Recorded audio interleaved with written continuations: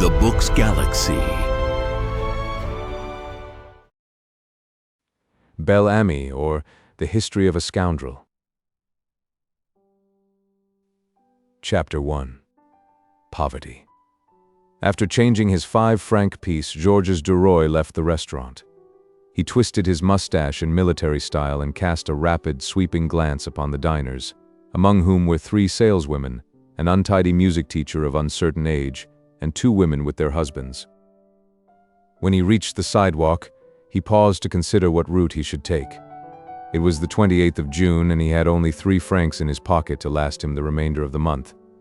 That meant 2 dinners and no lunches, or 2 lunches and no dinners, according to choice. As he pondered upon this unpleasant state of affairs, he sauntered down Rue Notre-Dame de Lorette, preserving his military air and carriage, and rudely jostled the people upon the streets in order to clear a path for himself. He appeared to be hostile to the passers-by, and even to the houses, the entire city. Tall, well-built, fair, with blue eyes, a curled mustache, hair naturally wavy and parted in the middle, he recalled the hero of the popular romances.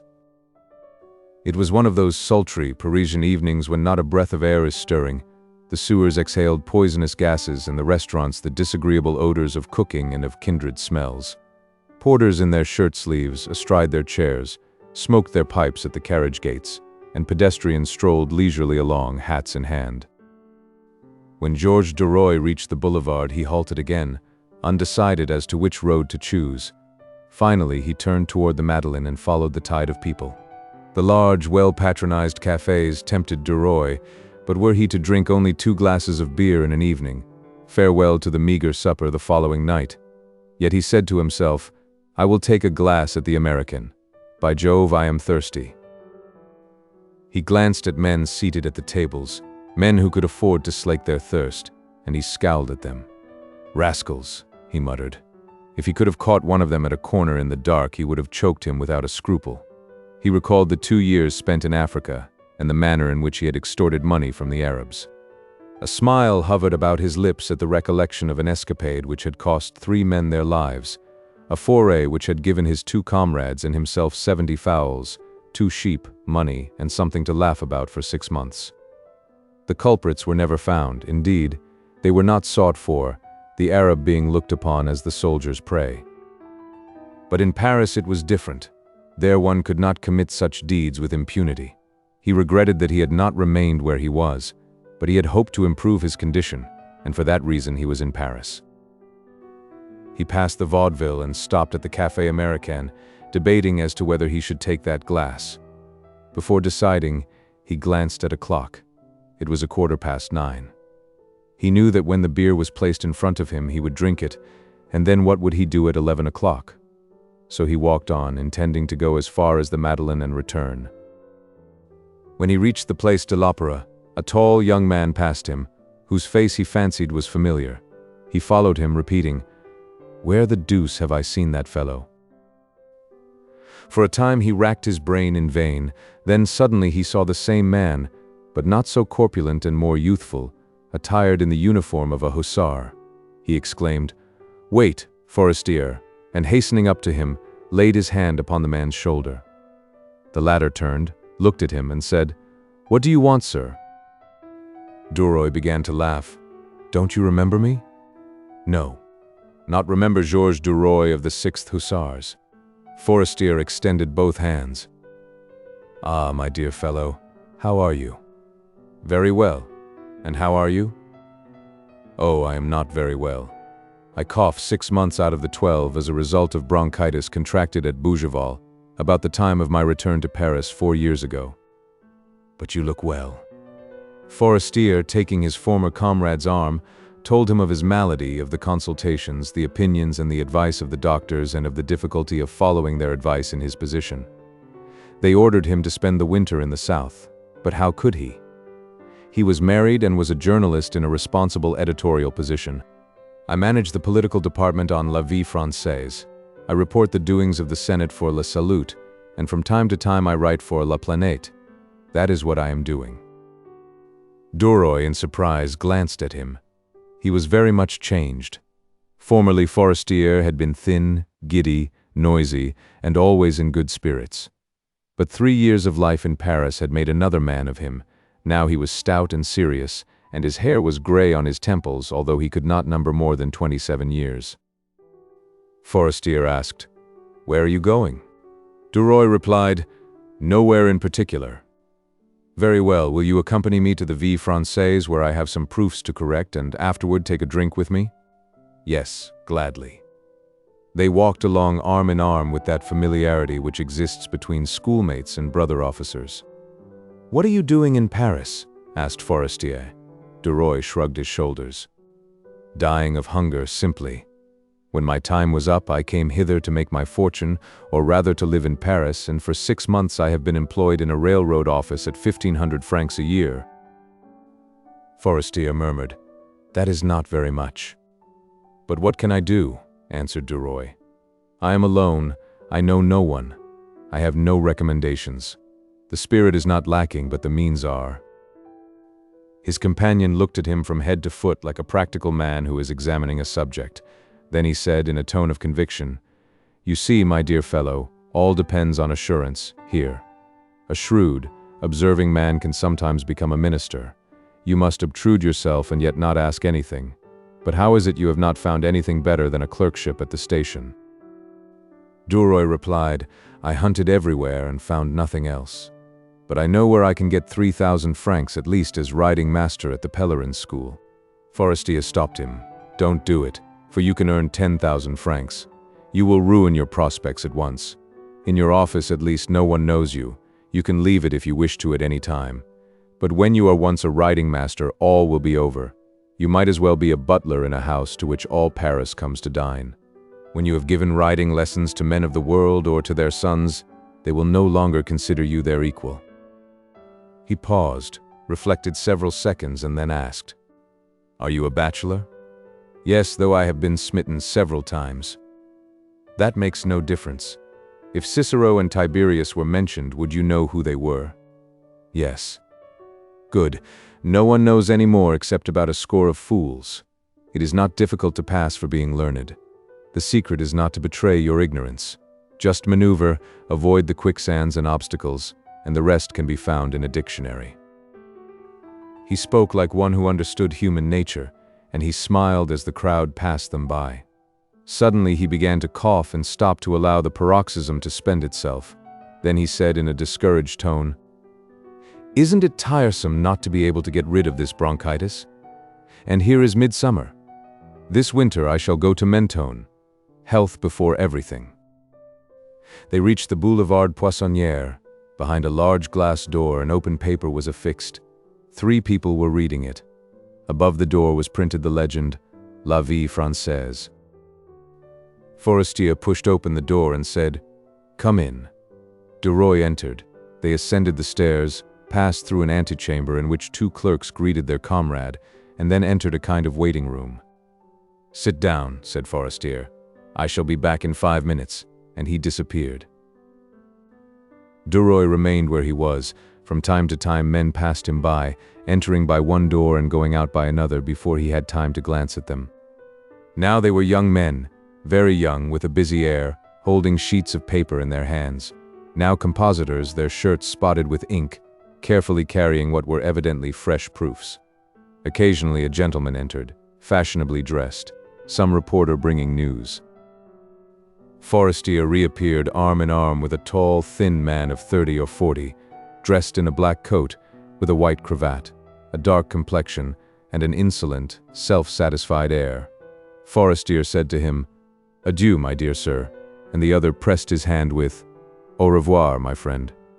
Then he descended the stairs whistling, his cane under his arm. DUROY asked his name. "That is Jacques Rival, the celebrated writer and duelist. He came to correct his proofs. Garin, Montel, and he are the best witty and realistic writers we have in Paris. He earns 30,000 francs a year for 2 articles a week." As they went downstairs, they met a stout, little man with long hair, who was ascending the stairs whistling. Forestier bowed low. "Norbert de Varenne," said he, "the poet, the author of Les Soleils Morts, a very expensive man.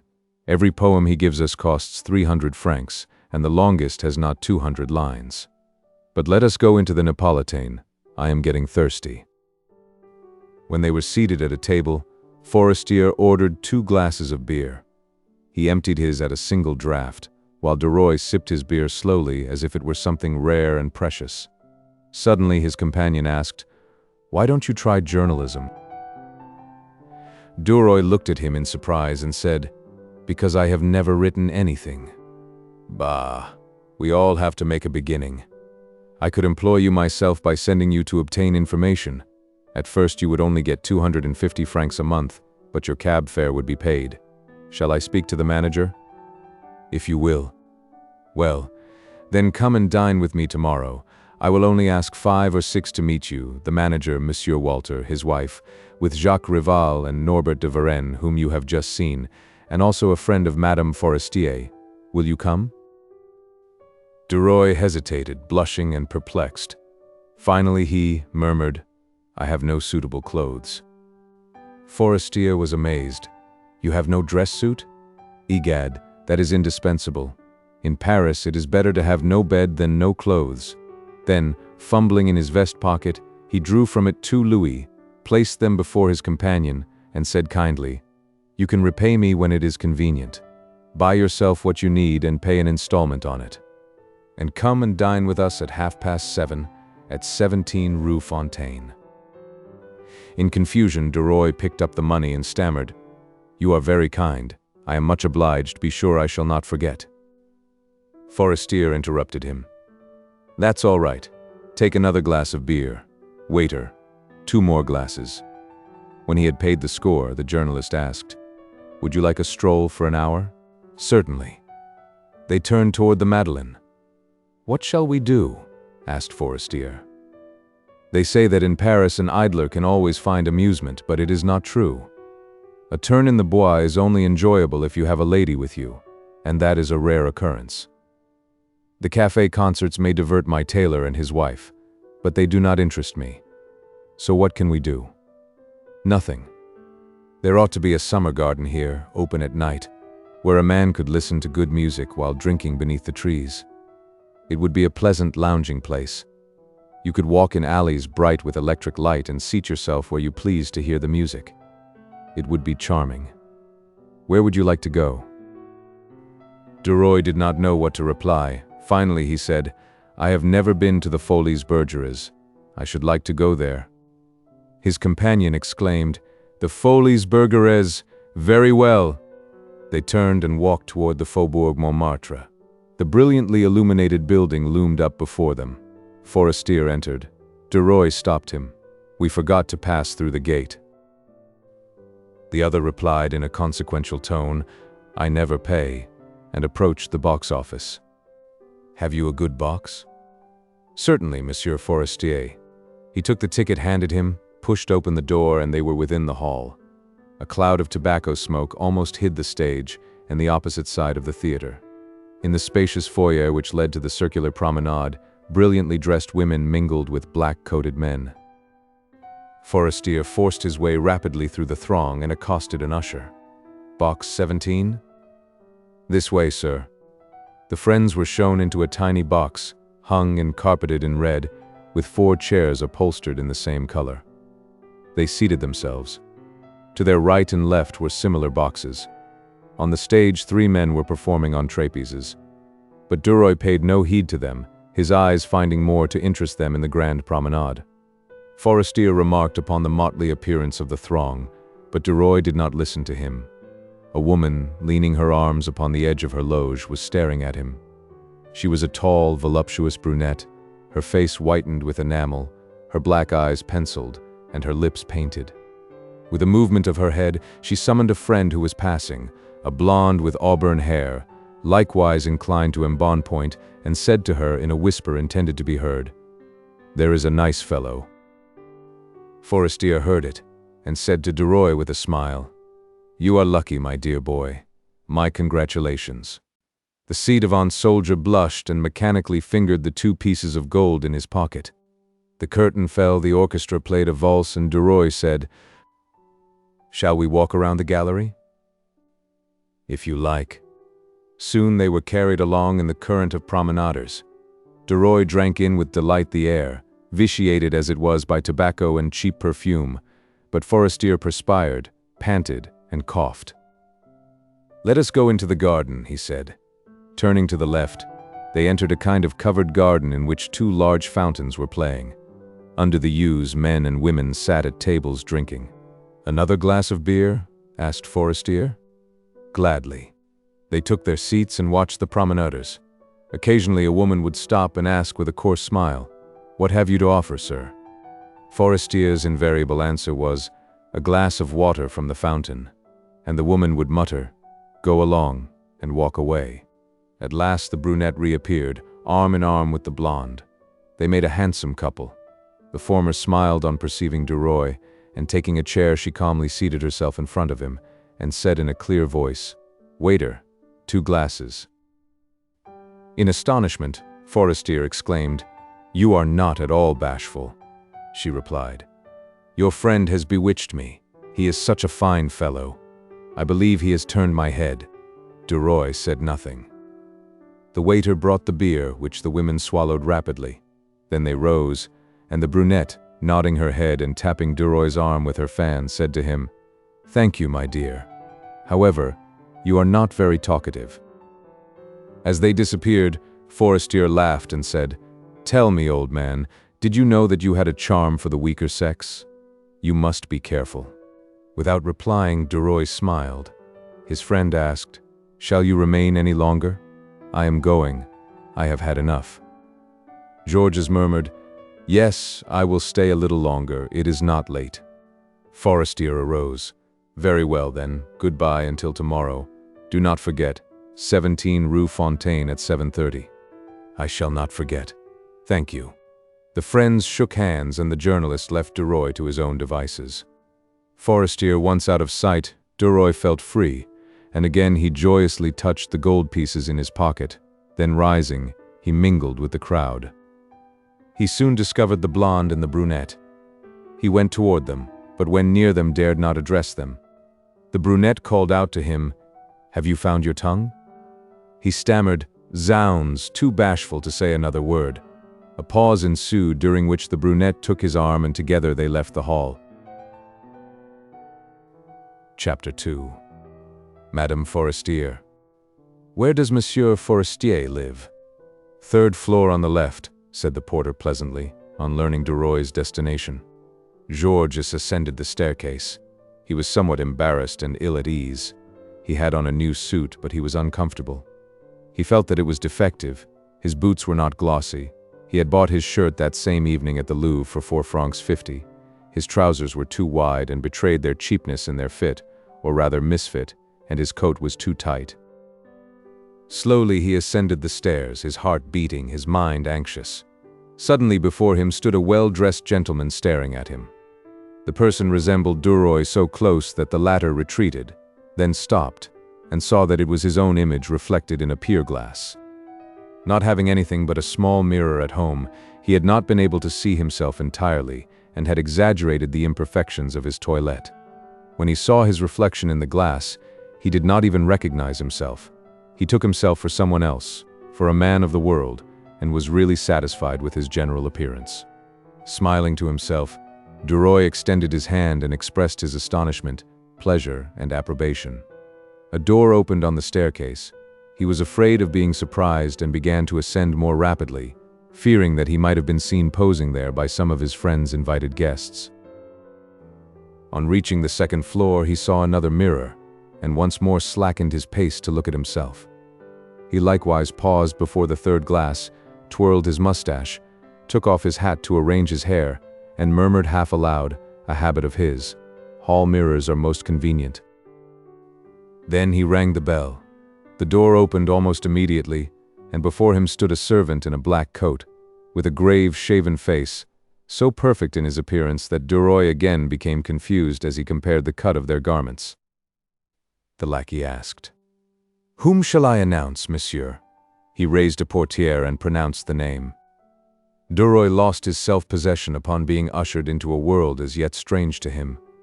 However, he advanced. A young, fair woman received him alone in a large, well-lighted room. He paused, disconcerted. Who was that smiling lady? He remembered that Forestier was married, and the thought that the handsome blonde was his friend's wife rendered him awkward and ill at ease. He stammered out, "Madame, I am—" She held out her hand. "I know Monsieur Charles told me of your meeting last night, and I am very glad that he asked you to dine with us today." DUROY blushed to the roots of his hair, not knowing how to reply. He felt that he was being inspected from his head to his feet. He half thought of excusing himself, of inventing an explanation of the carelessness of his toilette, but he did not know how to touch upon that delicate subject. He seated himself upon a chair she pointed out to him, and as he sank into its luxurious depths, it seemed to him that he was entering a new and charming life, that he would make his mark in the world, that he was saved. He glanced at Madame Forestier. She wore a gown of pale blue cashmere which clung gracefully to her supple form and rounded outlines. Her arms and throat rose in, lily-white purity from the mass of lace which ornamented the corsage and short sleeves. Her hair was dressed high and curled on the nape of her neck. DUROY grew more at his ease under her glance, which recalled to him, he knew not why, that of the girl he had met the preceding evening at the Folies Bergeress. Madame Forestier had gray eyes, a small nose, full lips, and a rather heavy chin, an irregular, attractive face, full of gentleness and yet of malice. After a short silence, she asked, "Have you been in Paris a long time?" Gradually regaining his self-possession, he replied, "A few months, madame. I am in the railroad employ, but my friend Forestier has encouraged me to hope that, thanks to him, I can enter into journalism." She smiled kindly and murmured in a low voice, "I know." The bell rang again and the servant announced, "Madame de Marelle." She was a dainty brunette, attired in a simple dark robe. A red rose in her black tresses seemed to accentuate her special character, and a young girl, or rather a child, for such she was, followed her. Madame Forestier said, "Good evening, Clotilde." "Good evening, Madeleine." They embraced each other. Then the child offered her forehead with the assurance of an adult, saying, "Good evening, cousin."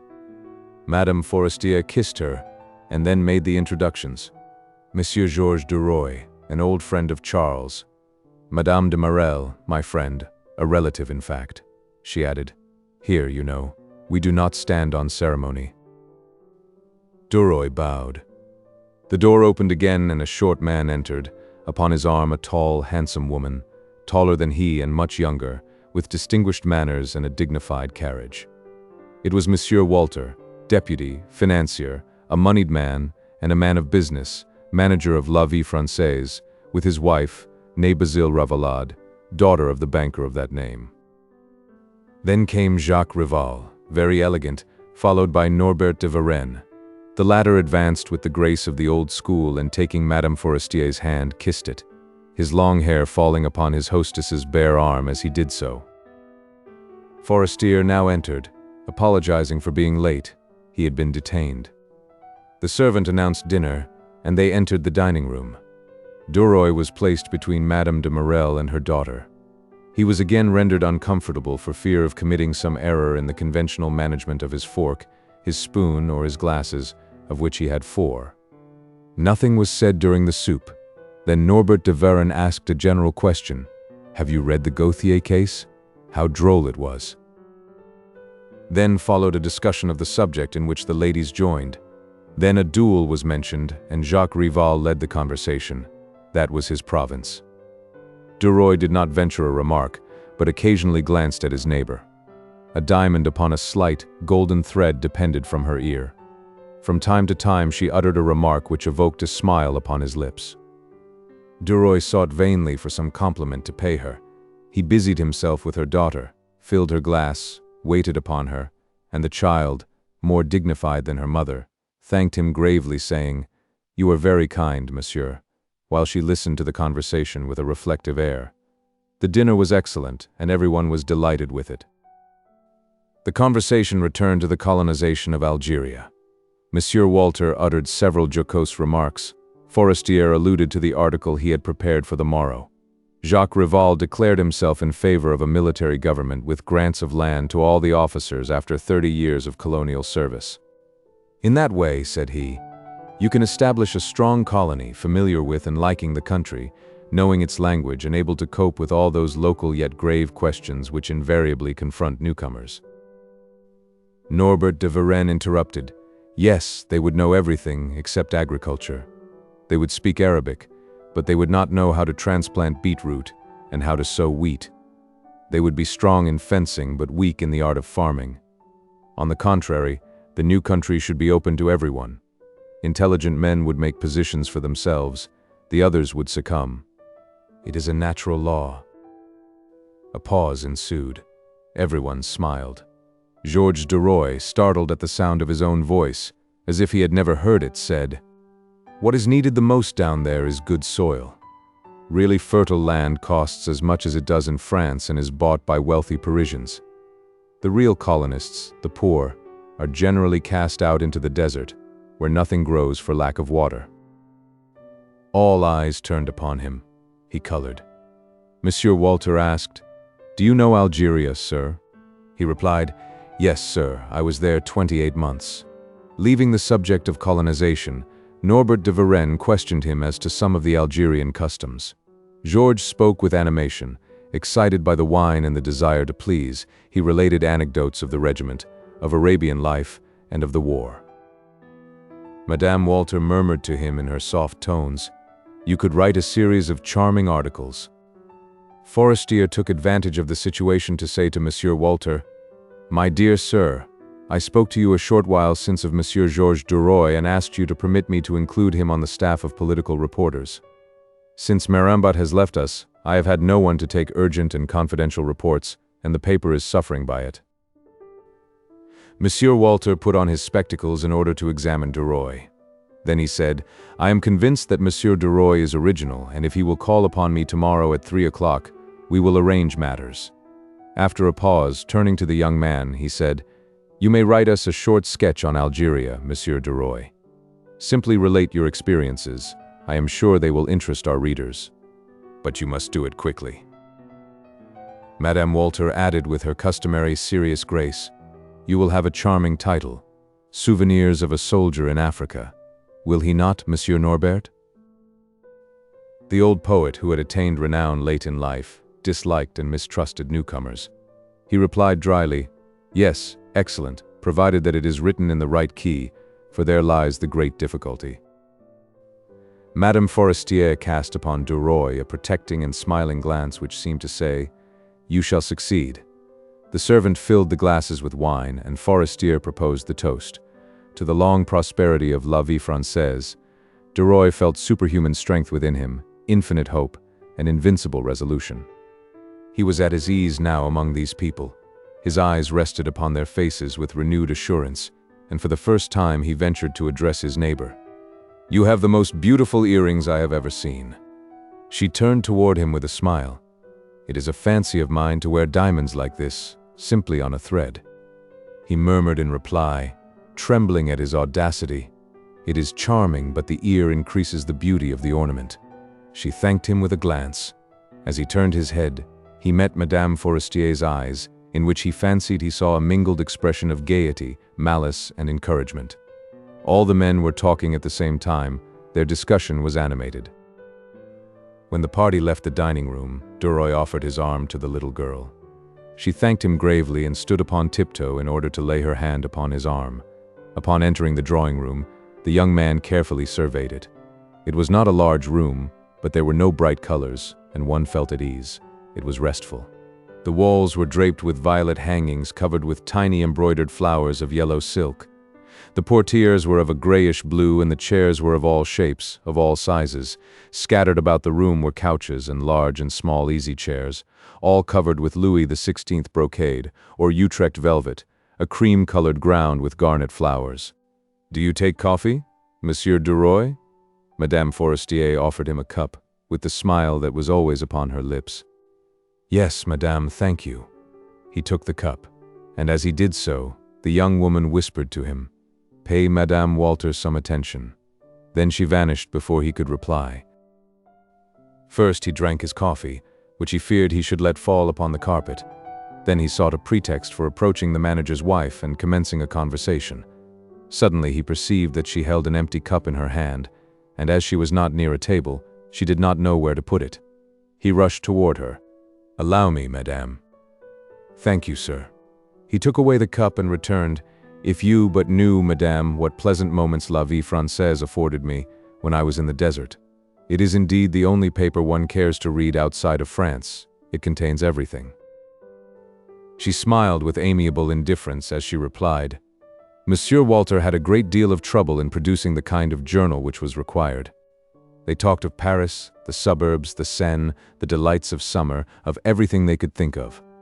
Finally, Monsieur Norbert de Varenne advanced, a glass of liqueur in his hand, and DUROY discreetly withdrew. Madame de Marelle, who was chatting with her hostess, called him.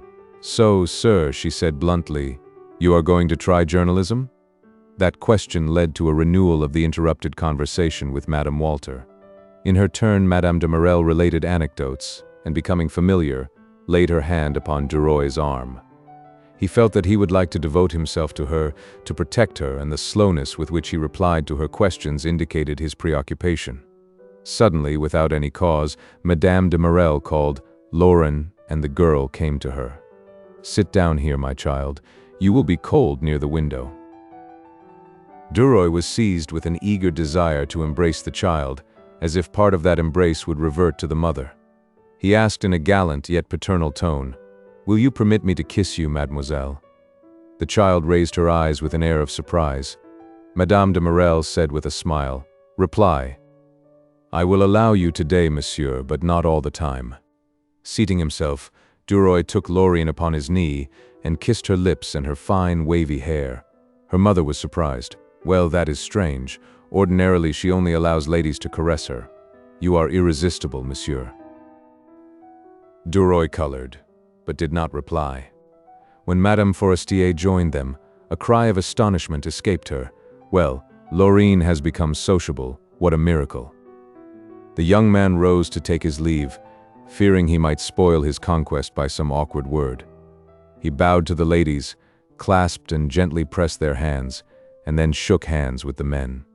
He observed that Jacques Rival's was dry and warm and responded cordially to his pressure. Norbert de Varenne's was moist and cold and slipped through his fingers. Walter's was cold and soft, without life, expressionless. Forestier's fat and warm. His friend whispered to him, "Tomorrow at 3 o'clock. Do not forget. Never fear." When he reached the staircase, he felt like running down. His joy was so great. He went down 2 steps at a time, but suddenly on the 2nd floor, in the large mirror, he saw a gentleman hurrying on, and he slackened his pace, as much ashamed as if he had been surprised in a crime. He surveyed himself some time with a complacent smile. Then, taking leave of his image, he bowed low, ceremoniously, as if saluting some grand personage. Chapter 3. First Attempts. When Georges DUROY reached the street, he hesitated as to what he should do. He felt inclined to stroll along, dreaming of the future and inhaling the soft night air, but the thought of the series of articles ordered by Monsieur Walter occurred to him, and he decided to return home at once and begin work. He walked rapidly along until he came to Rue Boursault.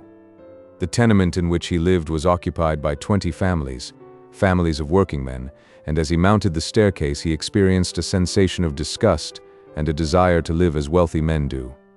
DUROY's room was on the 5th floor. He entered it, opened his window, and looked out. The view was anything but prepossessing. He turned away, thinking, "This won't do. I must go to work." So he placed his light upon the table and began to write. He dipped his pen into the ink and wrote at the head of his paper in a bold hand, "Souvenirs of a soldier in Africa." Then he cast about for the first phrase. He rested his head upon his hand and stared at the blank sheet before him. What should he say? Suddenly he thought, "I must begin with my departure," and he wrote. In 1874, about the 15th of May, when exhausted France was recruiting after the catastrophe of the terrible years, here he stopped short, not knowing how to introduce his subject. After a few minutes' reflection, he decided to lay aside that page until the following day and to write a description of Algiers. He began, "Algiers is a very clean city," but he could not continue. After an effort he added, "It is inhabited partly by Arabs." Then he threw his pen upon the table and arose. He glanced around his miserable room. Mentally he rebelled against his poverty and resolved to leave the next day. Suddenly the desire to work came on him, and he tried to begin the article again. He had vague ideas of what he wanted to say, but he could not express his thoughts in words. Convinced of his inability, he arose once more, his blood coursing rapidly through his veins. He turned to the window just as the train was coming out of the tunnel, and his thoughts reverted to his parents. He saw their tiny home on the heights overlooking Rouen and the valley of the Seine. His father and mother kept an inn, La Belle Vue, at which the citizens of the faubourgs took their lunches on Sundays. They had wished to make a gentleman of their son and had sent him to college. His studies completed, he had entered the army with the intention of becoming an officer, a colonel, or a general. But becoming disgusted with military life, he determined to try his fortune in Paris. When his time of service had expired, he went thither, with what results we have seen. He awoke from his reflections as the locomotive whistled shrilly, closed his window, and began to disrobe, muttering, "Bah, I shall be able to work better tomorrow morning. My brain is not clear tonight. I have drunk a little too much. I can't work well under such circumstances." He extinguished his light and fell asleep. He awoke early, and rising, opened his window to inhale the fresh air. In a few moments he seated himself at his table, dipped his pen in the ink, rested his head upon his hand and thought, but in vain. However, he was not discouraged, but in thought reassured himself, "Bah, I am not accustomed to it. It is a profession that must be learned like all professions. Someone must help me the first time. I'll go to FORESTIER. He'll start my article for me in 10 minutes. When he reached the street, DUROY decided that it was rather early to present himself at his friend's house, so he strolled along under the trees on one of the boulevards for a time. On arriving at FORESTIER's door, he found his friend going out. "You here at this hour? Can I do anything for you?" DUROY stammered in confusion. I cannot write that article on Algeria that Monsieur Walter wants. It is not very surprising, seeing that I have never written anything. It requires practice. I could write very rapidly, I am sure, if I could make a beginning. I have the ideas, but I cannot express them." He paused and hesitated. FORESTIER smiled maliciously. "I understand that." DUROY continued, "Yes, anyone is liable to have that trouble at the beginning, and, well, I have come to ask you to help me. In 10 minutes you can set me right. You can give me a lesson in style. Without you I can do nothing." The other smiled gaily. He patted his companion's arm and said to him, "Go to my wife. She will help you better than I can. I have trained her for that work. I have not time this morning, or I would do it willingly." But DUROY hesitated. "At this hour I cannot inquire for her." "Oh yes, you can, she has risen. You will find her in my study." "I will go, but I shall tell her you sent me." FORESTIER walked away, and DUROY slowly ascended the stairs, wondering what he should say and what kind of a reception he would receive. The servant who opened the door said, "Monsieur has gone out." DUROY replied, "Ask Madame Forestier if she will see me, and tell her that Monsieur Forestier, whom I met on the street, sent me." The lackey soon returned and ushered DUROY into Madame's presence. She was seated at a table and extended her hand to him. "So soon?" said she. It was not a reproach, but a simple question. He stammered, "I did not want to come up, madam, but your husband, whom I met below, insisted I dare scarcely tell you my errand. I worked late last night and early this morning to write the article on Algeria which Monsieur Walter wants, and I did not succeed. I destroyed all my attempts. I am not accustomed to the work, and I came to ask FORESTIER to assist me, his once." She interrupted with a laugh. "And he sent you to me?" "Yes, madame. He said you could help me better than he, but I did not like to." She rose. "It will be delightful to work together that way. I am charmed with your idea. Wait, take my chair, for they know my handwriting on the paper. We will write a successful article." She took a cigarette from the mantelpiece and lighted it. "I cannot work without smoking," she said. "What are you going to say?" He looked at her in astonishment. "I do not know. I came here to find that out." She replied, "I will manage it all right. I will make the sauce, but I must have the dish." She questioned him in detail and finally said, "Now, we will begin. First of all, we will suppose that you are addressing a friend, which will allow us scope for remarks of all kinds. Begin this way. My dear Henry, you wish to know something about Algeria, you shall." Then followed a brilliantly worded description of Algeria and of the port of Algiers, an excursion to the province of Oran, a visit to Saida, and an adventure with a pretty Spanish maid employed in a factory. When the article was concluded, he could find no words of thanks. He was happy to be near her, grateful for and delighted with their growing intimacy. It seemed to him that everything about him was a part of her, even to the books upon the shelves. The chairs, the furniture, the air, all were permeated with that delightful fragrance peculiar to her. She asked bluntly, "What do you think of my friend Madame de Marelle?" "I think her very fascinating," he said, and he would have liked to add, "but not as much so as you." He had not the courage to do so. She continued, "If you only knew how comical, original, and intelligent she is. She is a true bohemian. It is for that reason that her husband no longer loves her. He only sees her defects and none of her good qualities." Duroy was surprised to hear that Madame de Marelle was married. "What?" he asked. "Is she married? What does her husband do?" Madame Forestier shrugged her shoulders. "Oh, he is superintendent of a railroad. He is in Paris a week out of each month. His wife calls it Holy Week, or the Week of Duty. When you get better acquainted with her, you will see how witty she is. Come here and see her someday." As she spoke, the door opened noiselessly, and a gentleman entered unannounced. He halted on seeing a man. For a moment Madame Forestier seemed confused, then she said in a natural voice, though her cheeks were tinged with a blush, "Come in, my dear sir. Allow me to present to you an old comrade of Charles, Monsieur Georges Duroy, a future journalist." Then in a different tone she said, "Our best and dearest friend, Count de Vaudrec." The two men bowed, gazed into one another's eyes, and then Duroy took his leave. Neither tried to detain him. On reaching the street he felt sad and uncomfortable. Count de Vaudrec's face was constantly before him. It seemed to him that the man was displeased at finding him tête-à-tête with Madame Forestier, though why he should be he could not divine. To while away the time until 3 o'clock, he lunched at Duval's, and then lounged along the boulevard. When the clock chimed the hour of his appointment, he climbed the stairs leading to the office of La Vie Française. Duroy asked, "Is Monsieur Walter in?" "Monsieur Walter is engaged," was the reply. "Will you please take a seat?" Duroy waited 20 minutes, then he turned to the clerk and said, "Monsieur Walter had an appointment with me at 3 o'clock. At any rate, see if my friend Monsieur Forestier is here." He was conducted along a corridor and ushered into a large room in which 4 men were writing at a table. Forestier was standing before the fireplace, smoking a cigarette. After listening to Duroy's story, he said, "Come with me. I will take you to Monsieur Walter, or else you might remain here until 7 o'clock. They entered the manager's room. Norbert de Varenne was writing an article, seated in an easy chair. Jacques Rival, stretched upon a divan, was smoking a cigar. The room had the peculiar odor familiar to all journalists. When they approached Monsieur Walter, Forestier said, "Here is my friend Duroy."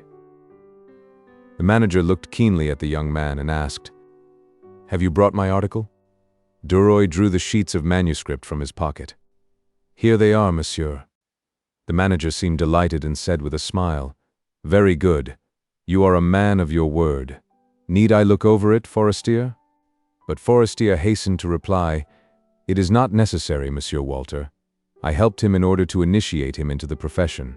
It is very good." Then bending toward him, he whispered, "You know you promised to engage Duroy to replace Marembot. Will you allow me to retain him on the same terms?" "Certainly." Taking his friend's arm, the journalist drew him away, while Monsieur Walter returned to the game of écarté he had been engaged in when they entered. Forestier and Duroy returned to the room in which Georges had found his friend. The latter said to his new reporter, "You must come here every day at 3 o'clock, and I will tell you what places to go to. First of all, I shall give you a letter of introduction to the chief of the police. who will in turn introduce you to one of his employees. You can arrange with him for all important news, official and semi-official. For details, you can apply to Saint Potin, who is posted. You will see him tomorrow. Above all, you must learn to make your way everywhere in spite of closed doors. You will receive 200 francs a month, 2 sous a line for original matter, and 2 sous a line for articles you are ordered to write on different subjects. What shall I do today? Asked DUROY. I have no work for you today. You can go if you wish to. And our article? Oh, do not worry about it. I will correct the proofs. Do the rest tomorrow and come here at 3 o'clock as you did today. And after shaking hands, DUROY descended the staircase with a light heart. Chapter 4. DUROY learns something. Georges DUROY did not sleep well, so anxious was he to see his article in print. He rose at daybreak and was on the street long before the newsboys. When he secured a paper and saw his name at the end of a column in large letters, he became very much excited. He felt inclined to enact the part of a newsboy and cry out to the hurrying throng, "Buy this! It contains an article by me." He strolled along to a cafe and seated himself in order to read the article through. That done, he decided to go to the railroad office, draw his salary, and hand in his resignation. With great pomposity, he informed the chief clerk that he was on the staff of La Vie Française, and by that means was avenged for many petty insults which had been offered him. He then had some cards written with his new calling beneath his name, made several purchases, and repaired to the office of La Vie Française. FORESTIER received him loftily as one would an inferior. "Ah, here you are. Very well, I have several things for you to do. Just wait 10 minutes till I finish this work," he continued writing. At the other end of the table sat a short, pale man, very stout and bald. FORESTIER asked him, when his letter was completed, "Saint Potin, at what time shall you interview those people?" "At 4 o'clock. Take DUROY, who is here, with you and initiate him into the business." "Very well." Then, turning to his friend, FORESTIER added, "Have you brought the other paper on Algeria? The article this morning was very successful." DUROY stammered, "No, I thought I should have time this afternoon. I had so much to do I could not." The other shrugged his shoulders. "If you are not more careful, you will spoil your future. Monsieur Walter counted on your copy. I will tell him it will be ready tomorrow. If you think you will be paid for doing nothing, you are mistaken." After a pause, he added, "You should strike while the iron is hot." Saint Potin rose. "I am ready," said he. FORESTIER turned around in his chair and said to DUROY, "Listen. The Chinese General Li Theng-Fao, stopping at the Continental, and Raja Taposahib Ramadarao Pali, stopping at Hotel Bishop, have been in Paris 2 days. You must interview them." Addressing Saint Potin, he said, "Do not forget the principal points I indicated to you. Ask the General and the Raja their opinions on the dealings of England in the extreme East, their ideas of their system of colonization and government, their hopes relative to the intervention of Europe and of France in particular." To DUROY, he said, "Observe what Saint Potin says. He is an excellent reporter, and try to learn how to draw out a man in 5 minutes." Then he resumed his work. The two men walked down the boulevard together, while Saint Potin gave DUROY a sketch of all the officials connected with the paper, sparing no one in his criticism. When he mentioned FORESTIER, he said, as for him, he was fortunate in marrying his wife. DUROY asked, "What about his wife?" Saint Potin rubbed his hands. "Oh, she is beloved by an old fellow named Vaudrec. He dotes upon her." DUROY felt as if he would like to box Saint Potin's ears. To change the subject, he said, "It seems to me that it is late, and we have 2 noble lords to call upon." Saint Potin laughed. "You are very innocent. Do you think that I am going to interview that Chinese and that Indian? As if I did not know better than they do what they should think to please the readers of La Vie Française. I have interviewed 500 Chinese, Prussians, Hindus, Chileans, and Japanese. They all say the same thing. I need only copy my article on the last comer, word for word, changing the heading, names, titles, and ages, in that there must be no error, or I shall be hauled over the coals by the Figaro or Gaulois, but on that subject the porter of the hotels will post me in 5 minutes. We will smoke our cigars and stroll in that direction, total, 100 sous for cab fare. That is the way, my dear fellow. When they arrived at the Madeleine, Saint Potin said to his companion, "If you have anything to do, I do not need you." Duroy shook hands with him and walked away. The thought of the article he had to write that evening haunted him. Mentally, he collected the material as he wended his way to the café at which he dined. Then he returned home and seated himself at his table to work. Before his eyes was the sheet of blank paper, but all the material he had amassed had escaped him. After trying for an hour, and after filling 5 pages with sentences which had no connection one with the other, he said, "I am not yet familiar with the work. I must take another lesson." At 10 o'clock the following morning he rang the bell at his friend's house. The servant who opened the door said, "Monsieur is busy." Duroy had not expected to find Forestier at home. However, he said, "Tell him it is Monsieur Duroy on important business." In the course of 5 minutes he was ushered into the room in which he had spent so happy a morning. In the place Madame Forestier had occupied, her husband was seated writing, while Madame Forestier stood by the mantelpiece and dictated to him, a cigarette between her lips. Duroy paused upon the threshold and murmured, "I beg your pardon, I am interrupting you." His friend growled angrily, "What do you want again? Make haste, we are busy."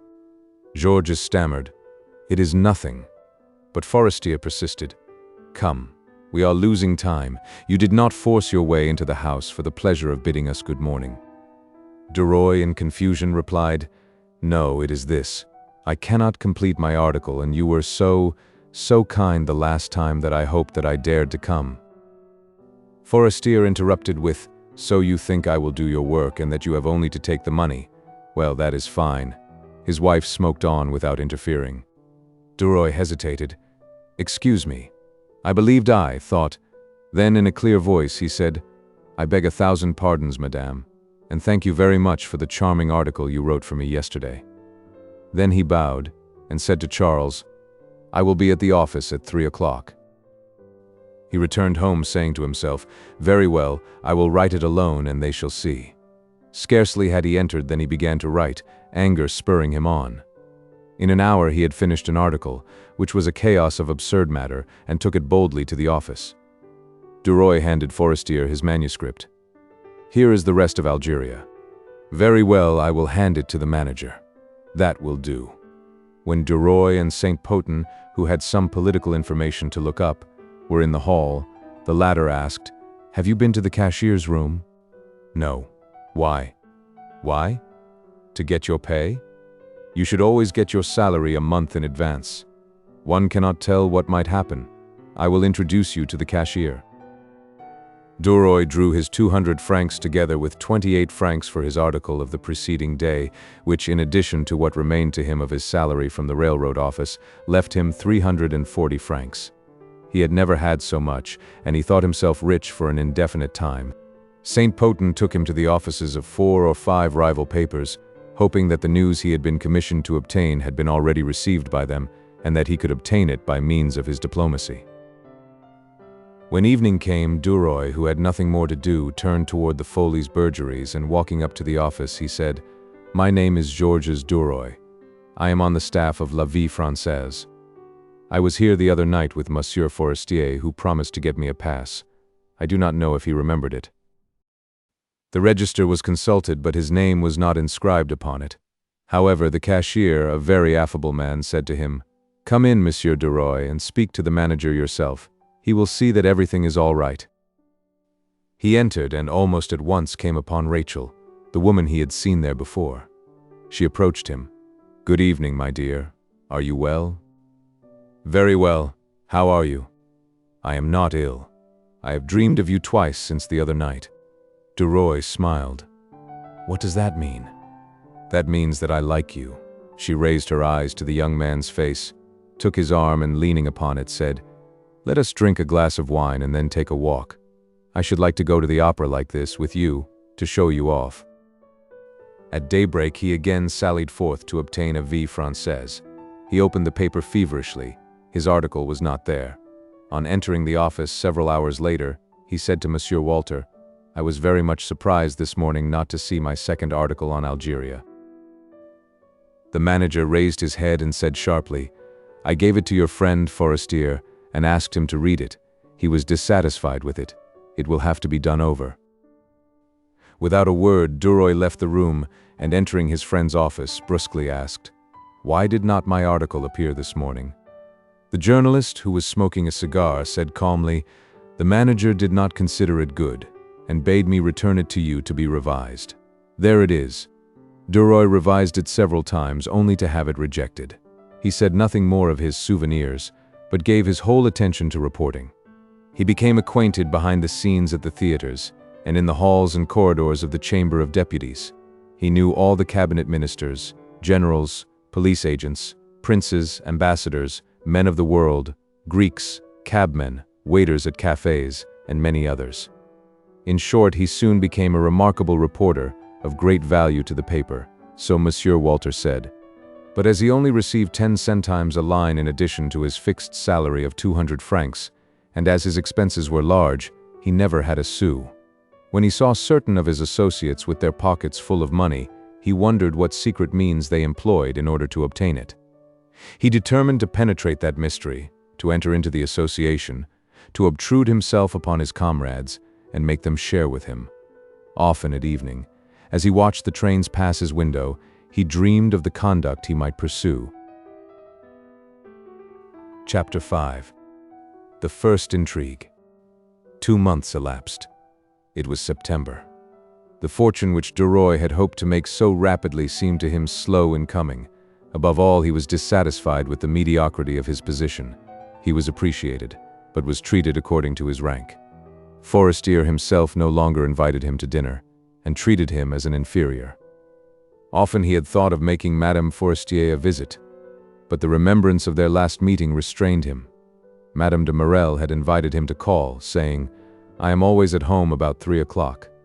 So one afternoon, when he had nothing to do, he proceeded toward her house. She lived on Rue Verneuil, on the 4th floor. A maid answered his summons and said, "Yes, Madame is at home, but I do not know whether she is risen."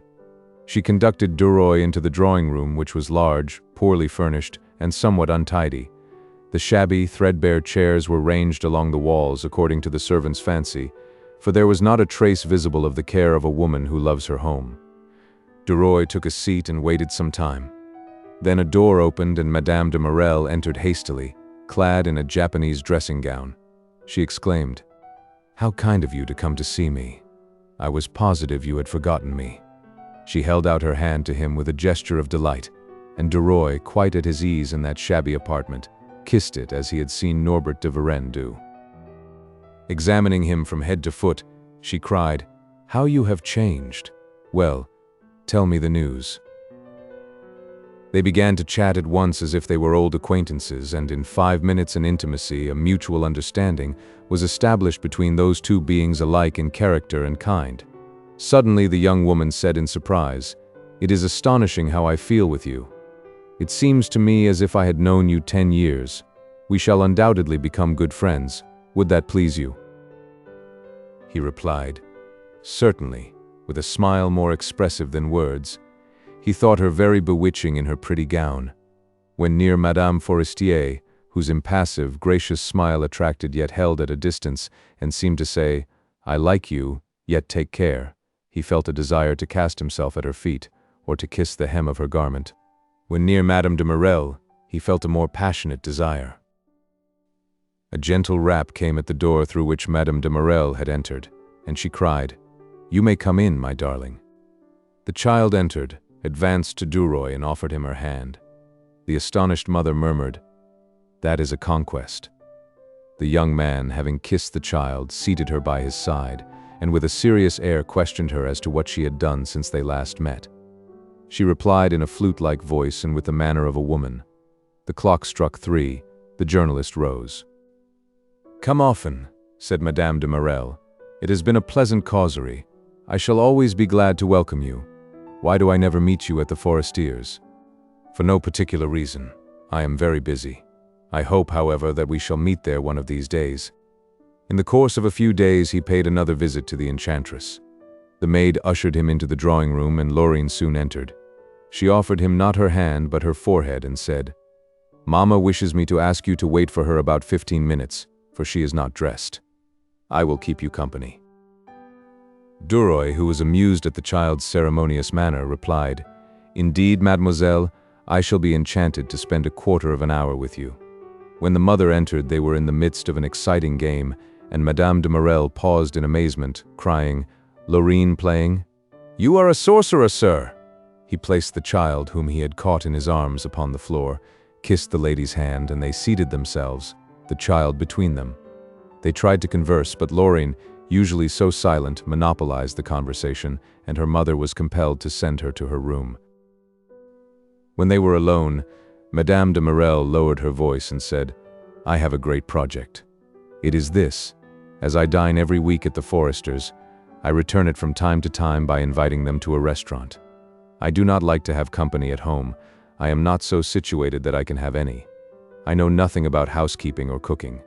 I prefer a life free from care, therefore I invite them to the café occasionally, but it is not lively when we are only three. I am telling you this in order to explain such an informal gathering. I should like you to be present at our Saturdays at the Café Riche at 7:30. Do you know the house?" Duroy accepted gladly. He left her in a transport of delight and impatiently awaited the day of the dinner.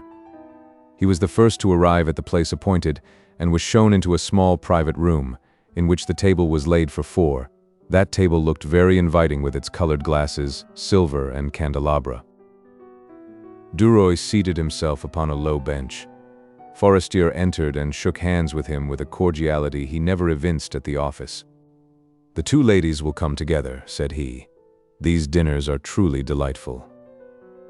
Very soon the door opened and Mesdames Forestier and de Marelle appeared, heavily veiled, surrounded by the charming mystery necessary to a rendezvous in a place so public. As Duroy greeted the former, she took him to task for not having been to see her. Then she added with a smile, "Ah, you prefer Madame de Marelle. The time passes more pleasantly with her." When the waiter handed the wine list to Forestier, Madame de Marelle exclaimed, "Bring the gentlemen whatever they want. As for us, we want nothing but champagne." Forestier, who seemed not to have heard her, asked, "Do you object to my closing the window? My cough has troubled me for several days." "Not at all." His wife did not speak. The various courses were duly served, and then the guests began to chat. They discussed a scandal which was being circulated about a society belle. Forestier was very much amused by it. Duroy said with a smile, "How many would abandon themselves to a caprice, a dream of love, if they did not fear that they would pay for a brief happiness with tears and an irremediable scandal?" Both women glanced at him approvingly. Forestier cried with a skeptical laugh, "The poor husbands." Then they talked of love. Duroy said, "When I love a woman, everything else in the world is forgotten." Madame Forestier murmured, "There is no happiness comparable to that first clasp of the hand when one asks, 'Do you love me?' and the other replies, 'Yes, I love you.'" Madame de Marelle cried gaily as she drank a glass of champagne, "I am less platonic." Forestier, lying upon the couch, said in serious tone, "That frankness does you honor and proves you to be a practical woman. But might one ask, what is Monsieur de Marelle's opinion?" She shrugged her shoulders disdainfully and said, "Monsieur de Marelle has no opinion on that subject." The conversation grew slow. Madame de Marelle seemed to offer provocation by her remarks, while Madame Forestier's charming reserve, the modesty in her voice, in her smile, all seemed to extenuate the bold sallies which issued from her lips. The dessert came, and then followed the coffee. The hostess and her guests lighted cigarettes, but Forestier suddenly began to cough. When the attack was over, he growled angrily, "These parties are not good for me. They are stupid. Let us go home." Madame de Marelle summoned the waiter and asked for her bill. She tried to read it, but the figures danced before her eyes. She handed the paper to Duroy. "Here, pay it for me. I cannot see."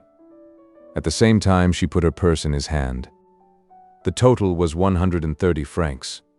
Duroy glanced at the bill and when it was settled, whispered, "How much shall I give the waiter?" "Whatever you like. I do not know."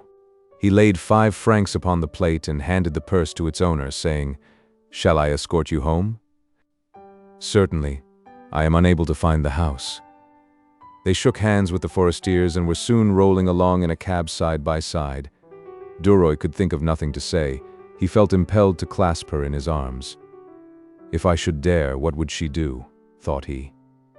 The recollection of their conversation at dinner emboldened, but the fear of scandal restrained him. Madame de Marelle reclined silently in her corner. He would have thought her asleep, had he not seen her eyes glisten whenever a ray of light penetrated the dark recesses of the carriage. Of what was she thinking? Suddenly she moved her foot, nervously, impatiently. That movement caused him to tremble, and turning quickly, he cast himself upon her, seeking her lips with his.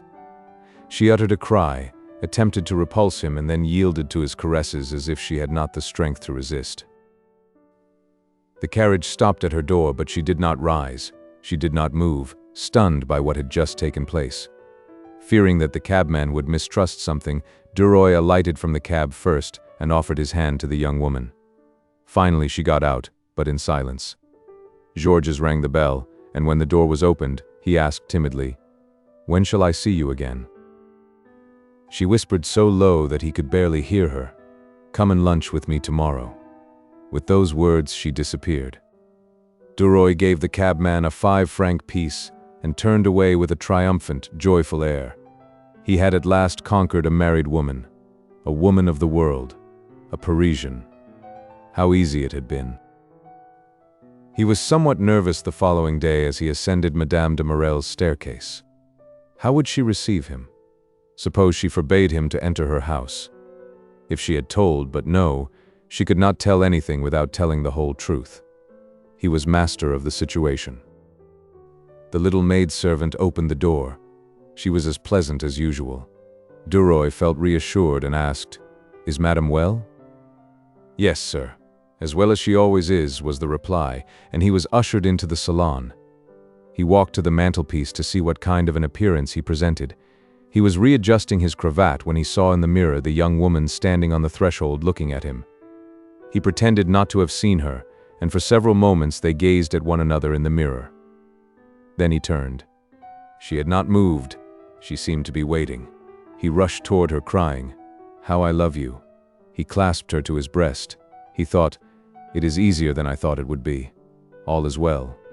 He looked at her with a smile, without uttering a word, trying to put into his glance a wealth of love. She too smiled and murmured, "We are alone. I sent Laurine to lunch with a friend." He sighed and, kissing her wrists, said, "Thanks, I adore you." She took his arm as if he had been her husband and led him to a couch, upon which they seated themselves side by side. Duroy stammered, incoherently, "You do not care for me." She laid her hand upon his lips. "Be silent." "How I love you," said he. She repeated, "Be silent." They could hear the servant laying the table in the dining room. He rose. "I cannot sit so near you. I shall lose my head." The door opened. "Madame is served." He offered her his arm gravely. They lunched without knowing what they were eating. The servant came and went without seeming to notice anything. When the meal was finished, they returned to the drawing room and resumed their seats on the couch side by side. Gradually he drew nearer her and tried to embrace her. "Be careful, someone might come in." He whispered, "When can I see you alone to tell you how I love you?" She leaned toward him and said softly, "I will pay you a visit one of these days." He colored. "My rooms are very modest." She smiled. "That makes no difference. I shall come to see you and not your rooms." He urged her to tell him when she would come. She fixed a day in the following week, while he besought her with glowing eyes to hasten the day. She was amused to see him implore so ardently and yielded a day at a time. He repeated, "Tomorrow, say tomorrow." Finally she consented. "Yes, tomorrow at 5 o'clock." He drew a deep breath. Then they chatted together as calmly as if they had known one another for 20 years. A ring caused them to start. They separated. She murmured, "It is Laurine." The child entered, paused in surprise, then ran toward Duroy, clapping her hands, delighted to see him and crying, "Ah, Bel Ami." Madame de Marelle laughed. "Bel Ami, Laurine has christened you. It is a pretty name. I shall call you Bel Ami too." He took the child upon his knee. At 20 minutes of 3, he rose to go to the office. At the half-open door, he whispered, "Tomorrow, 5 o'clock." The young woman replied, "Yes," with a smile and disappeared. After he had finished his journalistic work, he tried to render his apartments more fit to receive his expected visitor. He was well satisfied with the results of his efforts and retired, lulled to rest by the whistling of the trains. Early the next morning, he bought a cake and a bottle of Madeira. He spread the collation on his dressing table, which was covered with a napkin. Then he waited. She came at 5:15 and exclaimed as she entered, "Why, it is nice here." But there were a great many people on the stairs. He took her in his arms and kissed her hair. An hour and a half later, he escorted her to a cab stand on the Rue de Rome. When she was seated in the cab, he whispered, "Tuesday, at the same hour." She repeated his words, and as it was night, she kissed him. Then, as the cabman started up his horse, she cried, "Adieu, Bel Ami," and the old coupe rumbled off. For 3 weeks, DUROY received Madame de Marelle every 2 or 3 days, sometimes in the morning, sometimes in the evening. As he was awaiting her one afternoon, a noise on the staircase drew him to his door. A child screamed. A man's angry voice cried, "What is the brat howling about?" A woman's voice replied, "Nicholas has been tripped up on the landing place by the journalist's sweetheart." DUROY retreated, for he heard the rustling of skirts. Soon there was a knock at his door, which he opened, and Madame de Marelle rushed in, crying, "Did you hear?" Georges feigned ignorance of the matter. "No, what?" "How they insulted me." "Who?" "Those miserable people below." "Why, no. What is it? Tell me." She sobbed and could not speak. He was forced to place her upon his bed and to lay a damp cloth upon her temples. When she grew calmer, anger succeeded her agitation. She wanted DUROY to go downstairs at once, to fight them, to kill them. He replied, "They are working people. Just think, it would be necessary to go to court where you would be recognized. One must not compromise oneself with such people." She said, "What shall we do? I cannot come here again." He replied, "That is very simple. I will move." She murmured, "Yes, but that will take some time." Suddenly she said, "Listen to me. I have found a means. Do not worry about it. I will send you a little blue tomorrow morning." She called a telegram a little blue. She smiled with delight at her plans, which she would not reveal. She was, however, very much affected as she descended the staircase and leaned with all her strength upon her lover's arm. They met no one. He was still in bed the following morning when the promised telegram was handed him. DUROY opened it and read, "Come at 5 o'clock to Rue de Constantinople, number 127. Ask for the room rented by Madame DUROY. Clos." At 5 o'clock precisely, he entered a large furnished house and asked the janitor, "Has Madame DUROY hired a room here?" "Yes, sir." "Will you show me to it, if you please?" The man, accustomed no doubt to situations in which it was necessary to be prudent, looked him straight in the eyes. Then, selecting a key, he asked, "Are you Monsieur DUROY?" "Certainly." He opened a small suite, comprising 2 rooms on the ground floor. DUROY thought uneasily, "This will cost a fortune. I shall have to run into debt. She has done a very foolish thing." The door opened and Clotilde rushed in. She was enchanted. "Is it not fine? There are no stairs to climb. It is on the ground floor. One could come and go through the window without the porter seeing one." He embraced her nervously, not daring to ask the question that hovered upon his lips. She had placed a large package on the stand in the center of the room. Opening it, she took out a tablet of soap, a bottle of Lubin's extract, a sponge, a box of hairpins, a button hook, and curling tongs. Then she amused herself by finding places in which to put them.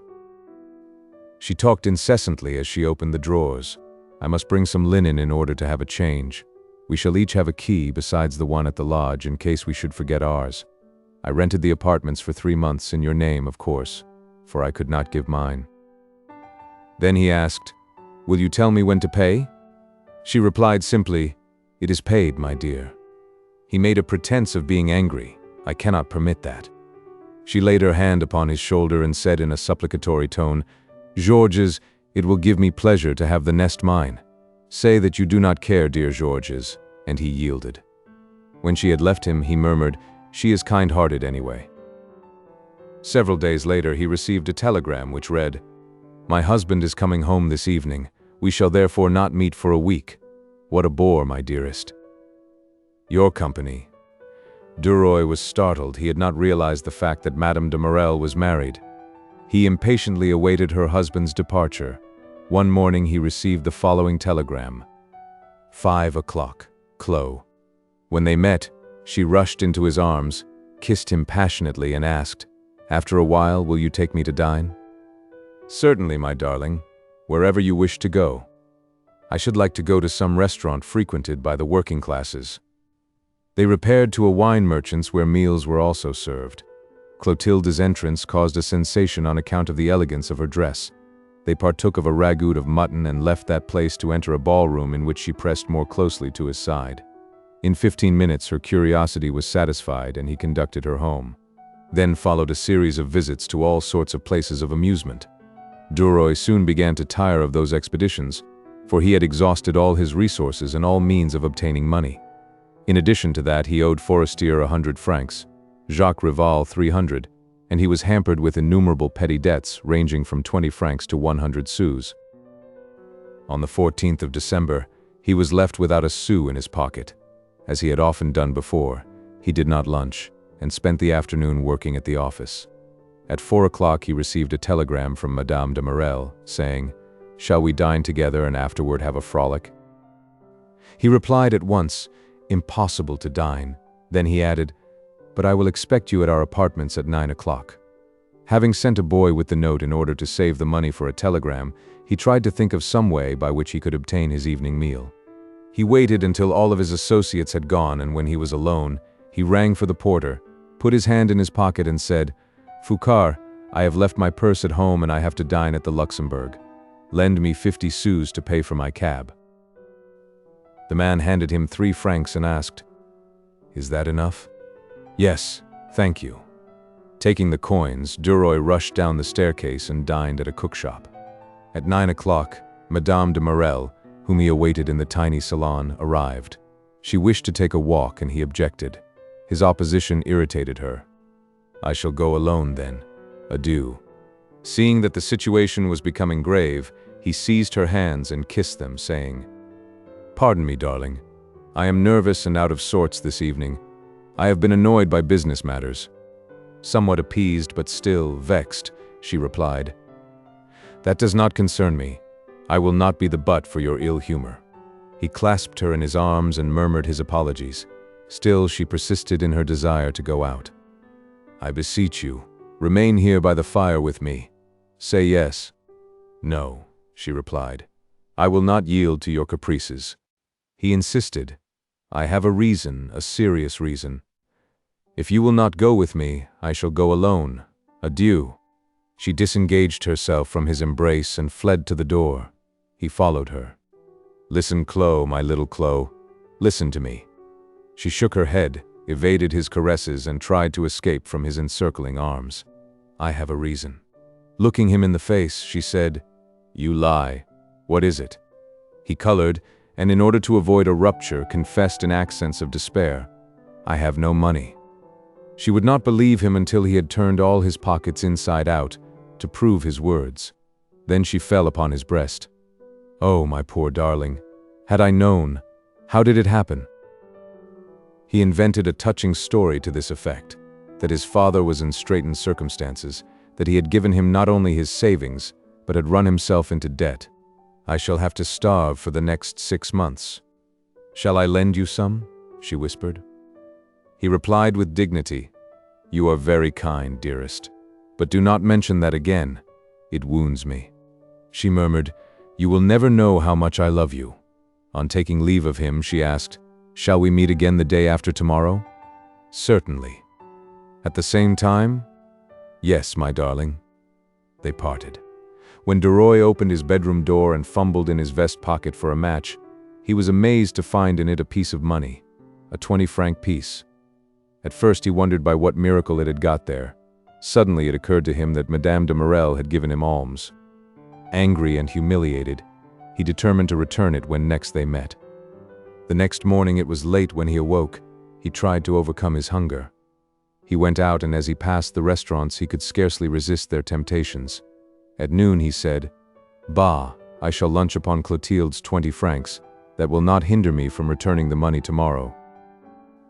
He ate his lunch, for which he paid 2 francs 50, and on entering the office of La Vie Française, he repaid the porter the 3 francs he had borrowed from him. He worked until 7 o'clock, then he dined, and he continued to draw upon the 20 francs until only 4 francs 20 remained. He decided to say to Madame de Marelle upon her arrival, "I found the 20-franc piece you slipped into my pocket. I will not return the money today, but I will repay you when we next meet." When Madame came, he dared not broach the delicate subject. They spent the evening together and appointed their next meeting for Wednesday of the following week, for Madame de Marelle had a number of engagements. DUROY continued to accept money from Clotilde and quieted his conscience by assuring himself, "I will give it back in a lump. It is nothing but borrowed money anyway." So he kept account of all that he received in order to pay it back someday. One evening Madame de Marelle said to him, "Would you believe that I have never been to the Folies Bergeries? Will you take me there?" He hesitated, fearing a meeting with Rachel. Then he thought, "Bah, I am not married after all. If she should see me, she would take in the situation and not accost me. Moreover, we would have a box." When they entered the hall, it was crowded. With difficulty they made their way to their seats. Madame de Marelle did not look at the stage. She was interested in watching the women who were promenading, and she felt an irresistible desire to touch them, to see of what those beings were made. Suddenly she said, "There is a large brunette who stares at us all the time. I think every minute she will speak to us. Have you seen her?" He replied, "No, you are mistaken." He told an untruth, for he had noticed the woman, who was no other than Rachel, with anger in her eyes and violent words upon her lips.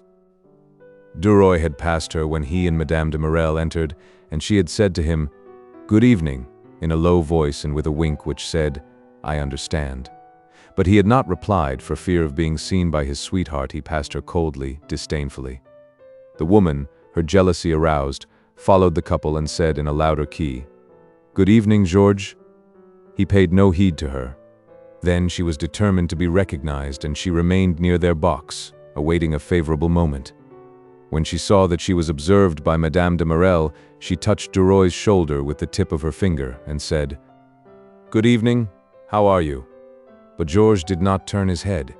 She continued, "Have you grown deaf since Thursday?" Still he did not reply. She laughed angrily and cried, "Are you dumb too? Perhaps Madame has your tongue?"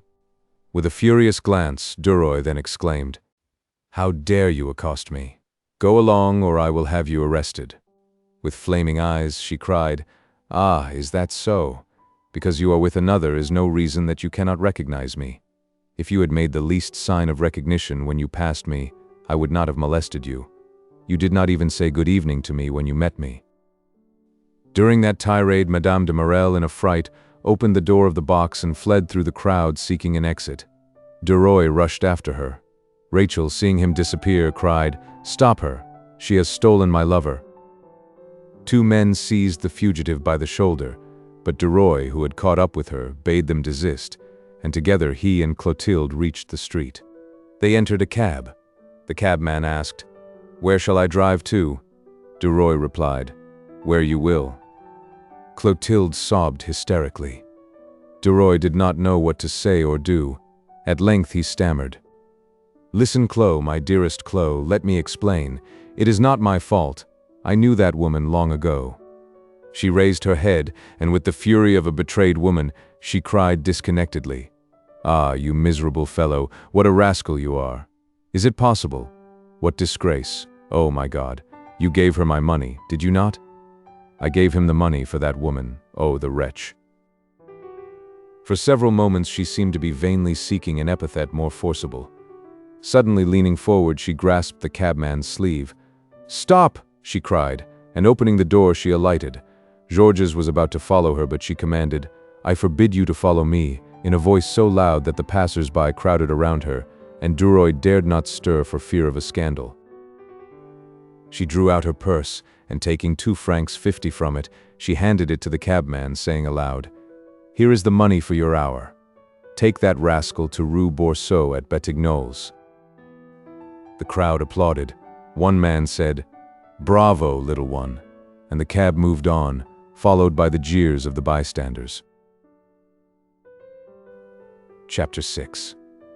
A Step Upward. The next morning, Georges DUROY arose, dressed himself, and determined to have money. He sought FORESTIER. His friend received him in his study. "What made you rise so early?" he asked. "A very serious matter. I have a debt of honor." "A gaming debt." He hesitated, then repeated, "A gaming debt. Is it large?" 500 francs. He only needed 280. FORESTIER asked skeptically, "To whom do you owe that amount?" DUROY did not reply at once. To a Monsieur de Carleville."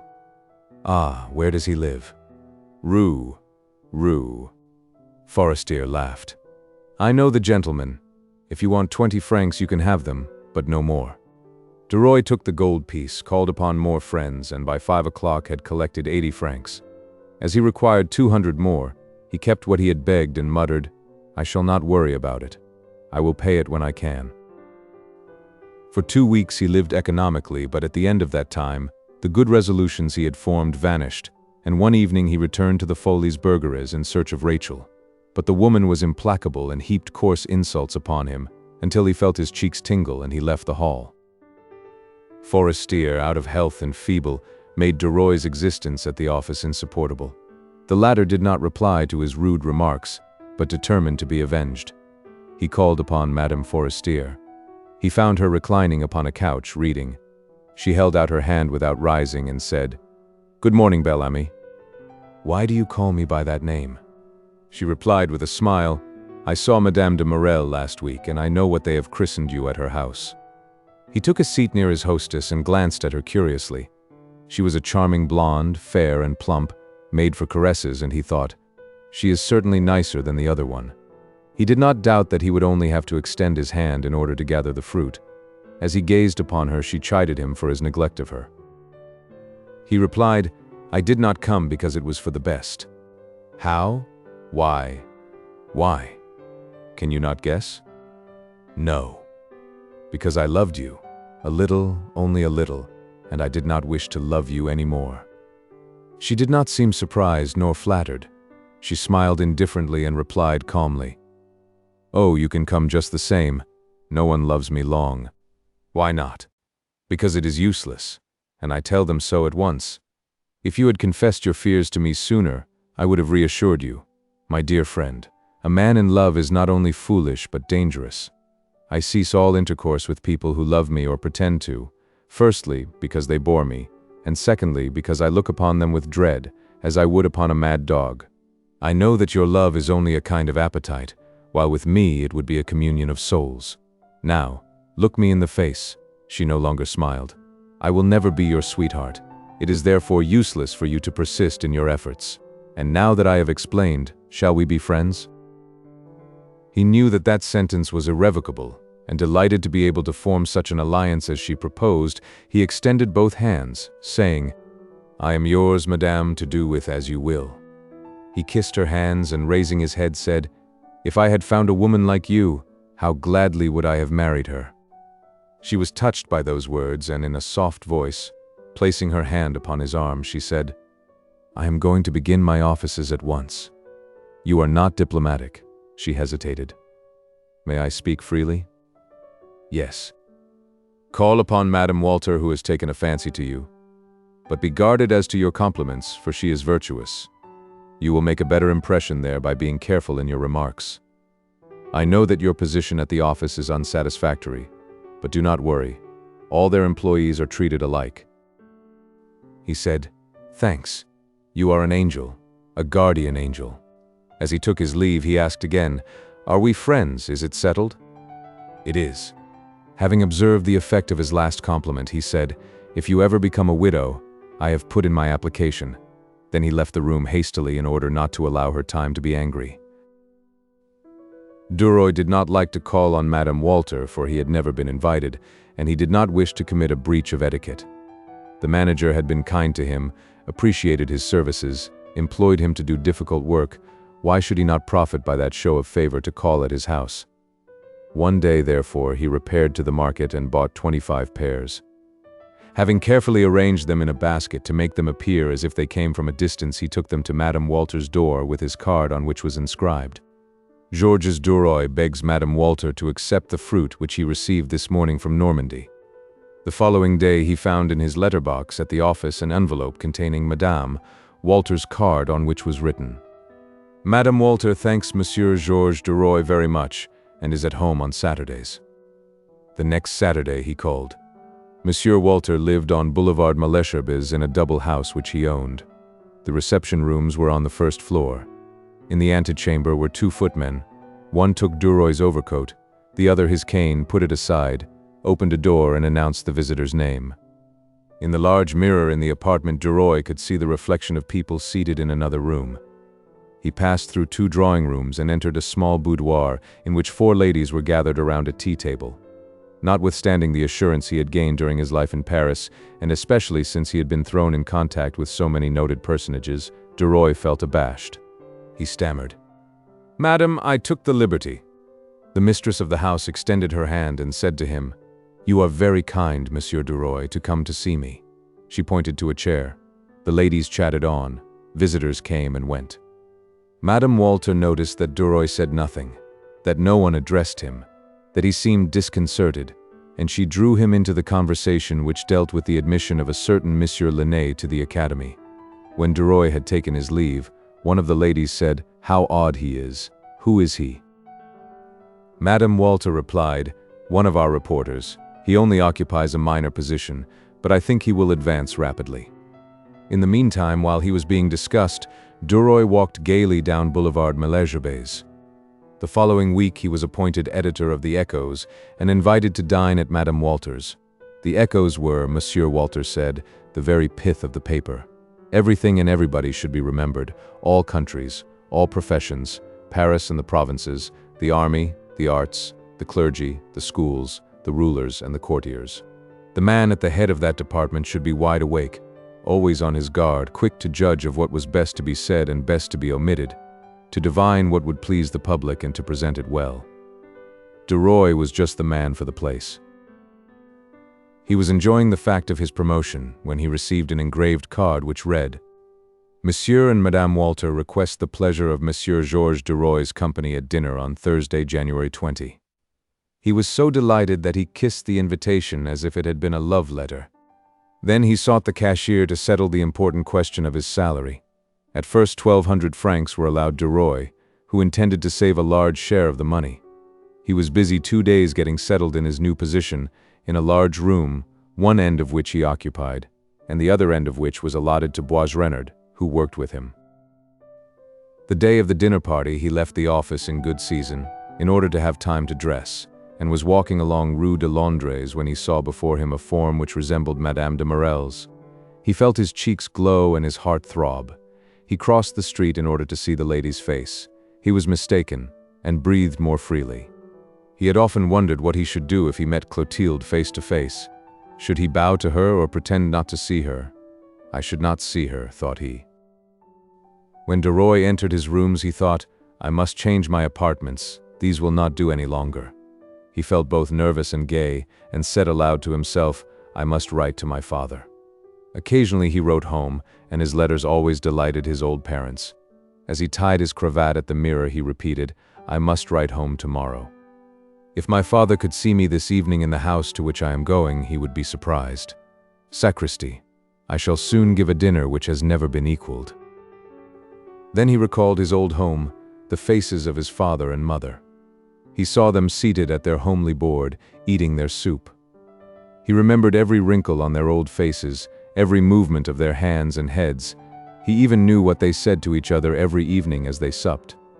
He thought, I will go to see them some day.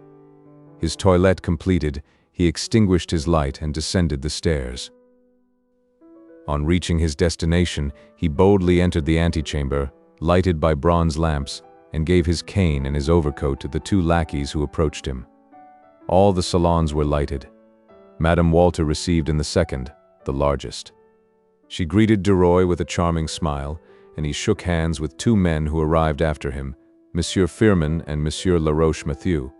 The latter had a special authority at the office on account of his influence in the Chamber of Deputies. Then the Forestiers arrived, Madeleine looking charming in pink. Charles had become very much emaciated and coughed incessantly. Norbert de Varenne and Jacques Rival came together. A door opened at the end of the room, and Monsieur Walter entered with two tall young girls of 16 and 17, one plain, the other pretty. DUROY knew that the manager was a paterfamilias, but he was astonished. He had thought of the manager's daughters as one thinks of a distant country one will never see. Then, too, he had fancied them children, and he saw women. They shook hands upon being introduced and seated themselves at a table set apart for them. One of the guests had not arrived, and that embarrassing silence which precedes dinners in general reigned supreme. DUROY happening to glance at the walls, Monsieur Walter said, "You are looking at my pictures? I will show them all to you." And he took a lamp that they might distinguish all the details. There were landscapes by Guillemet, a visit to the hospital by Gervex, a widow by Bouguereau, an execution by Jean-Paul Laurens, and many others.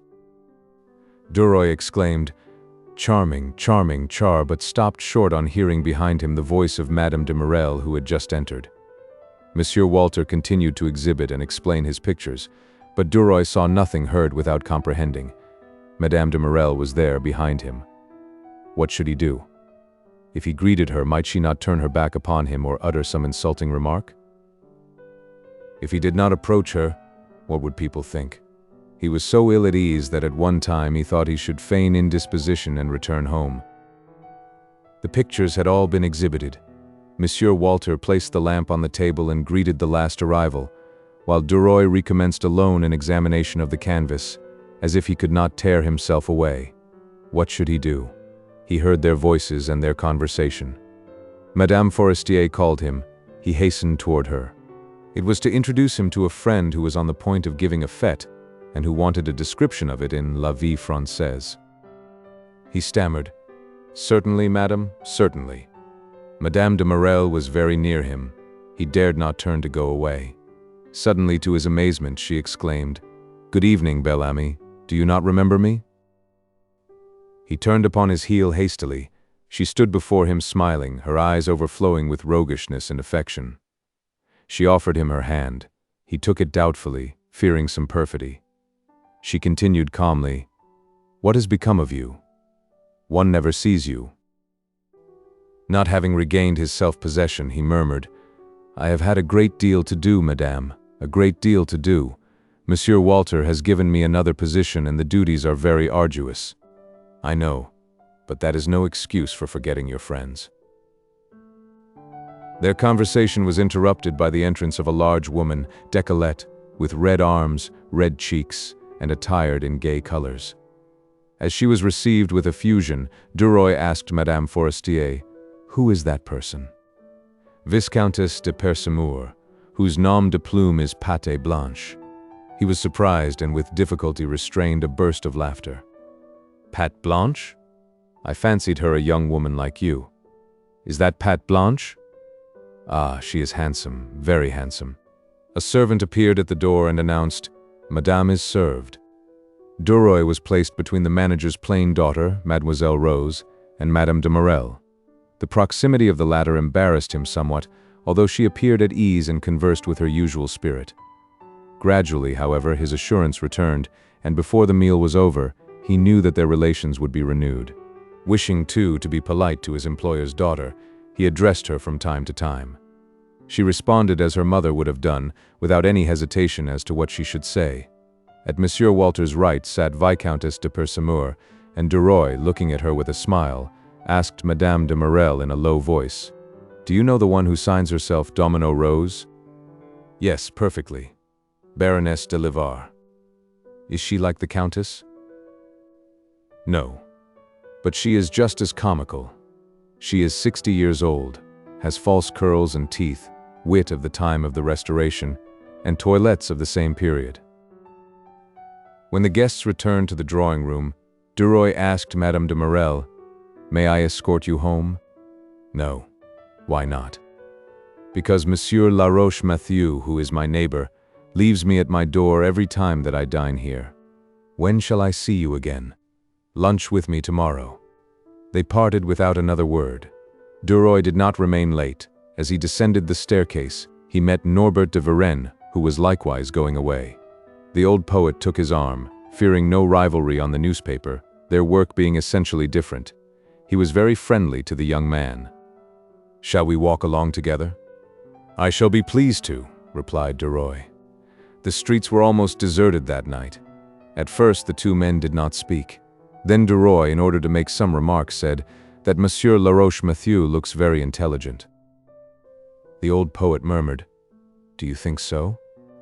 The younger man hesitated in surprise. "Why, yes. Is he not considered one of the most capable men in the chamber?" "That may be. In a kingdom of blind men, the blind are kings. All those people are divided between money and politics. They are pedants to whom it is impossible to speak of anything that is familiar to us. Ah, it is difficult to find a man who is liberal in his ideas. I have known several. They are dead. Still, what difference does a little more or a little less genius make, since all must come to an end?" He paused, and DUROY said with a smile, "You are gloomy tonight, sir." The poet replied, "I always am, my child. You will be too in a few years. While one is climbing the ladder, one sees the top and feels hopeful. But when one has reached that summit, one sees the descent and the end, which is death. It is slow work ascending, but one descends rapidly. At your age one is joyous. One hopes for many things which never come to pass. At mine, one expects nothing but death." DUROY laughed. "Egad, you make me shudder." Norbert de Varenne continued, "You do not understand me now, but later on you will remember what I have told you. We breathe, sleep, drink, eat, work, and then die. The end of life is death. What do you long for? Love, a few kisses, and you will be powerless. Money? What for? To gratify your desires. Glory? What comes after it all? Death. Death alone is certain." He stopped, took DUROY by his coat collar, and said slowly, "Ponder upon all that, young man. Think it over for days, months, and years, and you will see life from a different standpoint. I am a lonely old man. I have neither father, mother, brother, sister, wife, children, nor God. I have only poetry. Mary, my friend, you do not know what it is to live alone at my age. It is so lonesome. I seem to have no one upon earth. When one is old, it is a comfort to have children." When they reached Rue de Bourgogne, the poet halted before a high house, rang the bell, pressed DUROY's hand, and said, "Forget what I have said to you, young man, and live according to your age. Adieu." With those words he disappeared in the dark corridor. DUROY felt somewhat depressed on leaving Varenne, but on his way a perfumed damsel passed by him and recalled to his mind his reconciliation with Madame de Marelle. How delightful was the realization of one's hopes. The next morning he arrived at his ladylove's door somewhat early. She welcomed him as if there had been no rupture, and said as she kissed him, "You do not know how annoyed I am, my beloved. I anticipated a delightful honeymoon, and now my husband has come home for 6 weeks. But I could not let so long a time go by without seeing you, especially after our little disagreement, and this is how I have arranged matters. Come to dinner Monday. I will introduce you to Monsieur de Marelle. I have already spoken of you to him." DUROY hesitated in perplexity. He feared he might betray something by a word, a glance. He stammered, "No, I would rather not meet your husband." "Why not? How absurd. Such things happen every day. I did not think you so foolish." "Very well. I will come to dinner Monday. To make it more pleasant, I will have the FORESTIERS, though I do not like to receive company at home." On Monday, as he ascended Madame de Marelle's staircase, he felt strangely troubled. Not that he disliked to take her husband's hand, drink his wine, and eat his bread, but he dreaded something, he knew not what. He was ushered into the salon, and he waited as usual. Then the door opened, and a tall man with a white beard, grave and precise, advanced toward him and said courteously, "My wife has often spoken of you, sir. I am charmed to make your acquaintance." DUROY tried to appear cordial and shook his host's proffered hand with exaggerated energy. Monsieur de Marelle put a log upon the fire and asked, "Have you been engaged in journalism a long time?" DUROY replied, "Only a few months." His embarrassment wearing off, he began to consider the situation very amusing. He gazed at Monsieur de Marelle, serious and dignified, and felt a desire to laugh aloud. At that moment, Madame de Marelle entered and approached DUROY, who in the presence of her husband dared not kiss her hand. Laurine entered next and offered her brow to Georges. Her mother said to her, "You do not call Monsieur DUROY Bel Ami today." The child blushed as if it were a gross indiscretion to reveal her secret. When the Forestiers arrived, DUROY was startled at Charles's appearance. He had grown thinner and paler in a week and coughed incessantly. He said they would leave for Cannes on the following Thursday at the doctor's orders. They did not stay late. After they had left, DUROY said with a shake of his head, "He will not live long." Madame de Marelle replied calmly, "No, he is doomed." He was a lucky man to obtain such a wife. DUROY asked, "Does she help him very much?" "She does all the work. She is well posted on every subject, and she always gains her point, as she wants it, and when she wants it, oh, she is as maneuvering as anyone. She is a treasure to a man who wishes to succeed."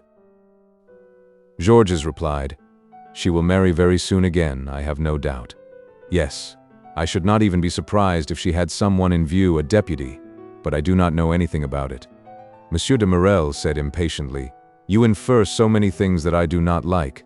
We should never interfere in the affairs of others. Everyone should make that a rule." DUROY took his leave with a heavy heart. The next day he called on the Forestiers and found them in the midst of packing. Charles lay upon a sofa and repeated, "I should have gone a month ago." Then he proceeded to give DUROY innumerable orders, although everything had been arranged with Monsieur Walter. When Georges left him, he pressed his comrade's hand and said, "Well, old fellow, we shall soon meet again." Madame Forestier accompanied him to the door and he reminded her of their compact. "We are friends and allies, are we not? If you should require my services in any way, do not hesitate to call upon me. Send me a dispatch or a letter and I will obey." She murmured, "Thank you, I shall not forget." As DUROY descended the staircase, he met Monsieur de Vaudreuil ascending. The Count seemed sad, perhaps at the approaching departure. The journalist bowed. The Count returned his salutation courteously but somewhat haughtily. On Thursday evening, the Forestiers left town.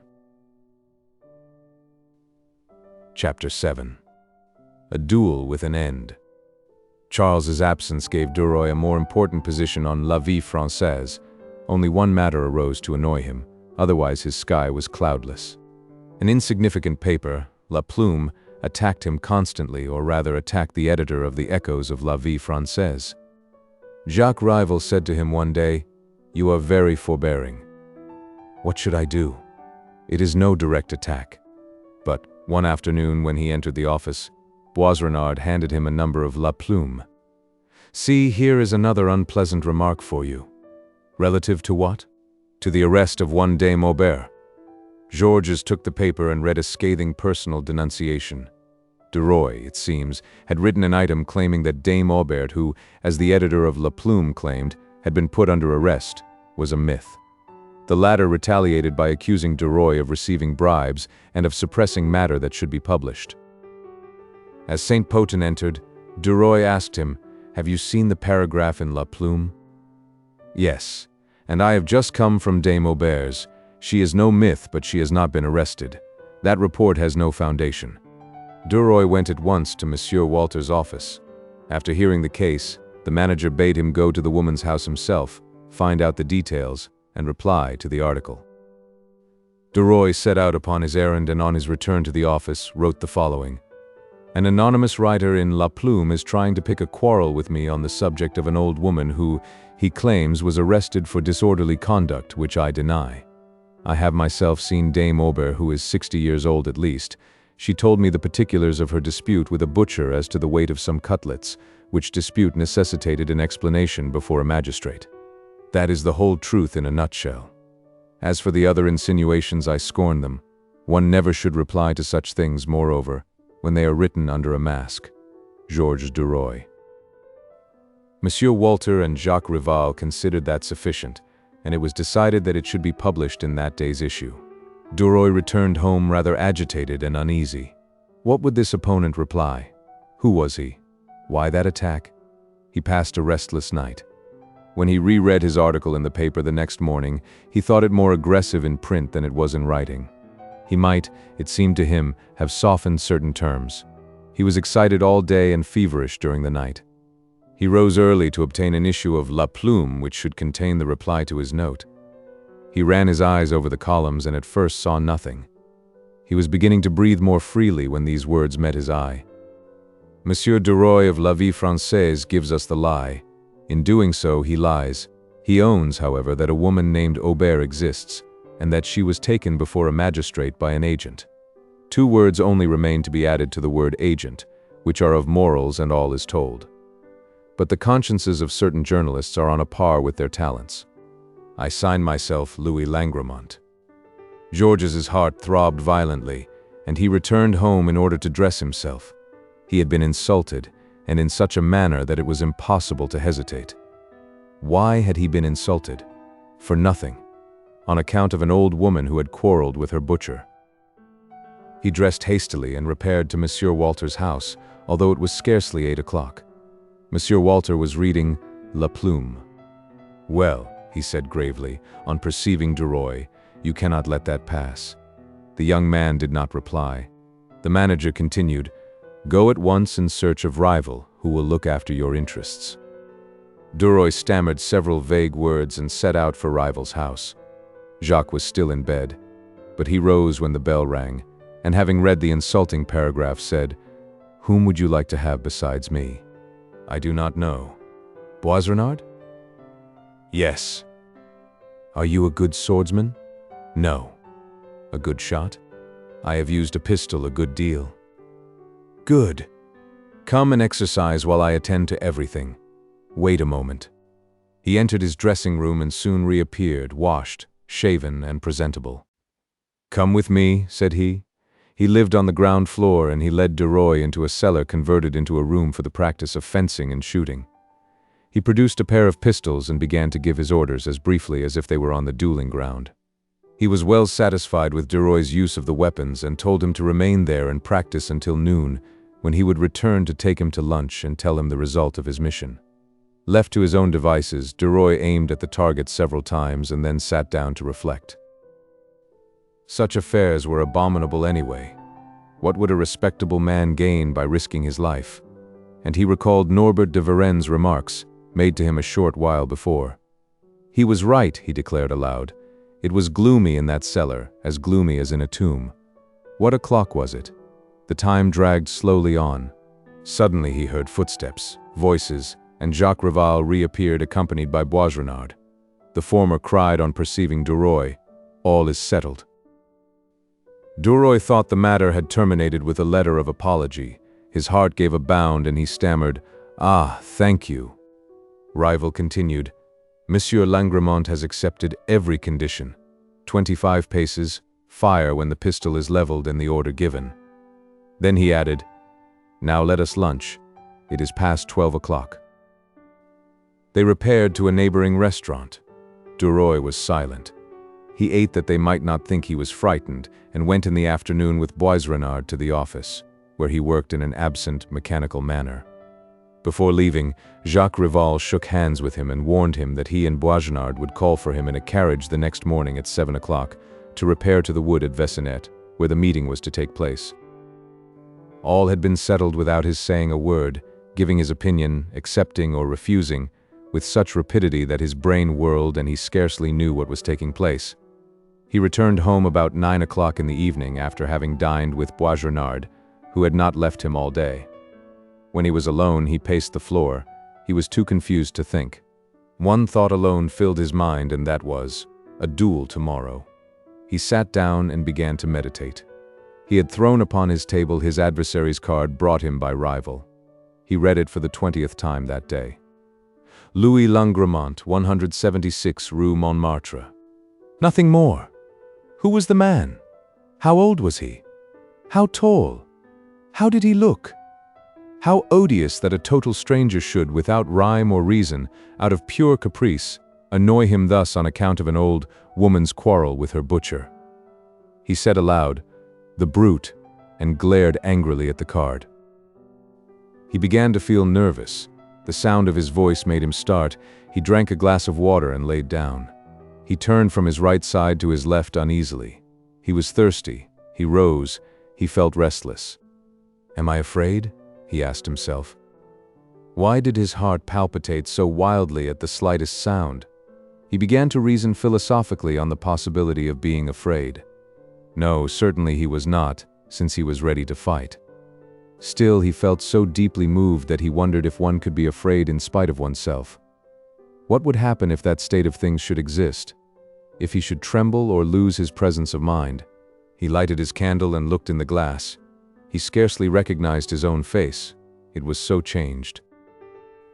Suddenly he thought, "Tomorrow at this time I may be dead."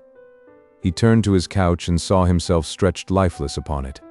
He hastened to the window and opened it, but the night air was so chilly that he closed it, lighted a fire, and began to pace the floor once more, saying mechanically, "I must be more composed. I will write to my parents in case of accident." He took a sheet of paper and after several attempts began. "My dear father and mother, at daybreak I am going to fight a duel, and as something might happen." He could write no more. He rose with a shudder. It seemed to him that notwithstanding his efforts, he would not have the strength necessary to face the meeting. He wondered if his adversary had ever fought before, if he were known. He had never heard his name. However, if he had not been a remarkable shot, he would not have accepted that dangerous weapon without hesitation. He ground his teeth to prevent his crying aloud. Suddenly he remembered that he had a bottle of brandy.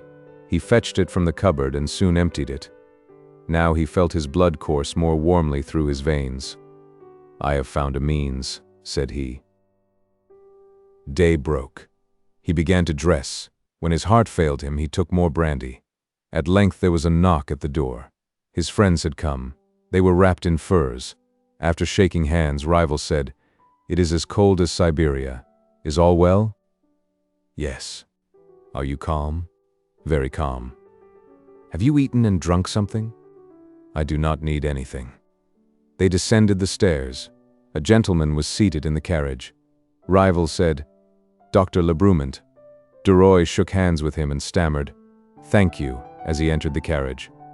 Jacques Rival and Boisrenard followed him, and the coachman drove off. He knew where to go. The conversation flagged, although the doctor related a number of anecdotes. Rival alone replied to him. DUROY tried to appear self-possessed, but he was haunted continually by the fear of showing his feelings or of losing his self-possession. Rival addressed him, saying, "I took the pistols to Gaston Renette. He loaded them. The box is sealed." DUROY replied mechanically, "Thank you." Then Rival proceeded to give him minute directions, that he might make no mistakes. DUROY repeated those directions as children learn their lessons in order to impress them upon his memory.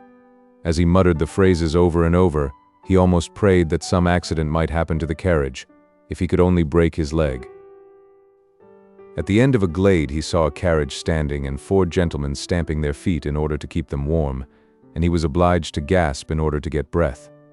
Rival and Boisrenard alighted first, then the doctor and the combatant. Rival took the box of pistols and with Boisrenard approached the 2 strangers who were advancing toward them. DUROY saw them greet one another ceremoniously, then walk through the glade together as they counted the paces. Dr. Lebrumant asked DUROY, "Do you feel well? Do you not want anything?" "Nothing, thank you." It seemed to him that he was asleep, that he was dreaming. Was he afraid? He did not know. Jacques Rival returned and said in a low voice, "All is ready. Fortune has favored us in the drawing of the pistols." That was a matter of indifference to DUROY. They helped him off with his overcoat, led him to the ground set apart for the duel, and gave him his pistol. Before him stood a man, short, stout, and bald, who wore glasses. That was his adversary. A voice broke the silence, a voice which came from afar. "Are you ready, sirs?" Georges cried. Yes. The same voice commanded, "Fire!" DUROY heard nothing more, saw nothing more. He only knew that he raised his arm and pressed with all his strength upon the trigger. Soon he saw a little smoke before him. His opponent was still standing in the same position, and there was a small white cloud above his head. They had both fired. All was over. His second and the doctor felt him, unbuttoned his garments, and asked anxiously, "Are you wounded?" He replied, "No, I think not." Langremont was not wounded either, and Jacques Rival muttered discontentedly, "That is always the way with those cursed pistols. One either misses or kills one's opponent." DUROY was paralyzed with surprise and joy. All was over. He felt that he could fight the entire universe. All was over. What bliss! He felt brave enough to provoke anyone. The seconds consulted several moments. Then the duelists and their friends entered the carriages and drove off. When the official report was drawn up, it was handed to DUROY, who was to insert it in the echoes. He was surprised to find that 2 balls had been fired. He said to Rival, "We only fired once." The latter smiled. "Yes, once each. That makes twice." And DUROY, satisfied with that explanation, asked no more questions. Monsieur Walter embraced him. "Bravo! You have defended the colors of La Vie Française. Bravo!" The following day at 11 o'clock in the forenoon, DUROY received a telegram. "My God, I have been frightened. Come at once to Rue de Constantinople that I may embrace you, my love. How brave you are. I adore you. Chloe." He repaired to the place appointed, and Madame de Marelle rushed into his arms, covering him with kisses. "Oh, my darling, if you only knew how I felt when I read the morning papers. Tell me all about it."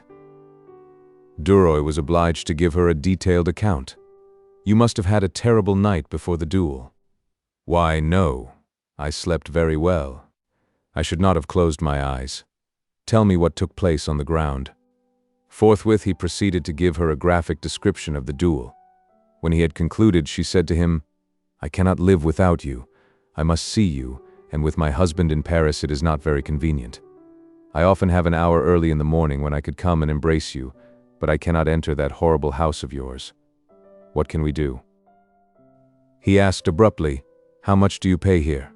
100 francs a month. "Very well, I will take the apartments on my own account, and I will move at once. Mine are not suitable anyway for me now." She thought a moment and then replied, "No, I do not want you to." He asked in surprise, "Why not?" "Because. That is no reason. These rooms suit me very well. I am here. I shall remain." He laughed. "Moreover, they were hired in my name." But she persisted. No, I do not wish you to." "Why not then?" She whispered softly, tenderly, "Because you would bring others here, and I do not wish you to." Indignantly he cried, "Never, I promise you. You would do so in spite of your promise." "I swear I will not." "Truly, truly, upon my word of honor, this is our nest, ours alone." She embraced him in a transport of delight. "Then I agree, my dearest. But if you deceive me once, just once, that will end all between us forever." He protested, and it was agreed that he should settle in the rooms that same day. She said to him, "You must dine with us Sunday. My husband thinks you charming." He was flattered. "Indeed?" "Yes, you have made a conquest. Did you not tell me that your home was in the country?" "Yes. Why? Then you know something about agriculture?" "Yes." "Very well. Talk to him of gardening and crops. He enjoys those subjects." "All right. I shall not forget." She left him after lavishing upon him innumerable caresses. Chapter 8. Death and a Proposal. DUROY moved his effects to the apartments in Rue de Constantinople. 2 or 3 times a week, Madame de Marelle paid him visits. DUROY, to counterbalance them, dined at her house every Thursday, and delighted her husband by talking agriculture to him. It was almost the end of February. DUROY was free from care. One night when he returned home, he found a letter under his door. He examined the postmark. It was from Cannes. Having opened it, he read, "Cannes, Villa Jolie. Dear Sir and Friend, you told me, did you not, that I could count upon you at any time? Very well. I have a favor to ask of you. It is to come and help me not to leave me alone during Charles's last moments. He may not live through the week, although he is not confined to his bed, but the doctor has warned me. I have not the strength nor the courage to see that agony day and night, and I think with terror of the approaching end I can only ask such a thing of you, for my husband has no relatives. You were his comrade, he helped you to your position. Come, I beg of you, I have no one else to ask. Your friend, Madeleine Forestier." Georges murmured, "Certainly I will go. Poor Charles." The manager, to whom he communicated the contents of that letter, grumblingly gave his consent. He repeated, "But return speedily, you are indispensable to us." Georges DUROY left for Cannes the next day by the 7 o'clock express, after having warned Madame de Marelle by telegram. He arrived the following day at 4 o'clock in the afternoon. A commissionaire conducted him to Villa Jolie. The house was small and low, and of the Italian style of architecture. A servant opened the door and cried, "Oh, sir, Madame is awaiting you patiently." DUROY asked, "How is your master?" "Not very well, sir. He will not be here long." The floor of the drawing room which the young man entered was covered with a Persian rug. The large windows looked upon the village and the sea. DUROY murmured, "How cozy it is here. Where the deuce do they get the money from?" The rustling of a gown caused him to turn. Madame Forestier extended both her hands, saying, "How kind of you to come." She was a trifle paler and thinner, but still as bright as ever, and perhaps prettier for being more delicate. She whispered, "It is terrible. He knows he cannot be saved, and he tyrannizes over me. I have told him of your arrival. But where is your trunk?" DUROY replied, "I left it at the station, not knowing which hotel you would advise me to stop at, in order to be near you." She hesitated, then said, "You must stop here at the villa. Your chamber is ready. He might die any moment, and if it should come in the night, I would be alone. I will send for your luggage." He bowed. "As you will." "Now, let us go upstairs," said she. He followed her. She opened a door on the first floor, and DUROY saw a form near a window, seated in an easy chair and wrapped in coverlets. He divined that it was his friend, though he scarcely recognized him. Forestier raised his hand slowly and with difficulty, saying, "You are here. You have come to see me die. I am much obliged." DUROY forced a smile. "To see you die? That would not be a very pleasant sight, and I would not choose that occasion on which to visit Cannes. I came here to rest." "Sit down," said Forestier, and he bowed his head as if deep in hopeless meditation. Seeing that he did not speak, his wife approached the window and, pointing to the horizon, said, "Look at that. Is it not beautiful?" In spite of himself, DUROY felt the grandeur of the closing day and exclaimed, "Yes, indeed, it is magnificent." Forestier raised his head and said to his wife, "Give me more air." She replied, "You must be careful. It is late. The sun is setting. You will catch more cold, and that would be a serious thing in your condition." He made a feeble gesture of anger with his right hand and said, "I tell you I am suffocating. What difference does it make if I die a day sooner or later, since I must die?" She opened the window wide. The air was soft and balmy. Forestier inhaled it in feverish gasps. He grasped the arms of his chair and said in a low voice, "Shut the window. I would rather die in a cellar." His wife slowly closed the window, then leaned her brow against the pane and looked out. DUROY, ill at ease, wished to converse with the invalid to reassure him, but he could think of no words of comfort. He stammered, "Have you not been better since you are here?" His friend shrugged his shoulders impatiently. "You will see very soon." And he bowed his head again. DUROY continued, "At home it is still wintry. It snows, hails, rains, and is so dark that they have to light the lamps at 3 o'clock in the afternoon. Forestier asked, "Is there anything new at the office?" "Nothing. They have taken little Lacrin of the Voltaire to fill your place, but he is incapable. It is time you came back." The invalid muttered, "Aye. I will soon be writing under 6 feet of sod." A long silence ensued. Madame Forestier did not stir. She stood with her back to the room, her face toward the window. At length Forestier broke the silence in a gasping voice, heart-rending to listen to. "How many more sunsets shall I see? 8, 10, 15, 20, or perhaps 30, no more. You have more time, you two. As for me, all is at an end, and everything will go on when I am gone as if I were here." He paused a few moments, then continued, "Everything that I see reminds me that I shall not see them long. It is horrible. I shall no longer see the smallest objects, the glasses, the dishes, the beds on which we rest, the carriages. It is fine to drive in the evening. How I loved all that." Again Norbert de Varennes' words occurred to DUROY. The room grew dark. Forestier asked irritably, "Are we to have no lamp tonight? That is what is called caring for an invalid." The form outlined against the window disappeared, and an electric bell was heard to ring. A servant soon entered and placed a lamp upon the mantelpiece. Madame Forestier asked her husband, "Do you wish to retire, or will you go downstairs to dinner?" "I will go down to dinner." The meal seemed to DUROY interminable, for there was no conversation, only the ticking of a clock broke the silence. When they had finished, DUROY, pleading fatigue, retired to his room and tried in vain to invent some pretext for returning home as quickly as possible. He consoled himself by saying, "Perhaps it will not be for long." The next morning Georges rose early and strolled down to the beach. When he returned, the servant said to him, "Monsieur has asked for you 2 or 3 times.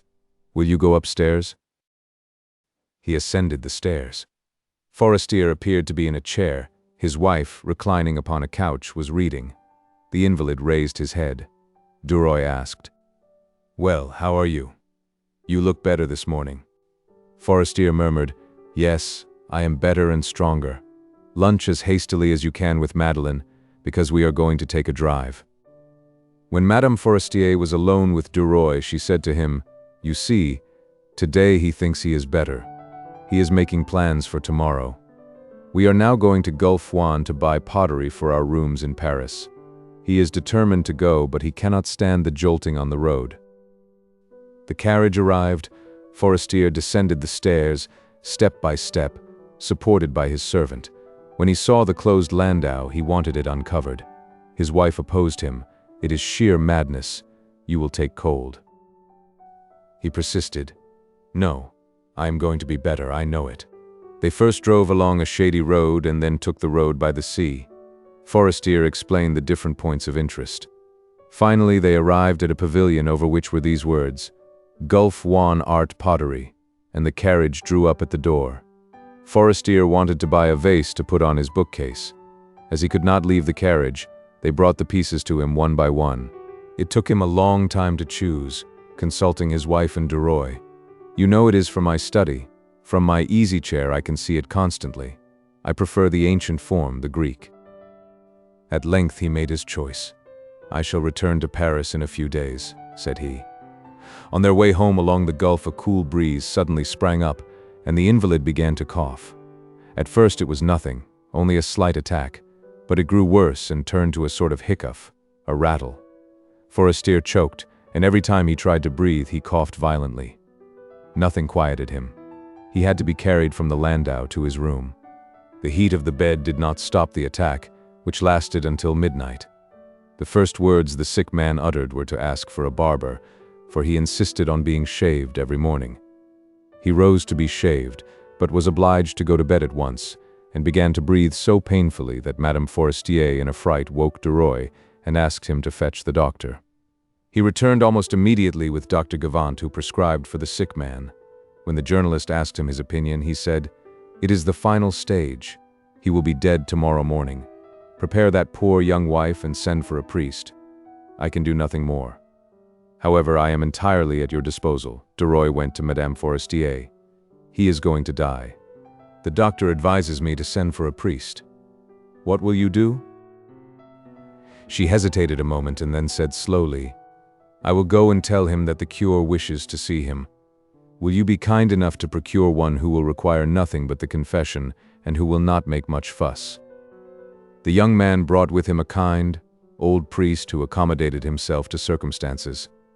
When he had entered the death chamber, Madame Forestier went out and seated herself with DUROY in an adjoining room. That has upset him, said she. When I mentioned the priest to him, his face assumed a scared expression. He knew that the end was near. I shall never forget his face. At that moment they heard the priest saying to him, Why no, you are not so low as that. You are ill, but not in danger. The proof of that is that I came as a friend, a neighbor. They could not hear his reply. The priest continued, No, I shall not administer the sacrament. We will speak of that when you are better. If you will only confess, I ask no more. I am a pastor. I take advantage of every occasion to gather in my sheep. A long silence followed. Then suddenly the priest said, in the tone of one officiating at the altar, The mercy of God is infinite. Repeat the Confiteor, my son. Perhaps you have forgotten it. I will help you. Repeat with me, Confiteor Deo Omnipotenti, Beata Mariae Semper Virgini. He paused from time to permit the dying man to catch up to him. Then he said, Now, confess. The sick man murmured something. The priest repeated, You have committed sins of what kind, my son? The young woman rose and said simply, Let us go into the garden. We must not listen to his secrets. They seated themselves upon a bench before the door, beneath a blossoming rosebush. After several moments of silence, DUROY asked, Will it be some time before you return to Paris? No, she replied. When all is over, I will go back. In about 10 days? Yes, at most. He continued, Charles has no relatives then? None, save cousins. His father and mother died when he was very young. In the course of a few minutes, the servant came to tell them that the priest had finished, and together they ascended the stairs. Forestier seemed to have grown thinner since the preceding day. The priest was holding his hand. Au revoir, my son. I will come again tomorrow morning, and he left. When he was gone, the dying man, who was panting, tried to raise his 2 hands toward his wife and gasped, save me, my darling. I do not want to die, oh save me, go for the doctor. I will take anything. I do not want to die. He wept, the tears coursed down his pallid cheeks. Then his hands commenced to wander hither and thither continually, slowly and regularly, as if gathering something on the coverlet. His wife, who was also weeping, sobbed, No, it is nothing. It is only an attack. You will be better tomorrow. You tired yourself with that drive. Forestier drew his breath quickly and so faintly that one could scarcely hear him. He repeated, I do not want to die. Oh my God, what has happened to me? I cannot see. Oh my God. His staring eyes saw something invisible to the others. His hands plucked continually at the counterpane. Suddenly he shuddered and gasped, The cemetery, my God. He did not speak again. He lay there motionless and ghastly. The hours dragged on. The clock of a neighboring convent chimed noon. DUROY left the room to obtain some food. He returned an hour later. Madame Forestier would eat nothing. The invalid had not stirred. The young woman was seated in an easy chair at the foot of the bed. DUROY likewise seated himself, and they watched in silence. A nurse, sent by the doctor, had arrived and was dozing by the window. DUROY himself was almost asleep when he felt a presentiment that something was about to happen. He opened his eyes just in time to see Forestier close his. He coughed slightly, and 2 streams of blood issued from the corners of his mouth and flowed upon his night robe. His hands ceased their perpetual motion. He had breathed his last. His wife, perceiving it, uttered a cry and fell upon her knees by the bedside. Georges, as in surprise and affright, mechanically made the sign of the cross. The nurse, awakening, approached the bed and said, It has come. DUROY, recovering his self-possession, murmured with a sigh of relief, It was not as hard as I feared it would be. That night, Madame Forestier and DUROY watched in the chamber of death. They were alone beside him who was no more. They did not speak. Georges's eyes seemed attracted to that emaciated face which the flickering light made more hollow. That was his friend, Charles Forestier, who the day before had spoken to him. For several years he had lived, eaten, laughed, loved, and hoped as did everyone, and now all was ended for him forever. Life lasted a few months or years, and then fled. One was born, grew, was happy, and died. Adieu, man or woman, you will never return to earth. He thought of the insects which live several hours, of the feasts which live several days, of the men who live several years, of the worlds which last several centuries. What was the difference between one and the other? A few more dawns, that was all. DUROY turned away his eyes in order not to see the corpse. Madame Forestier's head was bowed, her fair hair enhanced the beauty of her sorrowful face. The young man's heart grew hopeful. Why should he lament when he had so many years still before him? He glanced at the handsome widow. How had she ever consented to marry that man? Then he pondered upon all the hidden secrets of their lives. He remembered that he had been told of a Count de Vaudrec who had dowered and given her in marriage. What would she do now? Whom would she marry? Had she projects, plans? He would have liked to know. Why that anxiety as to what she would do? Georges questioned himself, and found that it was caused by a desire to win her for himself. Why should he not succeed? He was positive that she liked him. She would have confidence in him, for she knew that he was intelligent, resolute, tenacious. Had she not sent for him? Was not that a kind of avowal? He was impatient to question her, to find out her intentions. He would soon have to leave that villa, for he could not remain alone with the young widow. Therefore he must find out her plans before returning to Paris, in order that she might not yield to another's entreaties. He broke the oppressive silence by saying, "You must be fatigued." "Yes, but above all I am grieved." Their voices sounded strange in that room. They glanced involuntarily at the corpse as if they expected to see it move. DUROY continued, "It is a heavy blow for you and will make a complete change in your life." She sighed deeply, but did not reply. He added, "It is very sad for a young woman like you to be left alone." He paused. She still did not reply, and he stammered, "At any rate, you will remember the compact between us. You can command me as you will. I am yours." She held out her hand to him and said mournfully and gently, "Thanks, you are very kind. If I can do anything for you, I say too, count on me." He took her proffered hand, gazed at it, and was seized with an ardent desire to kiss it. Slowly he raised it to his lips, and then relinquished it. As her delicate fingers lay upon her knee, the young widow said gravely, "Yes, I shall be all alone, but I shall force myself to be brave." He did not know how to tell her that he would be delighted to wed her. Certainly it was no time to speak to her on such a subject. However, he thought he might be able to express himself by means of some phrase which would have a hidden meaning and would infer what he wished to say. But that rigid corpse lay between them. The atmosphere became oppressive, almost suffocating. DUROY asked, "Can we not open the window a little? The air seems to be impure." "Certainly," she replied. "I have noticed it too." He opened the window, letting in the cool night air. He turned. "Come and look out. It is delightful." She glided softly to his side. He whispered, "Listen to me. Do not be angry that I broached the subject at such a time, but the day after tomorrow I shall leave here, and when you return to Paris it might be too late. You know that I am only a poor devil who has his position to make, but I have the will and some intelligence, and I am advancing. A man who has attained his ambition knows what to count on. A man who has his way to make does not know what may come. It may be better or worse. I told you one day that my most cherished dream was to have a wife like you. I repeat it to you today. Do not reply, but let me continue. This is no proposal. The time and place would render it odious. I only wish to tell you that by a word you can make me happy, and that you can make of me as you will, either a friend or a husband, for my heart and my body are yours.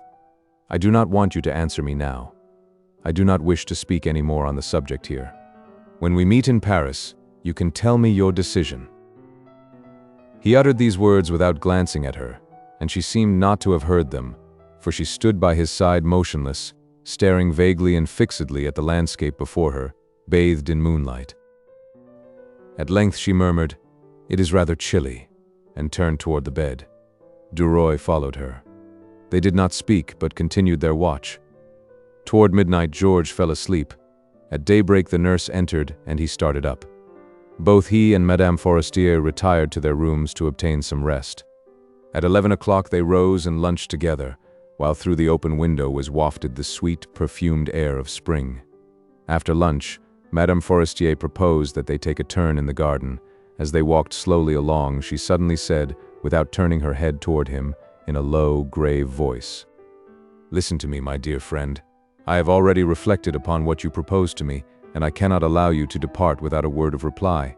I will, however, say neither yes nor no. We will wait, we will see. We will become better acquainted.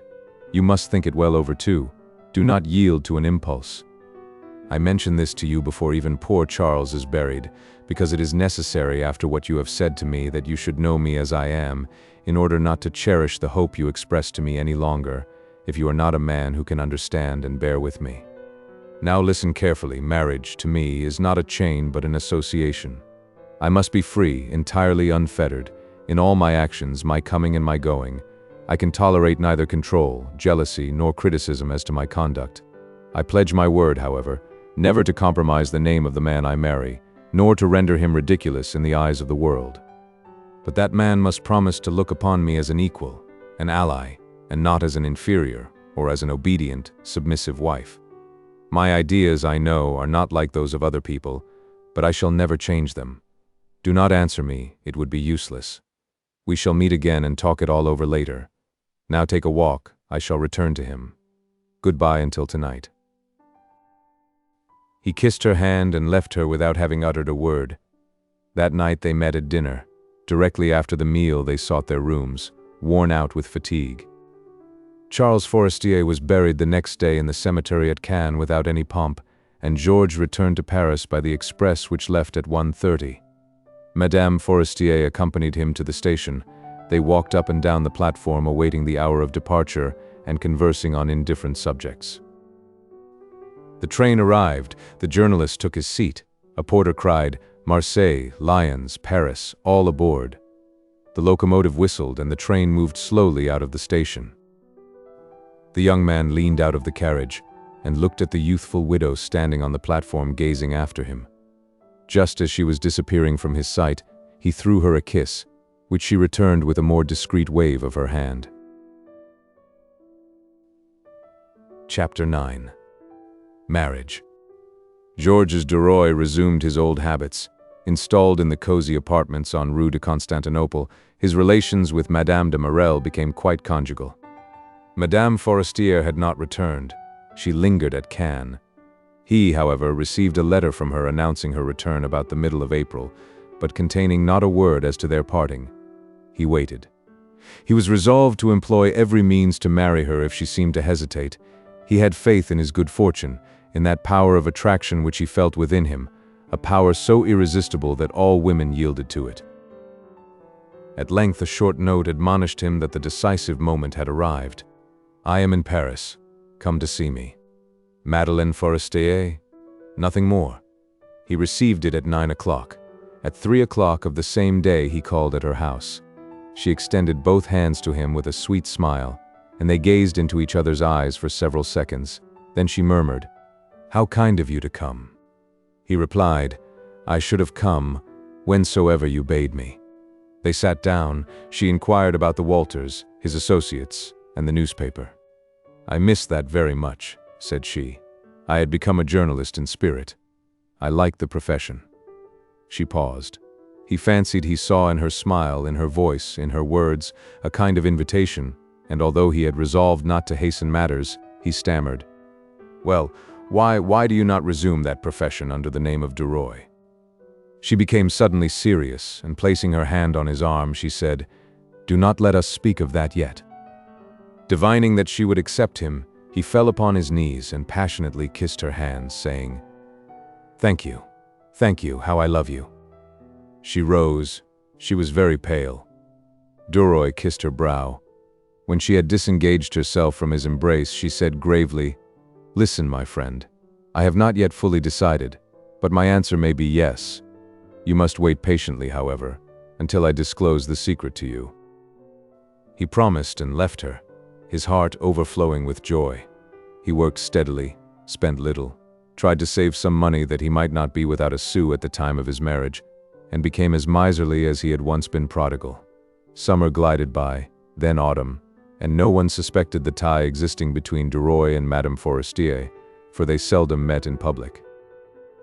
One evening Madeleine said to him, "You have not yet told Madame de Marelle our plans?" "No, my dear. As you wish them kept secret, I have not mentioned them to a soul." "Very well. There is plenty of time. I will tell the Walters." She turned away her head and continued, "If you wish, we can be married the beginning of May. I obey you in all things joyfully. The 10th of May, which falls on Saturday, would please me, for it is my birthday." "Very well, the 10th of May. Your parents live near Rouen, do they not?" "Yes, near Rouen, at Canteloup." "I am very anxious to see them." He hesitated, perplexed.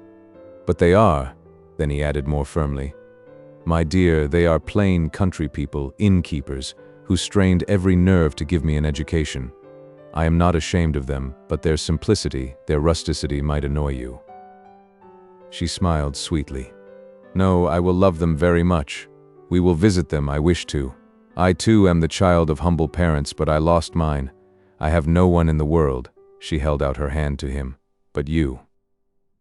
He was affected, conquered as he had never been by any woman. "I have been thinking of something," said she, "but it is difficult to explain." He asked, "What is it?" "It is this. I am like all women. I have my weaknesses. I should like to bear a noble name. Can you not on the occasion of our marriage change your name somewhat?" She blushed as if she had proposed something indelicate. He replied simply, "I have often thought of it, but it does not seem easy to me." "Why not?" He laughed. "Because I am afraid I should be ridiculed." She shrugged her shoulders. "Not at all. Not at all. Everyone does it, and no one laughs. Separate your name in this way, DUROY. It sounds very well."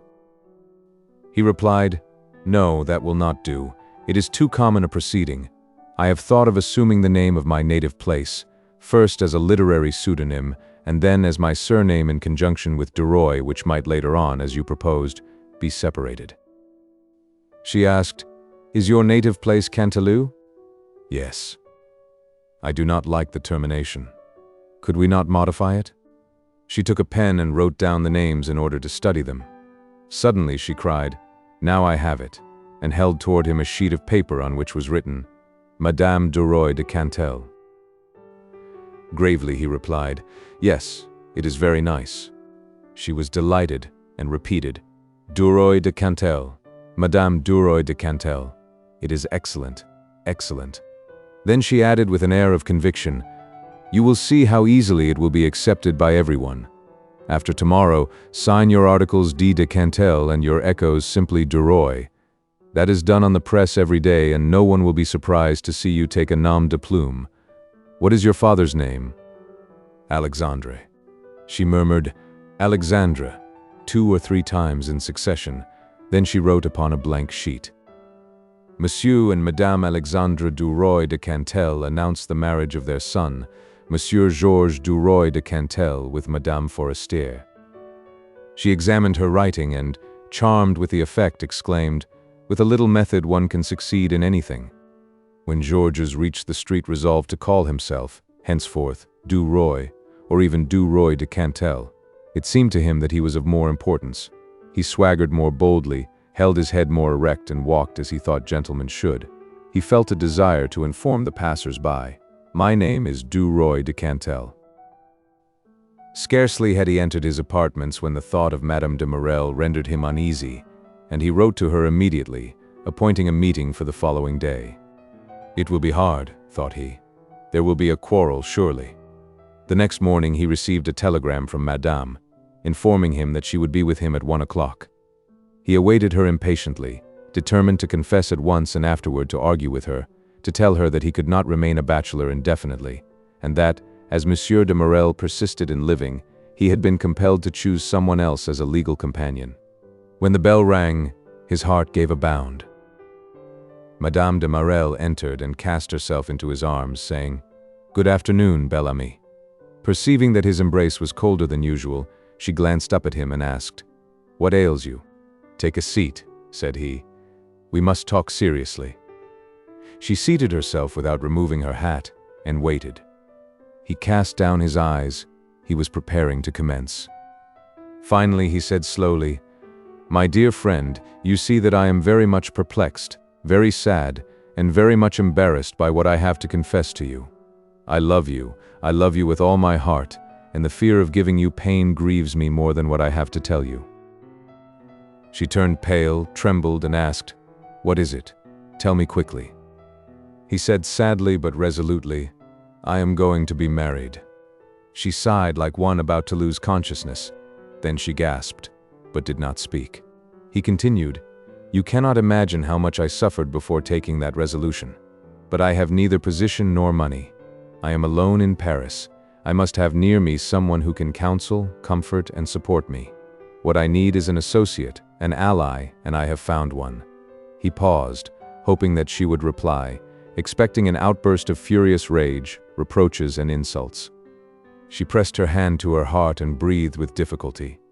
He took the hand resting on the arm of the chair, but she drew it away and murmured as if stupefied, "Oh, my God." He fell upon his knees before her, without, however, venturing to touch her, more moved by her silence than he would have been by her anger. "Chloe, my little Chloe, you understand my position. Oh, if I could have married you, what happiness it would have afforded me. But you were married. What could I do? Just think of it. I must make my way in the world, and I can never do so as long as I have no domestic ties. If you knew. There are days when I should like to kill your husband." He spoke in a low, seductive voice. He saw 2 tears gather in Madame de Marelle's eyes and trickle slowly down her cheeks. He whispered, "Do not weep, Chloe. Do not weep. I beseech you. You break my heart." She made an effort to appear dignified and haughty, and asked, though somewhat unsteadily, "Who is it?" For a moment he hesitated before he replied, "Madeleine Forestier." Madame de Marelle started. Her tears continued to flow. She rose. DUROY saw that she was going to leave him without a word of reproach or pardon, and he felt humbled, humiliated. He seized her gown and implored, "Do not leave me thus." She looked at him with that despairing, tearful glance so charming and so touching, which expresses all the misery pent up in a woman's heart, and stammered, "I have nothing to say, I can do nothing. You are right. You have made a good choice." And disengaging herself, she left the room. With a sigh of relief at escaping so easily, he repaired to Madame Forestier's, who asked him, "Have you told Madame de Marelle?" He replied calmly, "Yes." Did it affect her? Not at all. On the contrary, she thought it an excellent plan. The news was soon noised abroad. Some were surprised, others pretended to have foreseen it, and others again smiled, inferring that they were not at all astonished. The young man who signed his articles, D. de Cantel, his echoes, DUROY, and his political sketches, DUROY, spent the best part of his time with his betrothed, who had decided that the date fixed for the wedding should be kept secret, that the ceremony should be celebrated in the presence of witnesses only, that they should leave the same evening for Rouen, and that the day following they should visit the journalist's aged parents and spend several days with them. DUROY had tried to persuade Madeleine to abandon that project, but not succeeding in his efforts, he was finally compelled to submit. The 10th of May arrived. Thinking a religious ceremony unnecessary, as they had issued no invitations, the couple were married at a magistrate's and took the 6 o'clock train for Normandy. As the train glided along, DUROY, seated in front of his wife, took her hand, kissed it, and said, "When we return, we will dine at Chateau sometimes." She murmured, "We shall have a great many things to do," in a tone which seemed to say, "We must sacrifice pleasure to duty." He retained her hand, wondering anxiously how he could manage to caress her. He pressed her hand slightly, but she did not respond to the pressure. He said, "It seems strange that you should be my wife." She appeared surprised. "Why?" I do not know. It seems droll. I want to embrace you, and I am surprised that I have the right." She calmly offered him her cheek, which he kissed as he would have kissed his sister's. He continued, "The first time I saw you, you remember, at that dinner to which I was invited at Forestier's, I thought, sacristi, if I could only find a wife like that, and now I have one." She glanced at him with smiling eyes. He said to himself, "I am too cold. I am stupid. I should make more advances." And he asked, "How did you make Forestier's acquaintance?" She replied with provoking archness, "Are we going to Rouen to talk of him?" He colored. "I am a fool. You intimidate me." She was delighted. Impossible." He seated himself beside her. She exclaimed, "Ah, a stag." The train was passing through the forest of Saint-Germain, and she had seen a frightened deer clear an alley at a bound. As she gazed out of the open window, DUROY, bending over her, pressed a kiss upon her neck. For several moments she remained motionless, then raising her head, she said, "You tickle me, stop." But he did not obey her. She repeated, "Stop, I say." He seized her head with his right hand, turned it toward him and pressed his lips to hers. She struggled, pushed him away and repeated, "Stop." He did not heed her. With an effort, she freed herself and rising, said, "Georges, have done. We are not children. We shall soon reach Rouen." "Very well," said he gaily. "I will wait." Reseating herself near him, she talked of what they would do on their return. They would keep the apartments in which she had lived with her first husband, and DUROY would receive Forestier's position on La Vie Française. In the meantime, forgetting her injunctions and his promise, he slipped his arm around her waist, pressed her to him and murmured, "I love you dearly, my little maid." The gentleness of his tone moved the young woman, and leaning toward him she offered him her lips. As she did so, a whistle announced the proximity of the station. Pushing back some stray locks upon her temples, she exclaimed, "We are foolish." He kissed her hands feverishly and replied, "I adore you, my little maid." On reaching Rouen, they repaired to a hotel where they spent the night. The following morning, when they had drunk the tea placed upon the table in their room, DUROY clasped his wife in his arms and said, "My little maid, I feel that I love you very, very much." She smiled trustfully and murmured as she returned his kisses, "I love you too, a little." The visit to his parents worried Georges, although he had prepared his wife. He began again, "You know they are peasants, real, not sham, comic opera peasants." She smiled. "I know it. You have told me often enough. We shall be very uncomfortable. There is only a straw bed in my room. They do not know what hair mattresses are at Canteloup." She seemed delighted. "So much the better. It would be charming to sleep badly when near you and to be awakened by the crowing of the cocks." He walked toward the window and lighted a cigarette. The sight of the harbor, of the river filled with ships, moved him, and he exclaimed, "Egad, but that is fine." Madeleine joined him and, placing both of her hands on her husband's shoulder, cried, "Oh, how beautiful! I did not know that there were so many ships." An hour later they departed in order to breakfast with the old couple, who had been informed several days before of their intended arrival. Both DUROY and his wife were charmed with the beauties of the landscape presented to their view, and the cabman halted in order to allow them to get a better idea of the panorama before them. As he whipped up his horse, DUROY saw an old couple not 100 meters off, approaching, and he leaped from the carriage crying, "Here they are. I know them." The man was short, corpulent, florid, and vigorous, notwithstanding his age. The woman was tall, thin, and melancholy, with stooping shoulders, a woman who had worked from childhood, who had never laughed nor jested. Madeleine, too, alighted and watched the couple advance, with a contraction of her heart she had not anticipated. They did not recognize their son in that fine gentleman, and they would never have taken that handsome lady for their daughter-in-law. They walked along, past the child they were expecting, without glancing at the city folks. Georges cried with a laugh, "Good day, Father DUROY." Both the old man and his wife were struck dumb with astonishment. The latter recovered her self-possession first and asked, "Is it you, son?" The young man replied, "Yes, it is I, Mother DUROY," and approaching her, he kissed her upon both cheeks and said, "This is my wife." The two rustics stared at Madeleine as if she were a curiosity, with anxious fear, combined with a sort of satisfied approbation on the part of the father and of jealous enmity on that of the mother. Monsieur DUROY, Sr., who was naturally jocose, made so bold as to ask with a twinkle in his eye, "May I kiss you too?" His son uttered an exclamation, and Madeleine offered her cheek to the old peasant, who afterward wiped his lips with the back of his hand. The old woman, in her turn, kissed her daughter-in-law with hostile reserve. Her ideal was a stout, rosy country lass, as red as an apple and as round. The carriage preceded them with the luggage.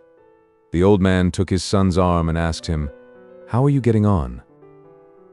"Very well." "That is right. Tell me, has your wife any means?" Georges replied, 40,000 francs. His father whistled softly and muttered, "Whew!" Then he added, "She is a handsome woman." He admired his son's wife, and in his day had considered himself a connoisseur. Madeleine and the mother walked side by side in silence. The two men joined them. They soon reached the village, at the entrance to which stood Monsieur DUROY's tavern. A pine board fastened over the door indicated that thirsty people might enter. The table was laid. A neighbor who had come to assist made a low courtesy on seeing so beautiful a lady appear. Then, recognizing Georges, she cried, "O Lord, is it you?"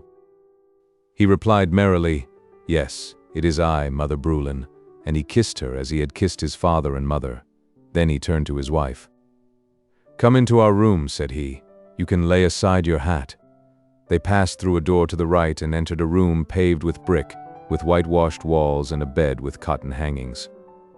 A crucifix above a holy water basin and two colored prints, representing Paul and Virginia beneath a blue palm tree, and Napoleon I on a yellow horse, were the only ornaments in that neat but bare room. When they were alone, Georges embraced Madeleine. "Good morning, maid. I am glad to see the old people once more. When one is in Paris, one does not think of this place, but when one returns, one enjoys it just the same." At that moment his father cried, knocking on the partition with his fist, "Come, the soup is ready." They re-entered the large public room and took their seats at the table. The meal was a long one, served in a truly rustic fashion. Father DUROY, enlivened by the cider and several glasses of wine, related many anecdotes, while Georges, to whom they were all familiar, laughed at them. Mother DUROY did not speak, but sat at the board, grim and austere, glancing at her daughter-in-law with hatred in her heart. Madeleine did not speak, nor did she eat. She was depressed. Wherefore? She had wished to come. She knew that she was coming to a simple home. She had formed no poetical ideas of those peasants, but she had perhaps expected to find them somewhat more polished, refined. She recalled her own mother, of whom she never spoke to anyone, a governess who had been betrayed and who had died of grief and shame when Madeleine was 12 years old. A stranger had had the little girl educated. Her father, without doubt. Who was he? She did not know positively, but she had vague suspicions. The meal was not yet over when customers entered, shook hands with Monsieur DUROY, exclaimed on seeing his son, and seating themselves at the wooden tables began to drink, smoke, and play dominoes. The smoke from the clay pipes and penny cigars filled the room. Madeleine choked and asked, "Can we go out? I cannot remain here any longer." Old DUROY grumbled at being disturbed. Madeleine rose and placed her chair at the door in order to wait until her father-in-law and his wife had finished their coffee and wine. Georges soon joined her. "Would you like to stroll down to the Seine?" Joyfully she cried, "Yes." They descended the hillside, hired a boat at Crozet, and spent the remainder of the afternoon beneath the willows in the soft, warm spring air and rocked gently by the rippling waves of the river. They returned at nightfall. The evening repast by candlelight was more painful to Madeleine than that of the morning. Neither Father DUROY nor his wife spoke. When the meal was over, Madeleine drew her husband outside in order not to have to remain in that room, the atmosphere of which was heavy with smoke and the fumes of liquor. When they were alone, he said, "You are already weary." She attempted to protest. He interrupted her. "I have seen it. If you wish, we will leave tomorrow." She whispered, "I should like to go." They walked along and entered a narrow path among high trees, hedged in on either side by impenetrable brushwood. She asked, "Where are we?" He replied, "In the forest, one of the largest in France." Madeleine, on raising her head, could see the stars between the branches and hear the rustling of the leaves. She felt strangely nervous. Why, she could not tell. She seemed to be lost, surrounded by perils, abandoned, alone, beneath that vast vaulted sky. She murmured, "I am afraid. I should like to return." "Very well, we will." On their return, they found the old people in bed. The next morning, Madeleine rose early and was ready to leave at daybreak. When Georges told his parents that they were going to return home, they guessed whose wish it was. His father asked simply, "Shall I see you soon again?" "Yes, in the summertime." "Very well." His mother grumbled, "I hope you will not regret what you have done." Georges gave them 200 francs to appease them, and the cab arriving at 10 o'clock, the couple kissed the old peasants and set out. As they were descending the side of the hill, DUROY laughed. "You see," said he, "I warned you. I should, however, not have presented you to Monsieur and Madame DUROY de Cantel, Senior." She laughed too and replied, "I am charmed now. They are nice people whom I am beginning to like very much. I shall send them confections from Paris." Then she murmured, "DUROY de Cantel, we will say that we spent a week at your parents' estate," and drawing near him, she kissed him, saying, "Good morning, Georges." He replied, "Good morning, Madeleine," as he slipped his arm around her waist. Chapter 10. Jealousy. The DUROYs had been in Paris 2 days, and the journalist had resumed work. He had given up his own especial province to assume that of FORESTIER, and to devote himself entirely to politics. On this particular evening he turned his steps toward home with a light heart. As he passed a florist's on Rue Notre-Dame de Lorette, he bought a bouquet of half-open roses for Madeleine. Having forgotten his key, on arriving at his door, he rang and the servant answered his summons. Georges asked, "Is Madame at home?" "Yes, sir." In the dining room he paused in astonishment to see covers laid for 3. The door of the salon being ajar, he saw Madeleine arranging in a vase on the mantelpiece a bunch of roses similar to his. He entered the room and asked, "Have you invited anyone to dinner?" She replied without turning her head and continuing the arrangement of her flowers, "Yes and no. It is my old friend, Count de Vaudrec, who is in the habit of dining here every Monday, and who will come now as he always has." Georges murmured, "Very well." He stopped behind her, the bouquet in his hand, the desire strong within him to conceal it, to throw it away. However, he said, "Here, I have brought you some roses." She turned to him with a smile and said, "Ah, how thoughtful of you," and she kissed him with such evident affection that he felt consoled. She took the flowers, inhaled their perfume, and put them in an empty vase. Then she said as she noted the effect, "Now I am satisfied. My mantelpiece looks pretty," adding with an air of conviction, "Vaudrec is charming. You will become intimate with him at once." A ring announced the Count. He entered as if he were at home. After gallantly kissing Madame DUROY's hand, he turned to her husband and cordially offered his hand, saying, "How are you, my dear DUROY?" He had no longer that haughty air, but was very affable. One would have thought in the course of 5 minutes that the two men had known one another for 10 years. Madeleine, whose face was radiant, said, "I will leave you together. I have work to superintend in the kitchen." The dinner was excellent, and the Count remained very late. When he was gone, Madeleine said to her husband, "Is he not nice? He improves, too, on acquaintance. He is a good, true, faithful friend. Ah, without him." She did not complete her sentence, and Georges replied, "Yes, he is very pleasant. I think we shall understand each other well." "You do not know," she said, "that we have work to do tonight before retiring. I did not have time to tell you before dinner, for Vaudrec came. La Roche-Mathieu brought me important news of Morocco. We must make a fine article of that. Let us set to work at once. Come, take the lamp." He carried the lamp and they entered the study. Madeleine leaned against the mantelpiece, and having lighted a cigarette, told him the news and gave him her plan of the article. He listened attentively, making notes as she spoke, and when she had finished, he raised objections, took up the question, and in his turn, developed another plan. His wife ceased smoking, for her interest was aroused in following Georges's line of thought. From time to time she murmured, "Yes, yes, very good, excellent, very forcible." And when he had finished speaking, she said, "Now let us write." It was always difficult for him to make a beginning, and she would lean over his shoulder and whisper the phrases in his ear. Then he would add a few lines. When their article was completed, Georges reread it. Both he and Madeleine pronounced it admirable and kissed one another with passionate admiration. The article appeared with the signature of G. DUROY de Cantel and made a great sensation. Monsieur Walter congratulated the author, who soon became celebrated in political circles. His wife, too, surprised him by the ingenuousness of her mind, the cleverness of her wit, and the number of her acquaintances. At almost any time upon returning home he found in his salon a senator, a deputy, a magistrate, or a general, who treated Madeleine with grave familiarity. Deputy Laroche-Mathieu, who dined at Rue Fontaine every Tuesday, was one of the largest stockholders of Monsieur Walter's paper and the latter's colleague and associate in many business transactions. DUROY hoped, later on, that some of the benefits promised by him to FORESTIER might fall to his share. They would be given to Madeleine's new husband, that was all. Nothing was changed.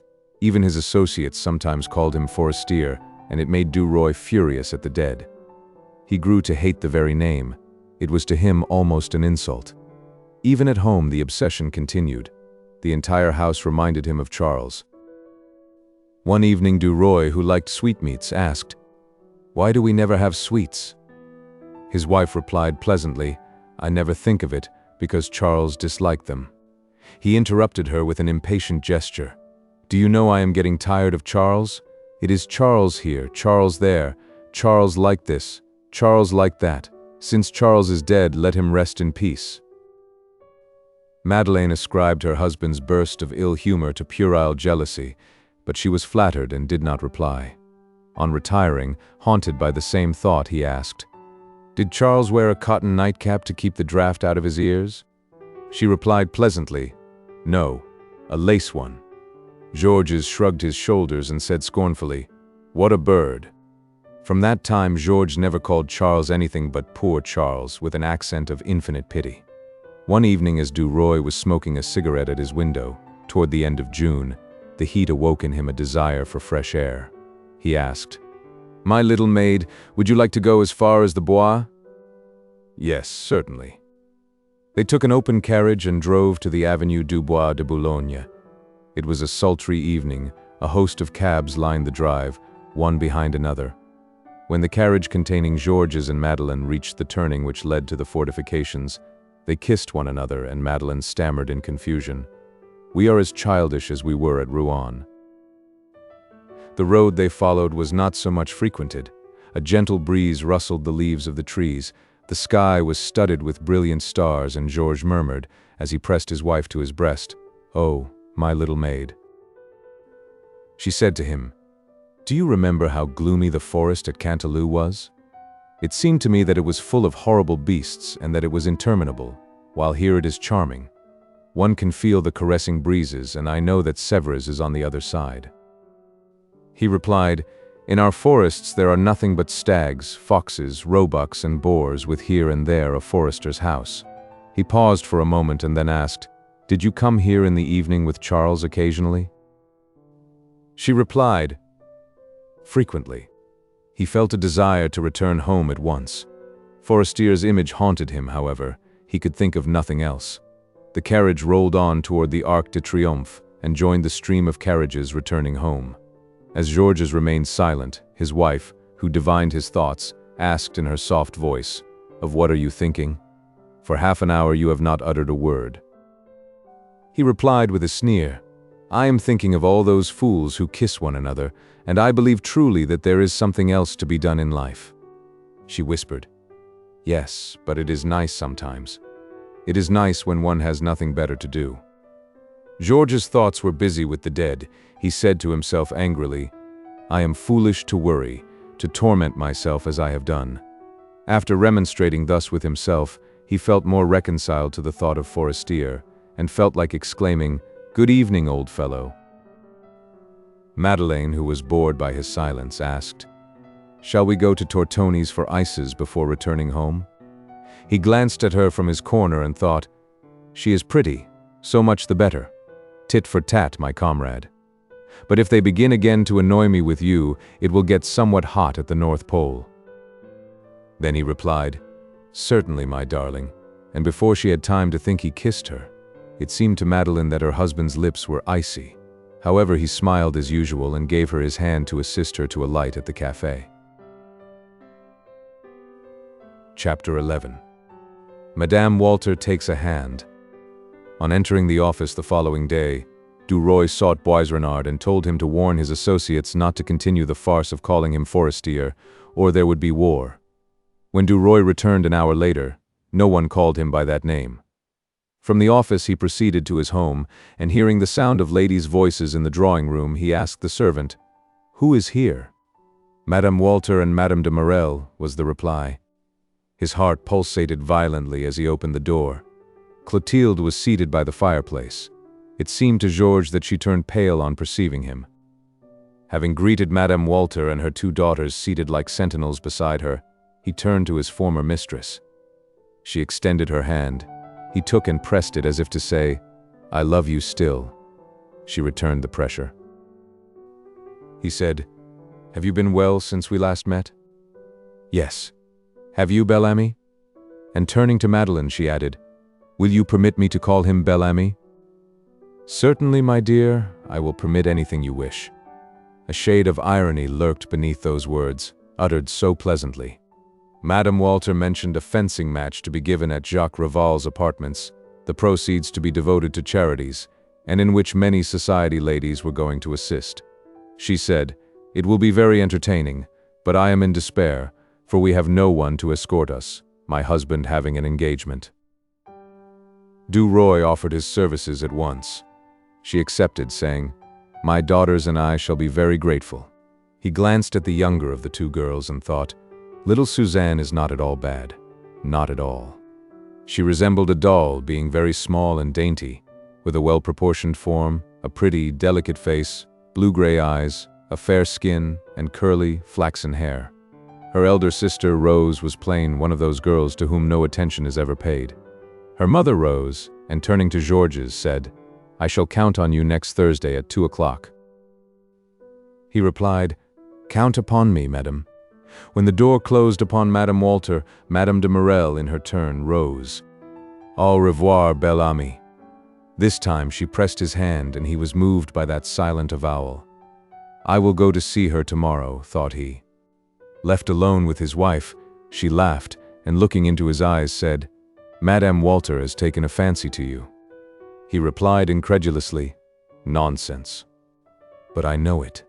She spoke of you to me with great enthusiasm. She said she would like to find 2 husbands like you for her daughters. Fortunately, she is not susceptible herself." He did not understand her and repeated, "Susceptible herself?"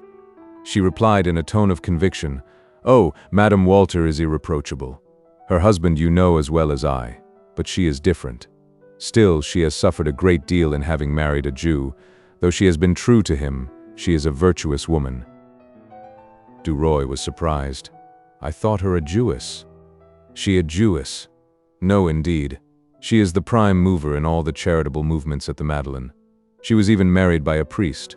I am not sure, but that Monsieur Walter went through the form of baptism." Georges murmured, "And she likes me?" "Yes. If you were not married, I should advise you to ask for the hand of Suzanne. Would you not prefer her to Rose?" He replied as he twisted his mustache, "Eh, the mother is not so bad." Madeleine replied, "I am not afraid of her. At her age one does not begin to make conquests, one should commence sooner." Georges thought, "If I might have had Suzanne, ah." Then he shrugged his shoulders. Bah, it is absurd, her father would not have consented. He determined to treat Madame Walter very considerately in order to retain her regard. All that evening he was haunted by recollections of his love for Clotilde. He recalled their escapades, her kindness.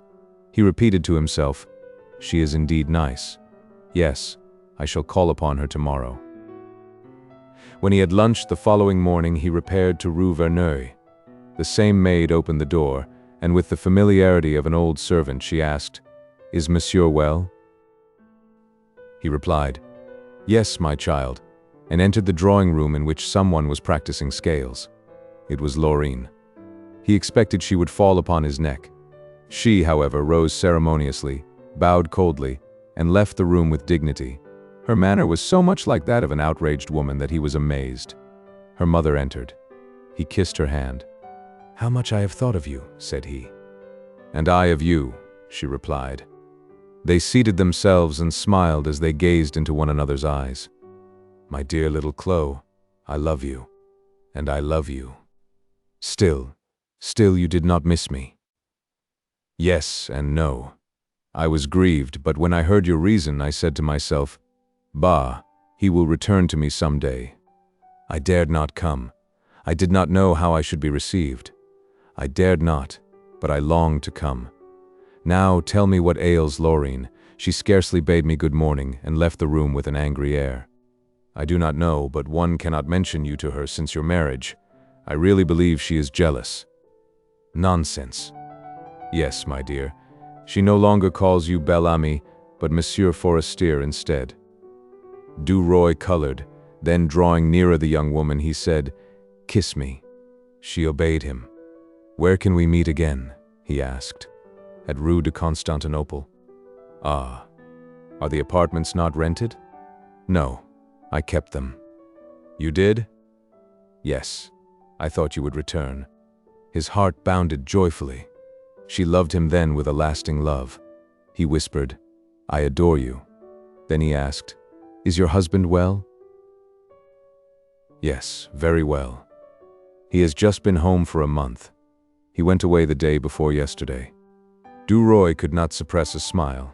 How opportunely that always happens. She replied naively, "Yes, it happens opportunely, but he is not in the way when he is here, is he?" "That is true. He is a charming man. How do you like your new life?" "Tolerably. My wife is a comrade, an associate, nothing more. As for my heart—" "I understand, but she is good." "Yes, she does not trouble me." He drew near Clotilde and murmured, "When shall we meet again?" "Tomorrow, if you will." "Yes, tomorrow at 2 o'clock." He rose to take his leave, somewhat embarrassed. "You know I intend to take back the rooms on Rue de Constantinople myself. I wish to. It is not necessary for you to pay for them." She kissed his hands, saying, "You may do as you like. I am satisfied to have kept them until we met again." And DUROY took his leave very well satisfied. When Thursday came, he asked Madeleine, "Are going to the fencing match at Rivals?" "No, I do not care about it. I will go to the Chamber of Deputies." Georges called for Madame Walter in an open carriage, for the weather was delightful. He was surprised to find her looking so handsome and so young. Never had she appeared so fresh. Her daughter, Suzanne, was dressed in pink. Her sister looked like her governess. At Rivals' door was a long line of carriages. DUROY offered his arm to Madame Walter, and they entered. The entertainment was for the benefit of the orphans of the 6th Ward under the patronage of all the wiles of the senators and deputies who were connected with La Vie Française. Jacques Revel received the arrivals at the entrance to his apartments. Then he pointed to a small staircase which led to the cellar in which were his shooting gallery and fencing room, saying, "Downstairs, ladies, downstairs. The match will take place in the subterranean apartments." Pressing DUROY's hand, he said, "Good evening, Bel Ami." DUROY was surprised. "Who told you about that name?" Rival replied, "Madame Walter, who thinks it very pretty." Madame Walter blushed. "Yes, I confess that if I knew you better, I should do as little Laurine, and I should call you Bel Ami too. It suits you admirably." DUROY laughed. "I beg you to do so, madame." She cast down her eyes. "No, we are not well enough acquainted." He murmured, "Permit me to hope that we shall become so." "Well, we shall see," said she. They descended the stairs and entered a large room, which was lighted by Venetian lanterns and decorated with festoons of gauze. Nearly all the benches were filled with ladies who were chatting as if they were at a theater.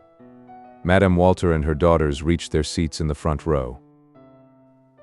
DUROY, having obtained their places for them, whispered, "I shall be obliged to leave you. Men cannot occupy the seats." Madame Walter replied hesitatingly, "I should like to keep you, just the same. You could tell me the names of the participants. See, if you stand at the end of the seat, you will not annoy anyone." She raised her large, soft eyes to his and insisted, "Come, stay with us. Bel Ami, we need you." He replied, "I obey with pleasure, madame." Suddenly, Jacques Rival's voice announced, "We will begin, ladies." Then followed the fencing match. DUROY retained his place beside the ladies and gave them all the necessary information. When the entertainment was over and all expenses were paid, 220 francs remained for the orphans of the 6th ward. DUROY, escorting the Walters, awaited his carriage. When seated face to face with Madame Walter, he met her troubled but caressing glance. "Egad, I believe she is affected," thought he, and he smiled as he recognized the fact that he was really successful with the female sex, for Madame de Marelle, since the renewal of their relations, seemed to love him madly. With a light heart he returned home. Madeleine was awaiting him in the drawing room. "I have some news," said she. "The affair with Morocco is becoming complicated. France may send an expedition out there in several months. In any case, the ministry will be overthrown and Laroche will profit by the occasion." DUROY, in order to draw out his wife, pretended not to believe it. France would not be silly enough to commence any folly with Tunis. She shrugged her shoulders impatiently. "I tell you she will. You do not understand that it is a question of money. You are as simple as FORESTIER." Her object was to wound and irritate him, but he only smiled and replied, "What? As simple as that stupid fellow." She ceased and murmured, "Oh, Georges." He added, "Poor devil," in a tone of profound pity. Madeleine turned her back upon him scornfully. After a moment of silence, she continued, "We shall have some company Tuesday. Madame Laroche-Mathieu is coming here to dine with Viscountess de Percemour. Will you invite Rival and Norbert de Varenne? I shall go to Mesdames Walter and de Marelle tomorrow. Perhaps, too, we may have Madame Risselin." DUROY replied, "Very well, I will see to Rival and Norbert." The following day he thought he would anticipate his wife's visit to Madame Walter and attempt to find out if she really was in love with him. He arrived at Boulevard Malesherbes at 2 o'clock. He was ushered into the salon and waited. Finally, Madame Walter appeared and offered him her hand cordially. "What good wind blows you here?"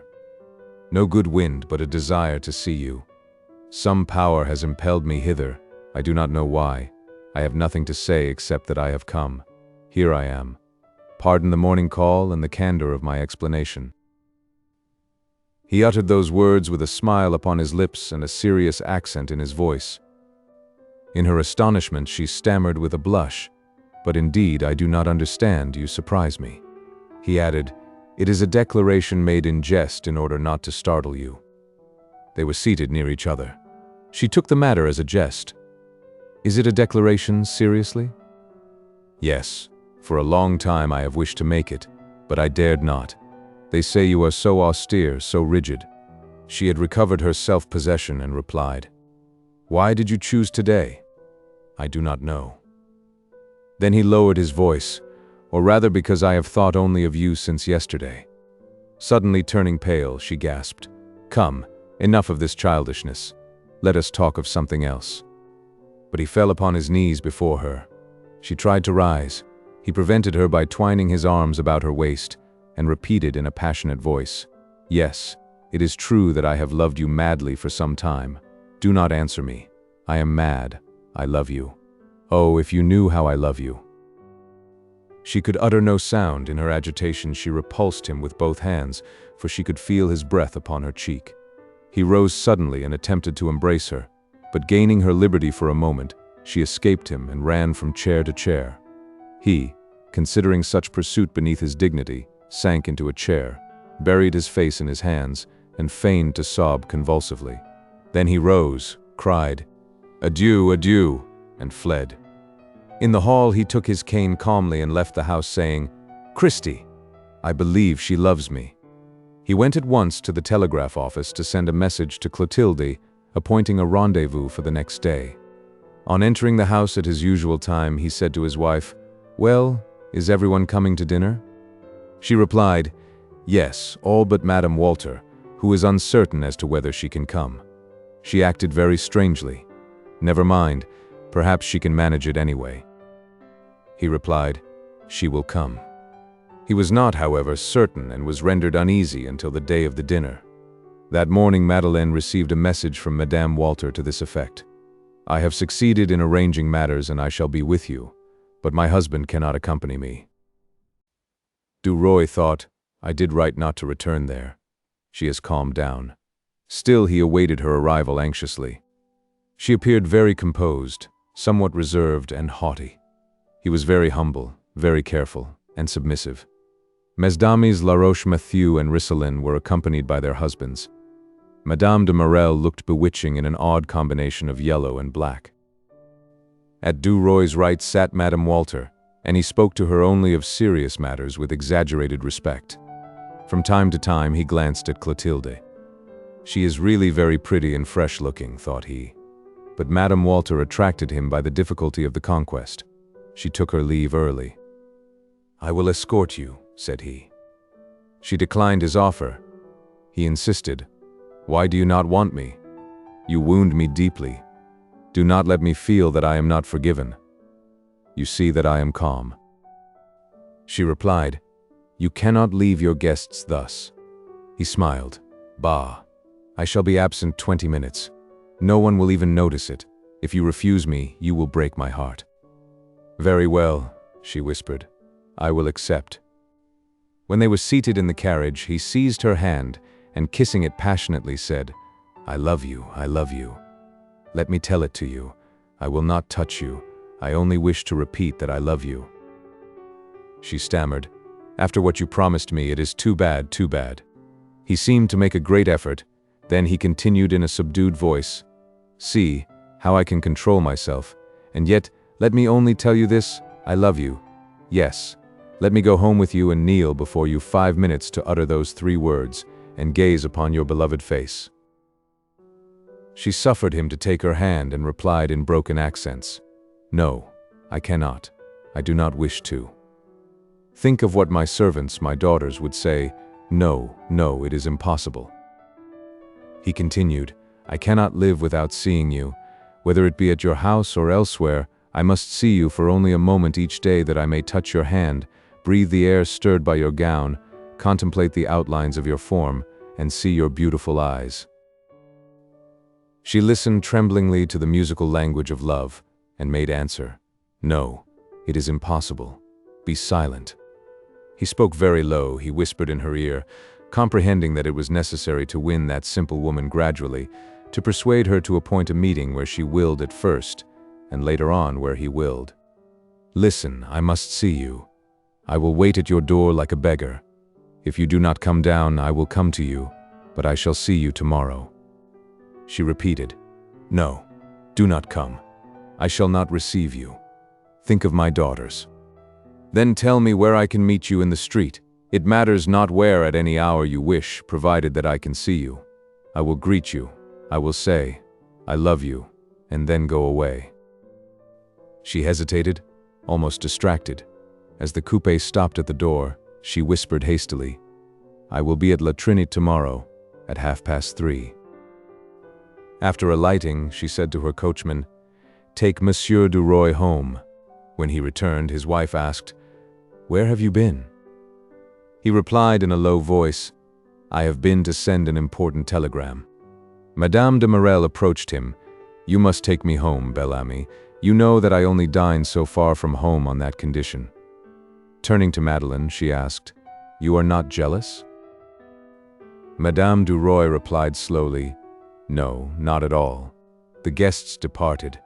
Clotilde, enveloped in laces, whispered to Madeleine at the door, "Your dinner was perfect. In a short while you will have the best political salon in Paris." When she was alone with Georges, she said, "Oh, my darling Bel Ami, I love you more dearly every day." The cab rolled on, and Georges' thoughts were with Madame Walter. Chapter 12. A meeting and the result. The July sun shone upon the Place de la Trinité, which was almost deserted. DUROY drew out his watch. It was only 3 o'clock. He was half an hour too early. He laughed as he thought of the place of meeting. He entered the sacred edifice of La Trinité. The coolness within was refreshing. Here and there an old woman kneeled at prayer, her face in her hands. DUROY looked at his watch again. It was not yet 3:15. He took a seat, regretting that he could not smoke. At the end of the church near the choir, he could hear the measured tread of a corpulent man whom he had noticed when he entered. Suddenly the rustle of a gown made him start. It was she. He arose and advanced quickly. She did not offer him her hand and whispered, "I have only a few minutes. You must kneel near me that no one will notice us." She proceeded to a side aisle after saluting the host on the high altar, took a footstool and kneeled down. Georges took one beside it, and when they were in the attitude of prayer, he said, thank you. I adore you. I should like to tell you constantly how I began to love you, how I was conquered the first time I saw you. Will you permit me some day to unburden my heart, to explain all to you?" She replied between her fingers, "I am mad to let you speak to me thus, mad to have come hither, mad to do as I have done, to let you believe that this adventure can have any results. Forget it, and never speak to me of it again." She paused. He replied, "I expect nothing. I hope nothing. I love you. Whatever you may do, I will repeat it so often, with so much force and ardor that you will finally understand me, and reply, I love you too." He felt her frame tremble as she involuntarily repeated, "I love you too." He was overcome by astonishment. "Oh my God," she continued incoherently. "Should I say that to you? I feel guilty, despicable. I who have 2 daughters, but I cannot, I never thought it was stronger than I. Listen, I have never loved any other. But you, I swear it, I have loved you a year in secret. I have suffered and struggled, I can no longer. I love you." She wept, and her bowed form was shaken by the violence of her emotion. Georges murmured, "Give me your hand that I may touch, may press it." She slowly took her hand from her face. He seized it, saying, "I should like to drink your tears." Placing the hand he held upon his heart, he asked, "Do you feel it beat?" In a few moments the man Georges had noticed before passed by them. When Madame Walter heard him near her, she snatched her fingers from Georges's clasp and covered her face with them. After the man had disappeared, DUROY asked, hoping for another place of meeting than La Trinité, "Where shall I see you tomorrow?" She did not reply. She seemed transformed into a statue of prayer. He continued, "Shall I meet you tomorrow at Parc Monceau?" She turned a livid face toward him and said unsteadily, Leave me now, go away for only 5 minutes. I suffer too much near you. I want to pray, go. Let me pray alone, 5 minutes. Let me ask God to pardon me, to save me, leave me 5 minutes." She looked so pitiful that he rose without a word and asked with some hesitation, "Shall I return presently?" She nodded her head in the affirmative, and he left her. She tried to pray. She closed her eyes in order not to see Georges. She could not pray. She could only think of him. She would rather have died than have fallen thus. She had never been weak. She murmured several words of supplication. She knew that all was over, that the struggle was in vain. She did not, however, wish to yield, but she felt her weakness. Someone approached with a rapid step. She turned her head. It was a priest. She rose, ran toward him, and clasping her hands, she cried, "Save me, save me." He stopped in surprise. "What do you want, madam?" "I want you to save me. Have pity on me. If you do not help me, I am lost." He gazed at her, wondering if she were mad. "What can I do for you?" The priest was a young man somewhat inclined to corpulence. "Receive my confession," said she, "and counsel me, sustain me, tell me what to do." He replied, "I confess every Saturday from 3 to 6. Seizing his arm, she repeated, "No, now, at once. It is necessary. He is here, in this church. He is waiting for me." The priest asked, "Who is waiting for you?" A man who will be my ruin if you do not save me. I can no longer escape him. I am too weak, too weak." She fell upon her knees, sobbing, "O Father, have pity upon me. Save me, for God's sake, save me." She seized his gown that he might not escape her, while he uneasily glanced around on all sides to see if anyone noticed the woman at his feet. Finally, seeing that he could not free himself from her, he said, "Rise. I have the key to the confessional with me." DUROY, having walked around the choir, was sauntering down the nave when he met the stout, bold man wandering about, and he wondered, "What can he be doing here?" The man slackened his pace and looked at Georges with the evident desire to speak to him. When he was near him, he bowed and said politely, "I beg your pardon, sir, for disturbing you, but can you tell me when this church was built?" DUROY replied, "I do not know. I think it is 20 or 25 years. It is the first time I have been here. I have never seen it before." Feeling interested in the stranger, the journalist continued, "It seems to me that you are examining into it very carefully." The man replied, "I am not visiting the church. I have an appointment." He paused and in a few moments added, "It is very warm outside." DUROY looked at him and suddenly thought that he resembled FORESTIER. "Are you from the provinces?" he asked. "Yes, I am from Rennes." "And did you, sir, enter this church from curiosity?" "No, I am waiting for a lady." And with a smile upon his lips, he walked away. He did not find Madame Walter in the place in which he had left her, and was surprised. She had gone. He was furious. Then he thought she might be looking for him, and he walked around the church. Not finding her, he returned and seated himself on the chair she had occupied, hoping that she would rejoin him there. Soon he heard the sound of a voice. He saw no one. Whence came it? He rose to examine into it, and saw in a chapel nearby the doors of the confessionals. He drew nearer in order to see the woman whose voice he heard. He recognized Madame Walter. She was confessing. At first he felt a desire to seize her by the arm and drag her away. Then he seated himself nearby and bided his time.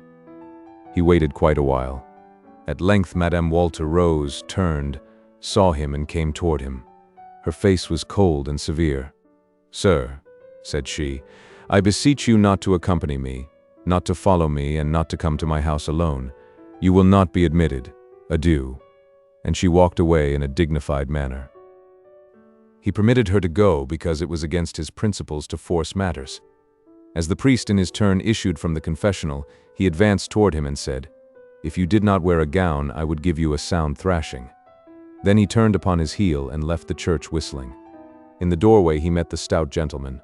When DUROY passed him, they bowed. The journalist then repaired to the office of La Vie Française. As he entered, he saw by the clerk's busy air that something of importance was going on, and he hastened to the manager's room. The latter exclaimed joyfully as DUROY entered, "What luck! Here is Bel Ami." He stopped in confusion and apologized. "I beg your pardon, I am very much bothered by circumstances. And then I hear my wife and daughter call you Bel Ami from morning until night, and I have acquired the habit myself. Are you displeased?" Georges laughed. "Not at all." Monsieur Walter continued, "Very well, then I will call you Bel Ami as everyone else does. Great changes have taken place. The ministry has been overthrown.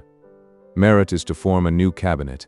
He has chosen General Boutendacre as Minister of War, and our friend La Roche-Mathieu as Minister of Foreign Affairs. We shall be very busy. I must write a leading article, a simple declaration of principles. Then I must have something interesting on the Morocco question. You must attend to that." DUROY reflected a moment and then replied, "I have it. I will give you an article on the political situation of our African colony," and he proceeded to prepare Monsieur Walter an outline of his work, which was nothing but a modification of his first article on souvenirs of a soldier in Africa. The manager, having read the article, said, "It is perfect. You are a treasure. Many thanks." DUROY returned home to dinner delighted with his day, notwithstanding his failure at La Trinite. His wife was awaiting him anxiously. She exclaimed on seeing him, "You know that La Roche is Minister of Foreign Affairs?" "Yes, I have just written an article on that subject." "How?" Do you remember the first article we wrote on souvenirs of a soldier in Africa? Well, I revised and corrected it for the occasion. She smiled. Ah, yes, that will do very well. At that moment the servant entered with a dispatch containing these words without any signature. I was beside myself. Pardon me and come tomorrow at 4 o'clock to Park Monceau. He understood the message, and with a joyful heart, slipped the telegram into his pocket. During dinner he repeated the words to himself. As he interpreted them, they meant, I yield. I am yours where and when you will. He laughed. Madeleine asked, What is it? Nothing much. I was thinking of a comical old priest I met a short while since. DUROY arrived at the appointed hour the following day. The benches were all occupied by people trying to escape from the heat and by nurses with their charges. He found Madame Walter in a little antique ruin. She seemed unhappy and anxious. When he had greeted her, she said, How many people there are in the garden? He took advantage of the occasion. Yes, that is true. Shall we go somewhere else? Where? It matters not where, for a drive, for instance. You can lower the shade on your side and you will be well concealed. Yes, I should like that better. I shall die of fear here. Very well. Meet me in 5 minutes at the gate which opens on the boulevard. I will fetch a cab. When they were seated in the cab, she asked, Where did you tell the coachman to drive to? Georges replied, Do not worry, he knows. He had given the man his address on the Rue de Constantinople. Madame Walter said to DUROY, You cannot imagine how I suffer on your account, how I am tormented, tortured. Yesterday I was harsh, but I wanted to escape you at any price. I was afraid to remain alone with you. Have you forgiven me? He pressed her hand. Yes, yes, why should I not forgive you, loving you as I do? She looked at him with a beseeching air. Listen, you must promise to respect me, otherwise I could never see you again. At first he did not reply. A smile lurked beneath his mustache. Then he murmured, I am your slave. She told him how she had discovered that she loved him, on learning that he was to marry Madeleine Forestier. Suddenly she ceased speaking. The carriage stopped. DUROY opened the door. Where are we? She asked. He replied, Alight and enter the house.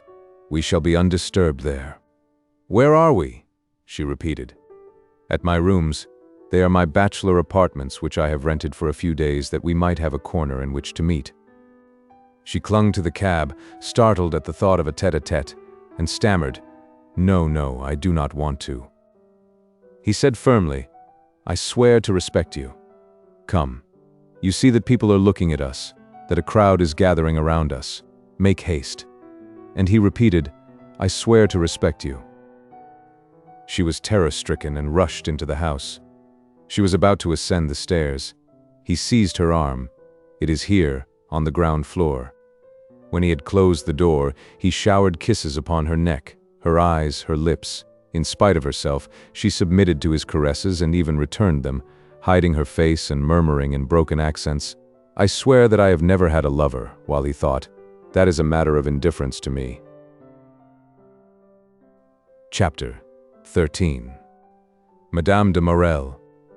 Autumn had come. The DUROYs had spent the entire summer in Paris, leading a vigorous campaign in La Vie Française in favor of the new cabinet. Although it was only the early part of October, the chamber was about to resume its sessions, for affairs in Morocco were becoming menacing. The celebrated speech made by Count de Lambert-Sarrazin had furnished DUROY with material for 10 articles on the Algerian colony. La Vie Française had gained considerable prestige by its connection with the power. It was the first to give political news, and every newspaper in Paris and the provinces sought information from it. It was quoted, feared, and began to be respected. It was no longer the organ of a group of political intriguers, but the avowed mouthpiece of the cabinet. Laroche-Mathieu was the soul of the journal and DUROY his speaking trumpet. Monsieur Walter retired discreetly into the background. Madeleine's salon became an influential center in which several members of the cabinet met every week. The president of the council had even dined there twice. The minister of foreign affairs was quite at home at the DUROYs. He came at any hour, bringing dispatches or information, which he dictated either to the husband or wife as if they were his secretaries. After the minister had departed, when DUROY was alone with Madeleine, he uttered threats and insinuations against the parvenu, as he called him. His wife simply shrugged her shoulders scornfully, repeating, "Become a minister, and you can do the same. Until then, be silent." His reply was, "No one knows of what I am capable. Perhaps they will find out someday." She answered philosophically, "He who lives will see." The morning of the reopening of the chamber, DUROY lunched with Laroche-Mathieu in order to receive instructions from him, before the session, for a political article the following day in La Vie Française, which was to be a sort of official declaration of the plans of the cabinet. After listening to Laroche-Mathieu's eloquence for some time with jealousy in his heart, DUROY sauntered slowly toward the office to commence his work, for he had nothing to do until 4 o'clock, at which hour he was to meet Madame de Marelle at Rue de Constantinople. They met there regularly twice a week, Mondays and Wednesdays. On entering the office, he was handed a sealed dispatch. It was from Madame Walter, and read thus: "It is absolutely necessary that I should see you today. It is important. Expect me at 2 o'clock at Rue de Constantinople. I can render you a great service, your friend until death. Virginie." He exclaimed, "Heavens, what a bore!" and left the office at once, too much annoyed to work. For 6 weeks he had ineffectually tried to break with Madame Walter. At 3 successive meetings she had been a prey to remorse, and had overwhelmed her lover with reproaches. Angered by those scenes and already weary of the dramatic woman, he had simply avoided her, hoping that the affair would end in that way. But she persecuted him with her affection, summoned him at all times by telegrams to meet her at street corners, in shops or public gardens. She was very different from what he had fancied she would be, trying to attract him by actions ridiculous in one of her age. It disgusted him to hear her call him "my rat," "my dog," "my treasure," "my jewel," "my bluebird," and to see her assume a kind of childish modesty when he approached. It seemed to him that being the mother of a family, a woman of the world, she should have been more sedate, and have yielded with tears if she chose, but with the tears of a Dido and not of a Juliet. He never heard her call him little one or baby, without wishing to reply old woman, to take his hat with an oath and leave the room.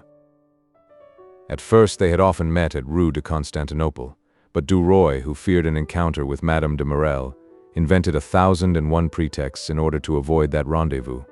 He was therefore obliged to either lunch or dine at her house daily, when she would clasp his hand under cover of the table or offer him her lips behind the doors. Above all, Georges enjoyed being thrown so much in contact with Suzanne. She made sport of everything and everybody with cutting appropriateness.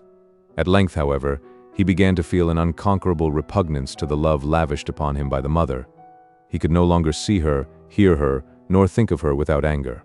He ceased calling upon her, replying to her letters and yielding to her appeals. She finally divined that he no longer loved her, and the discovery caused her unutterable anguish, but she watched him, followed him in a cab with drawn blinds to the office, to his house, in the hope of seeing him pass by. He would have liked to strangle her, but he controlled himself on account of his position on La Vie Française, and he endeavored by means of coldness, and even at times harsh words, to make her comprehend that all was at an end between them. Then, too, she persisted in devising ruses for summoning him to Rue de Constantinople, and he was in constant fear that the two women would someday meet face to face at the door. On the other hand, his affection for Madame de Marelle had increased during the summer. They were both bohemians by nature. They took excursions together to Argenteuil, Bougival, Maisons, and Poissy, and when he was forced to return and dine at Madame Walter's, he detested his mature mistress more thoroughly, as he recalled the youthful one he had just left. He was congratulating himself upon having freed himself almost entirely from the former's clutches when he received the telegram above mentioned. He reread it as he walked along. He thought, "What does that old owl want with me? I am certain she has nothing to tell me except that she adores me. However, I will see. Perhaps there is some truth in it. Clotilde is coming at 4. I must get rid of the other one at 3 or soon after, provided they do not meet. What jades women are." As he uttered those words, he was reminded of his wife, who was the only one who did not torment him, She lived by his side and seemed to love him very much at the proper time, for she never permitted anything to interfere with her ordinary occupations of life. He strolled toward the appointed place of meeting, mentally cursing Madame Walter. Ah, I will receive her in such a manner that she will not tell me anything. First of all, I will give her to understand that I shall never cross her threshold again. He entered to await her. She soon arrived and, seeing him, exclaimed, "Ah, you received my dispatch. How fortunate." "Yes, I received it at the office just as I was setting out for the chamber." "What do you want?" he asked ungraciously. She had raised her veil in order to kiss him, and approached him timidly and humbly with the air of a beaten dog. "How unkind you are to me, how harshly you speak. What have I done to you? You do not know what I have suffered for you." He muttered, "Are you going to begin that again?" She stood near him awaiting a smile, a word of encouragement, to cast herself into his arms and whispered, "You need not have won me to treat me thus. You might have left me virtuous and happy. Do you remember what you said to me in the church and how you forced me to enter this house? And now this is the way you speak to me. Receive me. My God, how you maltreat me." He stamped his foot and said violently, "Enough, be silent. I can never see you a moment without hearing that refrain. You were mature when you gave yourself to me. I am much obliged to you. I am infinitely grateful, but I need not be tied to your apron strings until I die. You have a husband and I a wife. Neither of us is free. It was all a caprice, and now it is at an end." She said, "How brutal you are, how coarse and villainous. No, I was no longer a young girl, but I had never loved, never wavered in my dignity." He interrupted her. "I know it. You have told me that 20 times, but you have had 2 children." She drew back as if she had been struck. "Oh, Georges," and pressing her hands to her heart, she burst into tears. When she began to weep, he took his hat. "Ah, you are crying again. Good evening. Is it for this that you sent for me?" She took a step forward in order to bar the way, and drawing a handkerchief from her pocket, she wiped her eyes.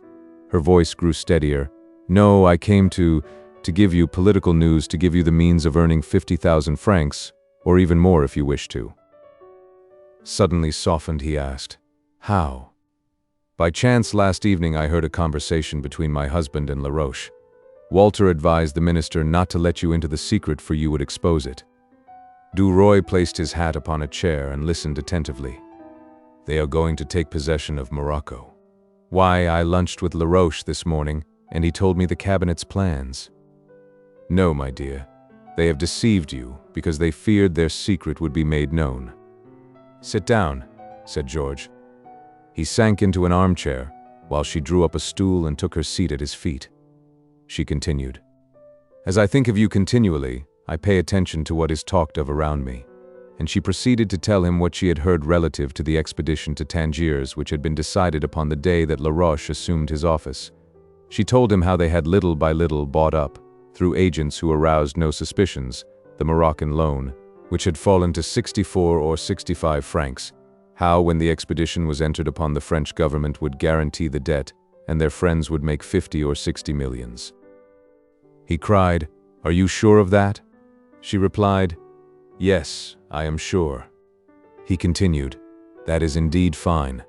As for that rascal of a Laroche, let him beware. I will get his ministerial carcass between my fingers yet."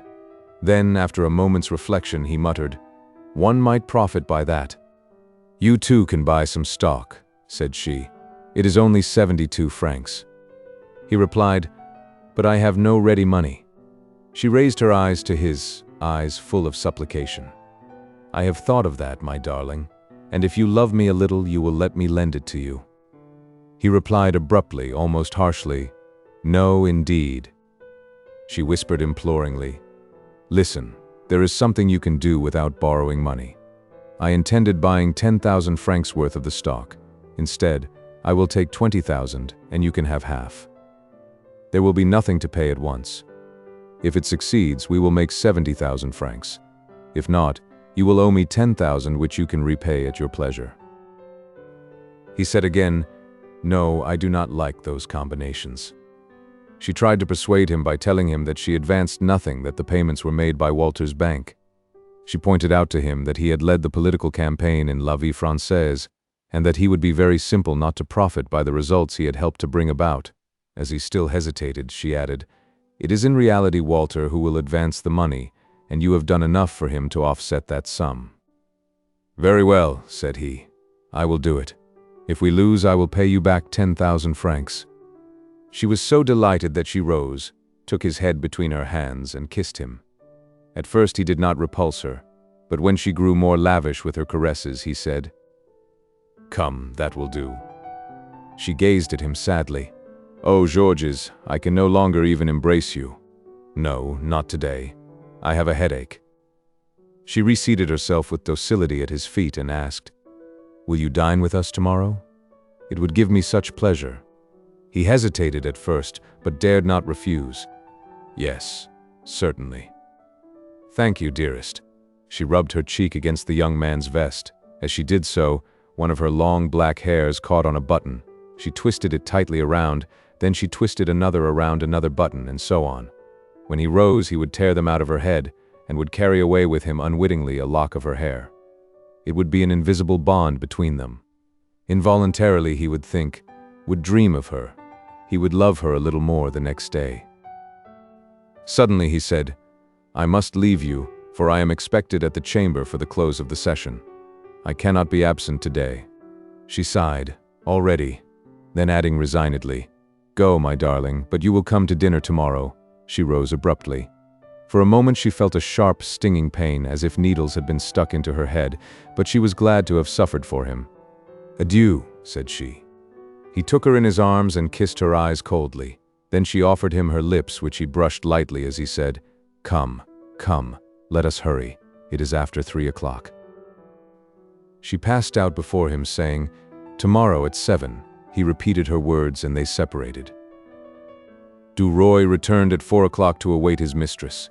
She was somewhat late because her husband had come home for a week. She asked, "Can you come to dinner tomorrow? He will be delighted to see you." "No, I dine at the Walters. We have a great many political and financial matters to talk over." She took off her hat. He pointed to a bag on the mantelpiece. "I bought you some sweetmeats." She clapped her hands. "What a darling you are." She took them, tasted one, and said, "They are delicious. I shall not leave one. Come, sit down in the armchair. I will sit at your feet and eat my bonbons." He smiled as he saw her take the seat a short while since occupied by Madame Walter. She too called him darling, little one, dearest, and the words seemed to him sweet and caressing from her lips, while from Madame Walter's they irritated and nauseated him. Suddenly he remembered the 70,000 francs he was going to make, and bluntly interrupting Madame de Marelle's chatter, he said, "Listen, my darling, I am going to entrust you with a message to your husband. Tell him from me to buy tomorrow 10,000 francs worth of Moroccan stock, which is at 72, and I predict that before 3 months are past he will have made 80,000 francs. Tell him to maintain absolute silence. Tell him that the expedition to Tangiers is decided upon, and that the French government will guarantee the Moroccan debt. It is a state secret I am confiding to you, remember." She listened to him gravely and murmured, "Thank you. I will tell my husband this evening. You may rely upon him. He will not speak of it. He can be depended upon. There is no danger." She had eaten all of her bonbons and began to toy with the buttons on his vest. Suddenly she drew a long hair out of the buttonhole and began to laugh.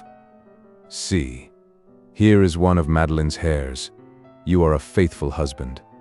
Then, growing serious, she examined the scarcely perceptible thread more closely and said, "It is not Madeleine's, it is dark." He smiled. "It probably belongs to the housemaid."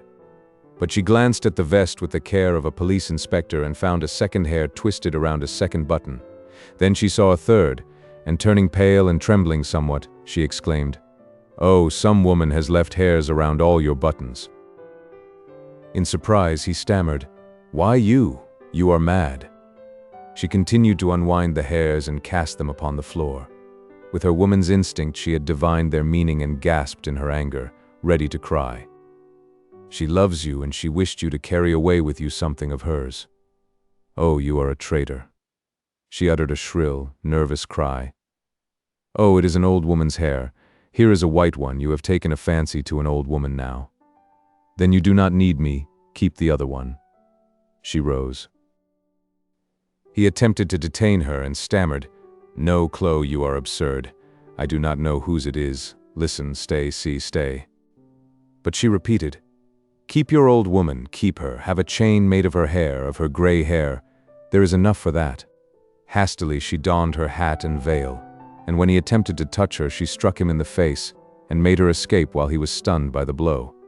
When he found that he was alone, he cursed Madame Walter, bathed his face, and went out vowing vengeance. That time he would not pardon. No, indeed.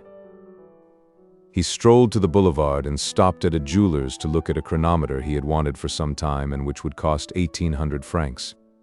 He thought with joy, "If I make my 70,000 francs, I can pay for it," and he began to dream of all the things he would do when he got the money.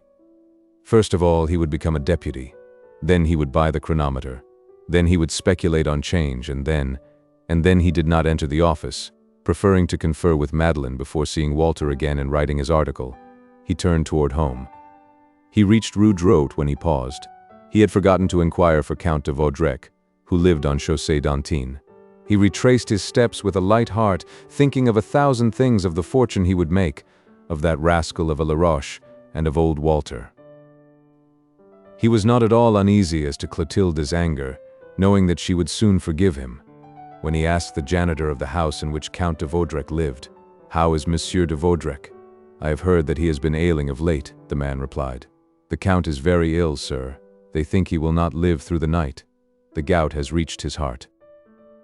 DUROY was so startled he did not know what to do. "Vaudrec dying," he stammered. "Thanks. I will call again," unconscious of what he was saying. He jumped into a cab and drove home. His wife had returned. He entered her room out of breath. "Did you know? Vaudrec is dying."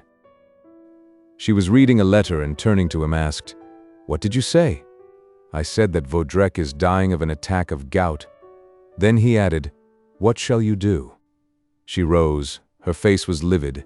She burst into tears and buried her face in her hands. She remained standing, shaken by sobs, torn by anguish. Suddenly she conquered her grief and wiping her eyes said, "I am going to him. Do not worry about me. I do not know what time I shall return. Do not expect me." He replied, "Very well. Go." They shook hands and she left in such haste that she forgot her gloves. Georges, after dining alone, began to write his article. He wrote it according to the minister's instructions, hinting to the readers that the expedition to Morocco would not take place. He took it, when completed, to the office, conversed several moments with Monsieur Walter, and set out again, smoking, with a light heart, he knew not why. His wife had not returned. He retired and fell asleep. Toward midnight, Madeleine came home. Georges sat up in bed and asked, "Well?" He had never seen her so pale and agitated. She whispered, "He is dead." "Ah, and he told you nothing?" "Nothing. He was unconscious when I arrived." Questions which he dared not ask arose to Georges's lips. "Lie down and rest," said he. She disrobed hastily and slipped into bed. He continued, had he any relatives at his deathbed? Only a nephew. Ah, did he often see that nephew? They had not met for 10 years. Had he other relatives? No, I believe not. Will that nephew be his heir? I do not know. Was Vaudrec very rich? Yes, very. Do you know what he was worth? No, not exactly, 1 or 2 millions perhaps. He said no more. She extinguished the light. He could not sleep. He looked upon Madame Walter's promised 70,000 francs as very insignificant. Suddenly he thought he heard Madeleine crying. In order to ensure himself, he asked, "Are you asleep?" No. Her voice was tearful and unsteady. He continued, "I forgot to tell you that your minister has deceived us." How? He gave her a detailed account of the combination prepared by Laroche and Walter. When he concluded, she asked, "How did you know that?" He replied, "Pardon me if I do not tell you. You have your means of obtaining information into which I do not inquire. I have mine which I desire to keep. I can vouch at any rate for the truth of my statements." She muttered, "It may be possible. I suspected that they were doing something without our knowledge." As she spoke, Georges drew near her. She paid no heed to his proximity, however, and turning toward the wall, he closed his eyes and fell asleep. Chapter 14. The Will. The church was draped in black, and over the door a large escutcheon surmounted by a coronet announced to the passers-by that a nobleman was being buried. The ceremony was just over. Those present went out slowly, passing by the coffin, and by Count de Vaudrec's nephew, who shook hands and returned salutations. When Georges DUROY and his wife left the church, they walked along side by side on their way home. They did not speak. They were both preoccupied. At length Georges said, as if talking to himself, "Truly it is very astonishing."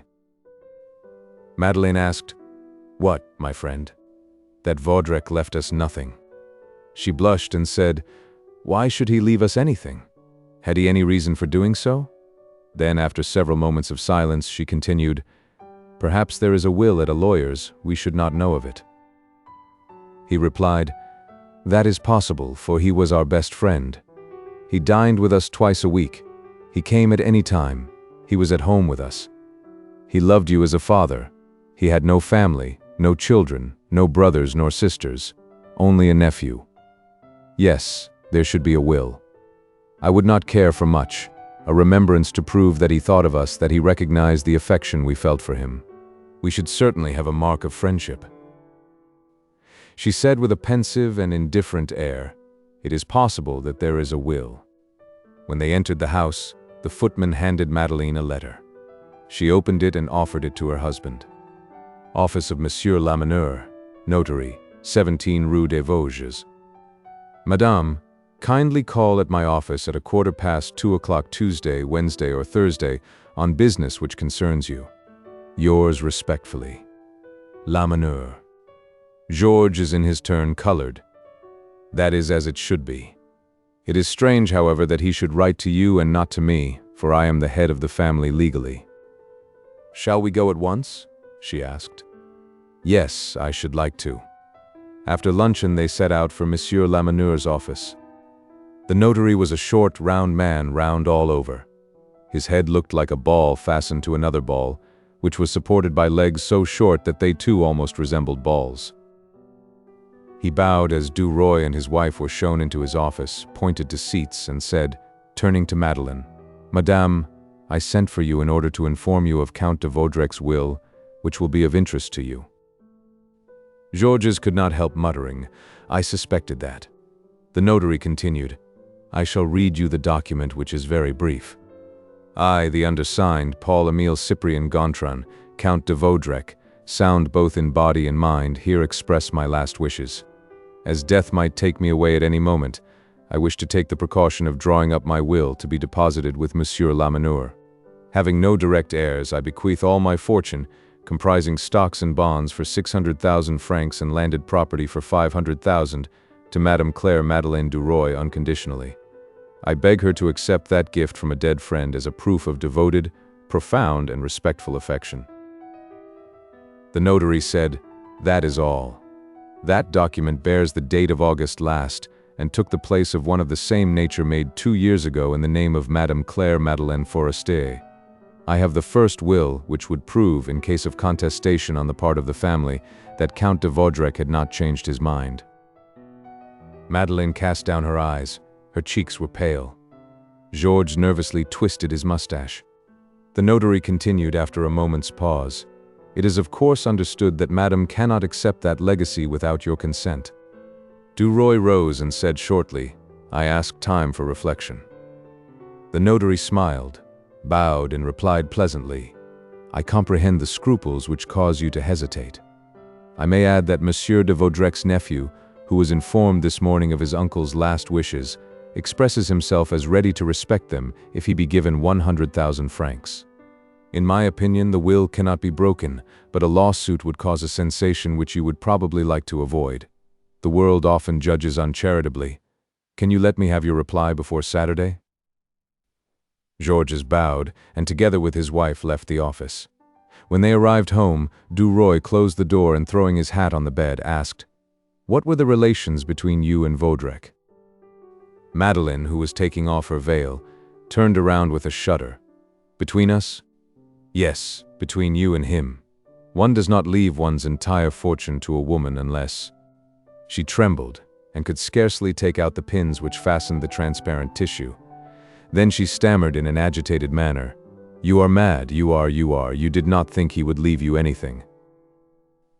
Georges replied, emphasizing each word, "Yes, he could have left me something, me, your husband, his friend, but not you, my wife and his friend. The distinction is material in the eyes of the world." Madeleine gazed at him fixedly. "It seems to me that the world would have considered a legacy from him to you very strange." "Why?" "Because," she hesitated, then continued, "because you are my husband, because you were not well acquainted, because I have been his friend so long, because his first will, made during Forestier's lifetime, was already in my favor." Georges began to pace to and fro. He finally said, "You cannot accept that." She answered indifferently, "Very well, it is not necessary then to wait until Saturday. You can inform Monsieur Lamaneur at once." He paused before her, and they gazed into one another's eyes as if by that mute and ardent interrogation they were trying to examine each other's consciences. In a low voice he murmured, "Come, confess your relations." She shrugged her shoulders. "You are absurd. Vaudrec was very fond of me, but there was nothing more, never." He stamped his foot. "You lie. It is not possible." She replied calmly, "It is so, nevertheless." He resumed his pacing to and fro. Then pausing again, he said, "Explain to me, then, why he left all his fortune to you." She did so with a nonchalant air. "It is very simple. As you said just now, we were his only friends, or rather, I was his only friend, for he knew me when a child. My mother was a governess in his father's house. He came here continually, and as he had no legal heirs, he selected me. It is possible that he even loved me a little, but what woman has never been loved thus? He brought me flowers every Monday. You were never surprised at that, and he never brought you any. Today he leaves me his fortune for the same reason, because he had no one else to leave it to. It would, on the other hand, have been extremely surprising if he had left it to you." "Why? What are you to him?" She spoke so naturally and so calmly that Georges hesitated before replying, "It makes no difference. We cannot accept that bequest under those conditions. Everyone would talk about it and laugh at me. My fellow journalists are already too much disposed to be jealous of me and to attack me. I have to be especially careful of my honor and my reputation. I cannot permit my wife to accept a legacy of that kind from a man whom rumor has already assigned to her as her lover. Forestier might perhaps have tolerated that, but I shall not." She replied gently, "Very well, my dear. We will not take it. It will be 1,000,000 less in our pockets, that is all." Georges paced the room and uttered his thoughts aloud, thus speaking to his wife without addressing her. Yes, 1,000,000, so much the worse. He did not think when making his will what a breach of etiquette he was committing. He did not realize in what a false, ridiculous position he was placing me. He should have left half of it to me, that would have made matters right. He seated himself, crossed his legs and began to twist the ends of his mustache, as was his custom when annoyed, uneasy, or pondering over a weighty question. Madeleine took up a piece of embroidery upon which she worked occasionally and said, "I have nothing to say. You must decide." It was some time before he replied. Then he said hesitatingly, "The world would never understand how it was that Vaudrec constituted you his sole heiress, and that I allowed it. To accept that legacy would be to avow guilty relations on your part and an infamous lack of self-respect on mine. Do you know how the acceptance of it might be interpreted? We should have to find some adroit means of palliating it. We should have to give people to suppose, for instance, that he divided his fortune between us, giving half to you and half to me." She said, "I do not see how that can be done, since there is a formal will." He replied, "Oh, that is very simple. We have no children. You can therefore deed me part of the inheritance. In that way we can silence malignant tongues." She answered somewhat impatiently, I do not see how we can silence malignant tongues since the will is there, signed by Vaudrec. He said angrily, "Do you need to exhibit it, or affix it to the door? You are absurd. We will say that the fortune was left us jointly by Count de Vaudrec. That is all. You cannot, moreover, accept the legacy without my authority. I will only consent on the condition of a partition which will prevent me from becoming a laughingstock for the world." She glanced sharply at him. "As you will. I am ready." He seemed to hesitate again, rose, paced the floor, and avoiding his wife's piercing gaze, he said, "No, decidedly no. Perhaps it would be better to renounce it altogether. It would be more correct, more honorable. From the nature of the bequest, even charitably disposed people would suspect illicit relations." He paused before Madeleine. "If you like, my darling, I will return to Monsieur Lamaneur's alone, to consult him and to explain the matter to him. I will tell him of my scruples, and I will add that we have agreed to divide it in order to avoid any scandal. From the moment that I accept a portion of the inheritance, it will be evident that there is nothing wrong. I can say, my wife accepts it because I, her husband, accept, I, who am the best judge of what she can do without compromising herself." Madeleine simply murmured, "As you wish." He continued, "Yes, it will be as clear as day if that is done. We inherit a fortune from a friend who wished to make no distinction between us, thereby showing that his liking for you was purely platonic. You may be sure that if he had given it a thought, that is what he would have done. He did not reflect, he did not foresee the consequences. As you said just now, he offered you flowers every week, he left you his wealth." She interrupted him with a shade of annoyance. "I understand. No more explanations are necessary. Go to the notary at once." He stammered in confusion. "You are right. I will go."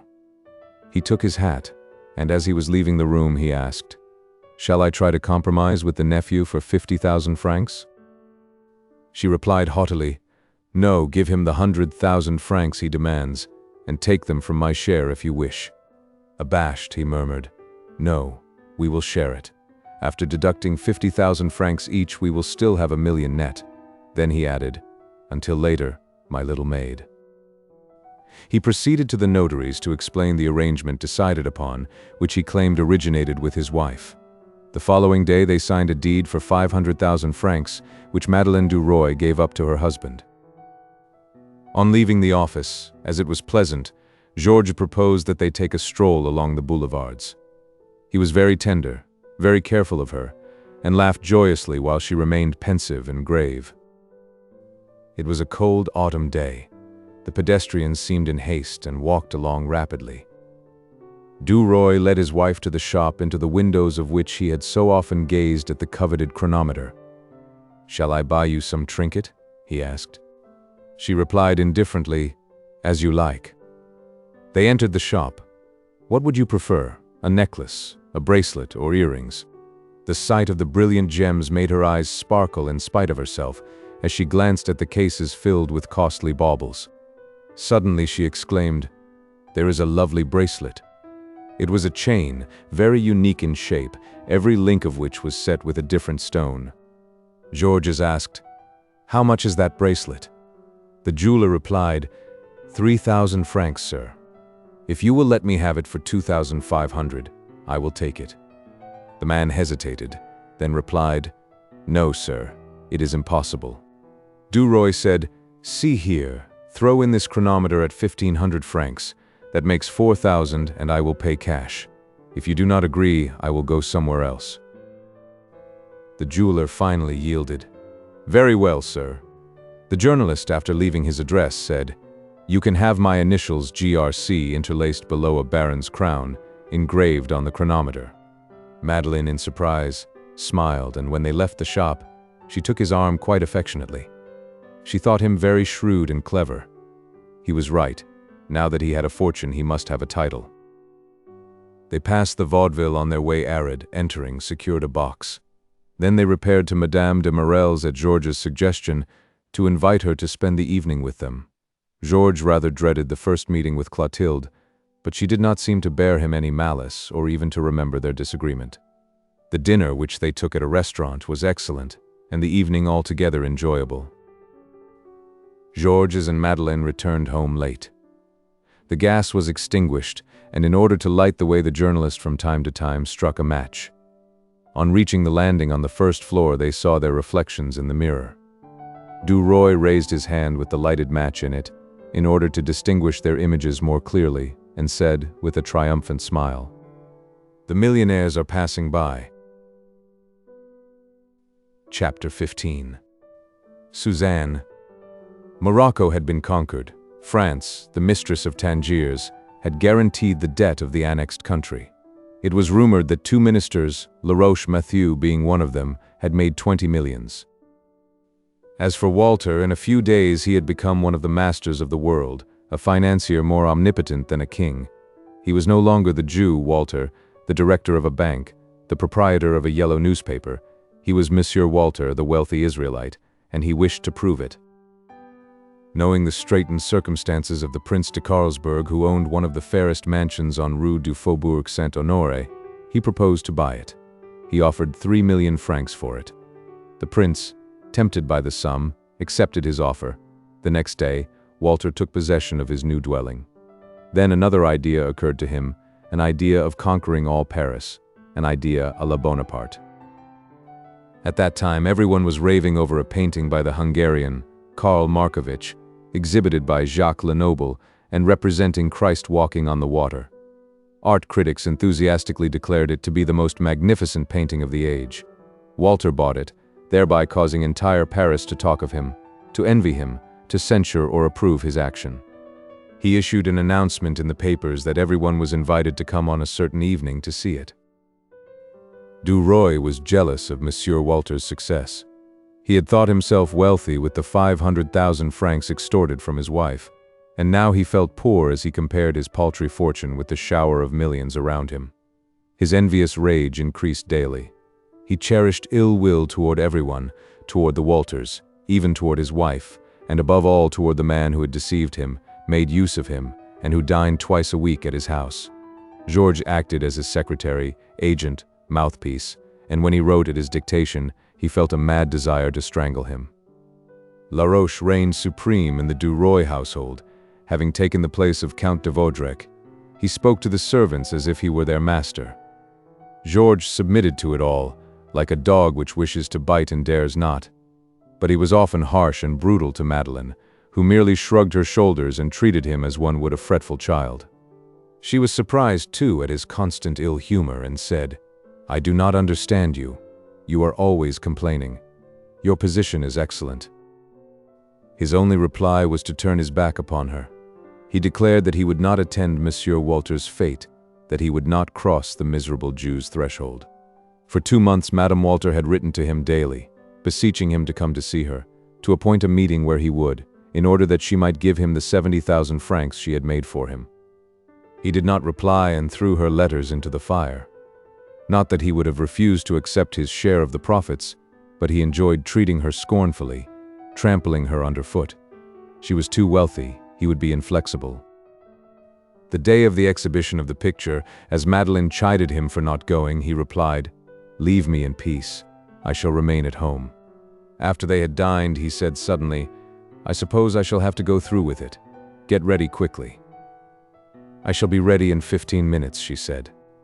As they entered the courtyard of the Hôtel de Carlsberg, it was one blaze of light. A magnificent carpet was spread upon the steps leading to the entrance, and upon each one stood a man in livery, as rigid as marble. DUROY's heart was torn with jealousy. He and his wife ascended the steps and gave their wraps to the footmen who approached them. At the entrance to the drawing room, 2 children, one in pink, the other in blue, handed bouquets to the ladies.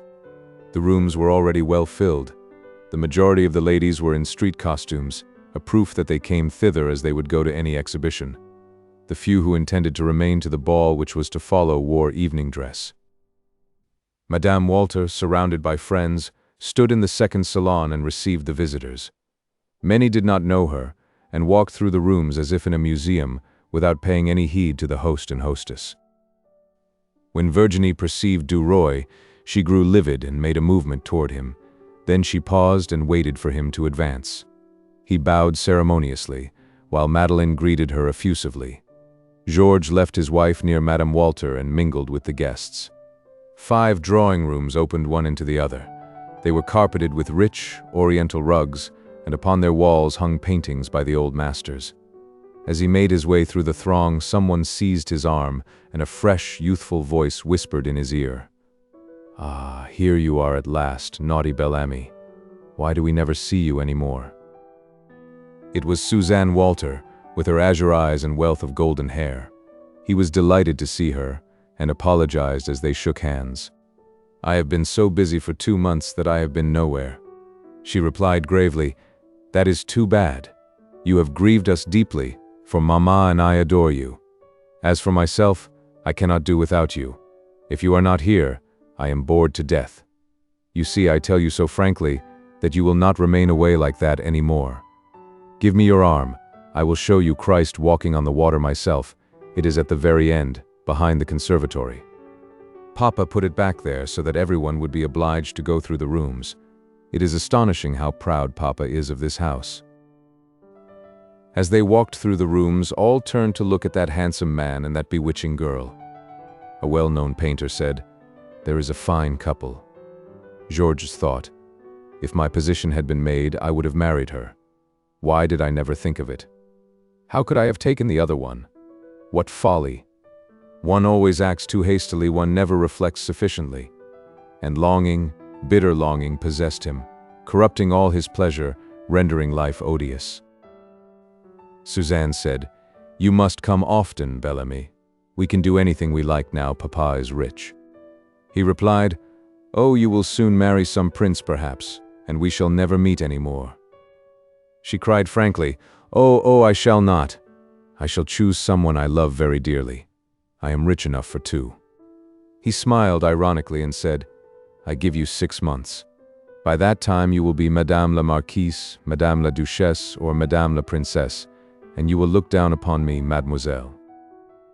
She pretended to be angry, patted his arm with her fan, and vowed that she would marry according to the dictates of her heart. He replied, "We shall see. You are too wealthy. You too have inherited some money. Barely 20,000 livres a year. It is a mere pittance nowadays. But your wife has the same. Yes, we have 1 million together, 40,000 a year. We cannot even keep a carriage on that." They had, in the meantime, reached the last drawing room, and before them lay the conservatory with its rare shrubs and plants. To their left, under a dome of palms, was a marble basin, on the edges of which 4 large swans of Delftware emitted the water from their beaks. The journalist stopped and said to himself, "This is luxury. This is the kind of house in which to live. Why can I not have one?" His companion did not speak. He looked at her and thought once more, "If I only had taken her." Suddenly Suzanne seemed to awaken from her reverie. "Come," said she, dragging Georges through a group which barred their way and turning him to the right. Before him, surrounded by verdure on all sides, was the picture. One had to look closely at it in order to understand it. It was a grand work, the work of a master, one of those triumphs of art which furnishes one for years with food for thought. DUROY gazed at it for some time and then turned away to make room for others. Suzanne's tiny hand still rested upon his arm. She asked, "Would you like a glass of champagne? We will go to the buffet. We shall find Papa there." Slowly they traversed the crowded rooms. Suddenly Georges heard a voice say, "That is Laroche and Madame DUROY." He turned and saw his wife passing upon the minister's arm. They were talking in low tones and smiling into each other's eyes. He fancied he saw some people whisper as they gazed at them, and he felt a desire to fall upon those 2 beings and smite them to the earth. His wife was making a laughing-stock of him. Who was she? A shrewd little parvenue, that was all. He could never make his way with a wife who compromised him. She would be a stumbling block in his path. Ah, if he had foreseen, if he had known, he would have played for higher stakes. What a brilliant match he might have made with little Suzanne. How could he have been so blind? They reached the dining room with its marble columns and walls hung with old Gobelins tapestry. Walter spied his editor and hastened to shake hands. He was beside himself with joy. "Have you seen everything? Say, Suzanne, have you shown him everything? What a lot of people, eh? Have you seen Prince de Guerche? He just drank a glass of punch. Then he pounced upon Senator Risselin and his wife. A gentleman greeted Suzanne, a tall, slender man with fair whiskers and a worldly air. Georges heard her call him Marquis de Cazoles, and he was suddenly inspired with jealousy. How long had she known him? Since she had become wealthy, no doubt. He saw in him a possible suitor. Someone seized his arm.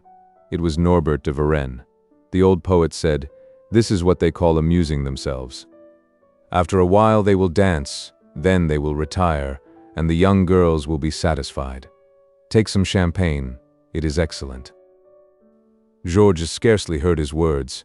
He was looking for Suzanne, who had gone off with the Marquis de Cazoles. He left Norbert de Varenne abruptly and went in pursuit of the young girl. The thirsty crowd stopped him.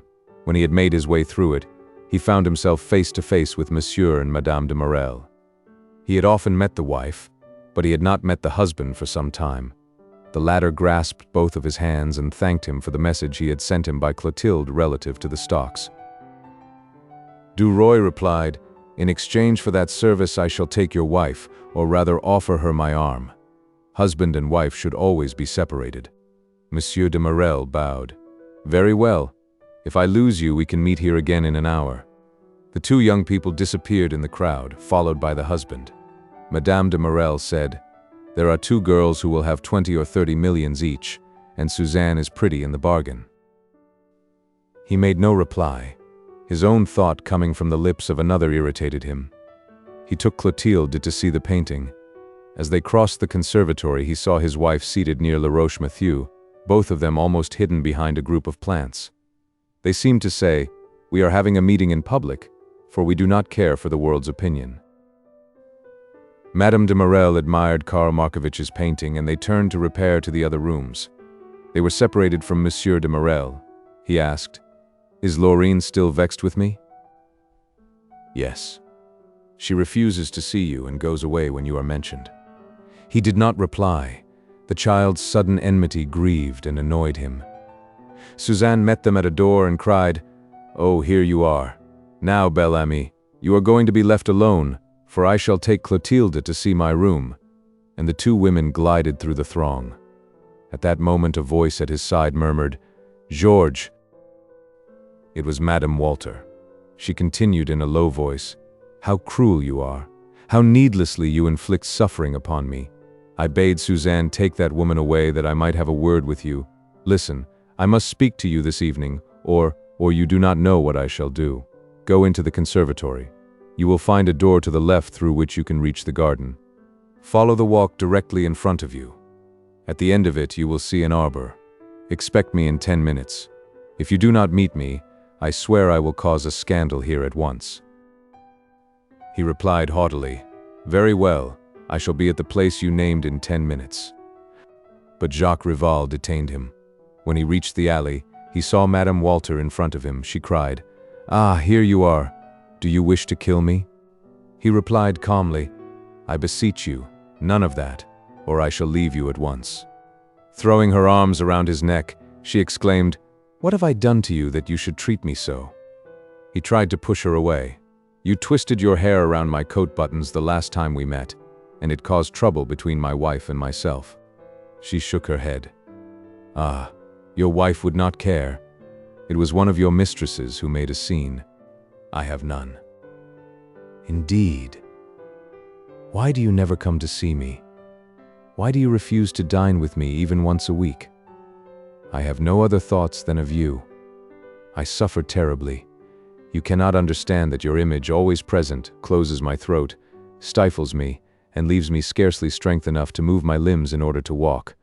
So I remain all day in my chair thinking of you." He looked at her in astonishment.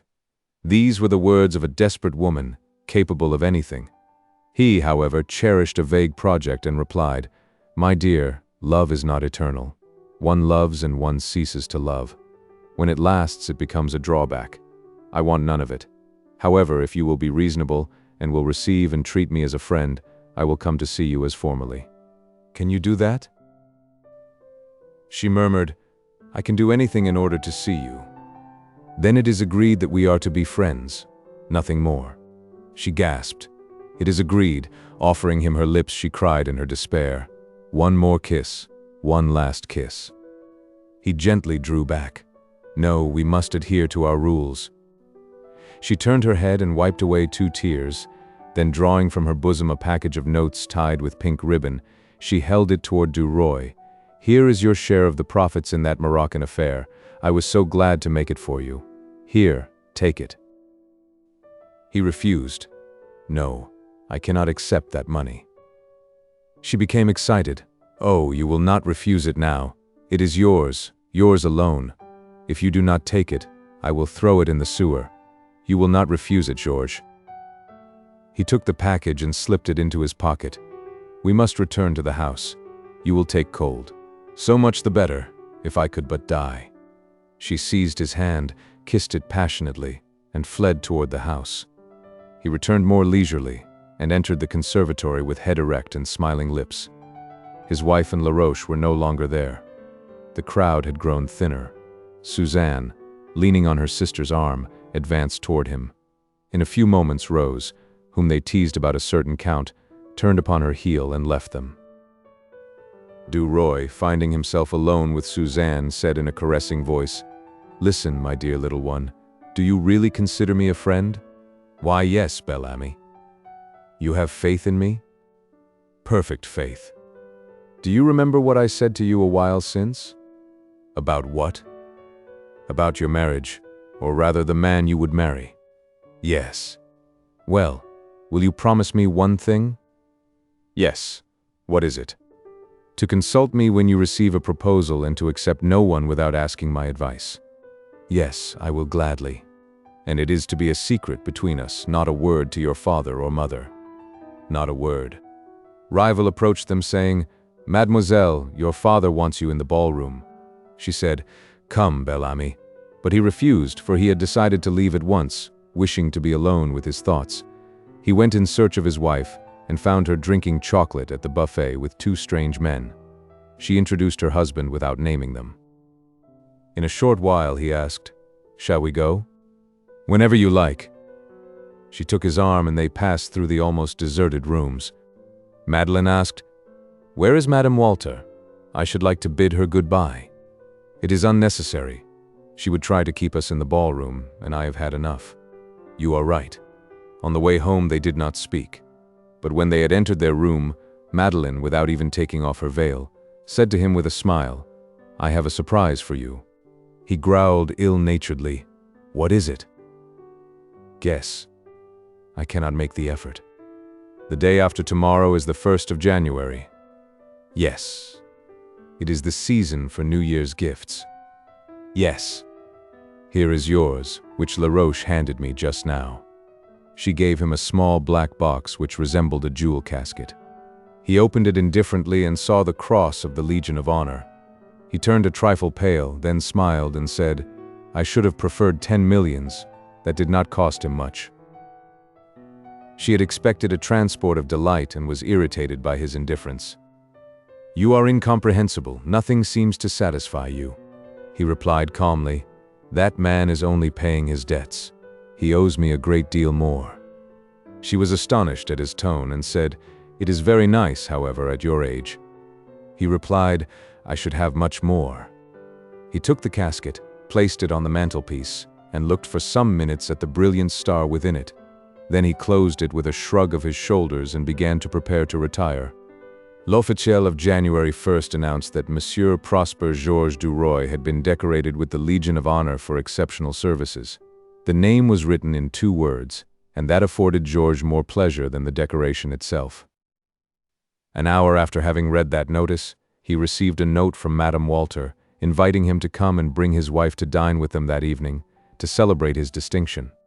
At first he hesitated, then throwing the letter in the fire, he said to Madeleine, "We shall dine at the Walters this evening." In her surprise she exclaimed, "Why? I thought you would never set your foot in their house again."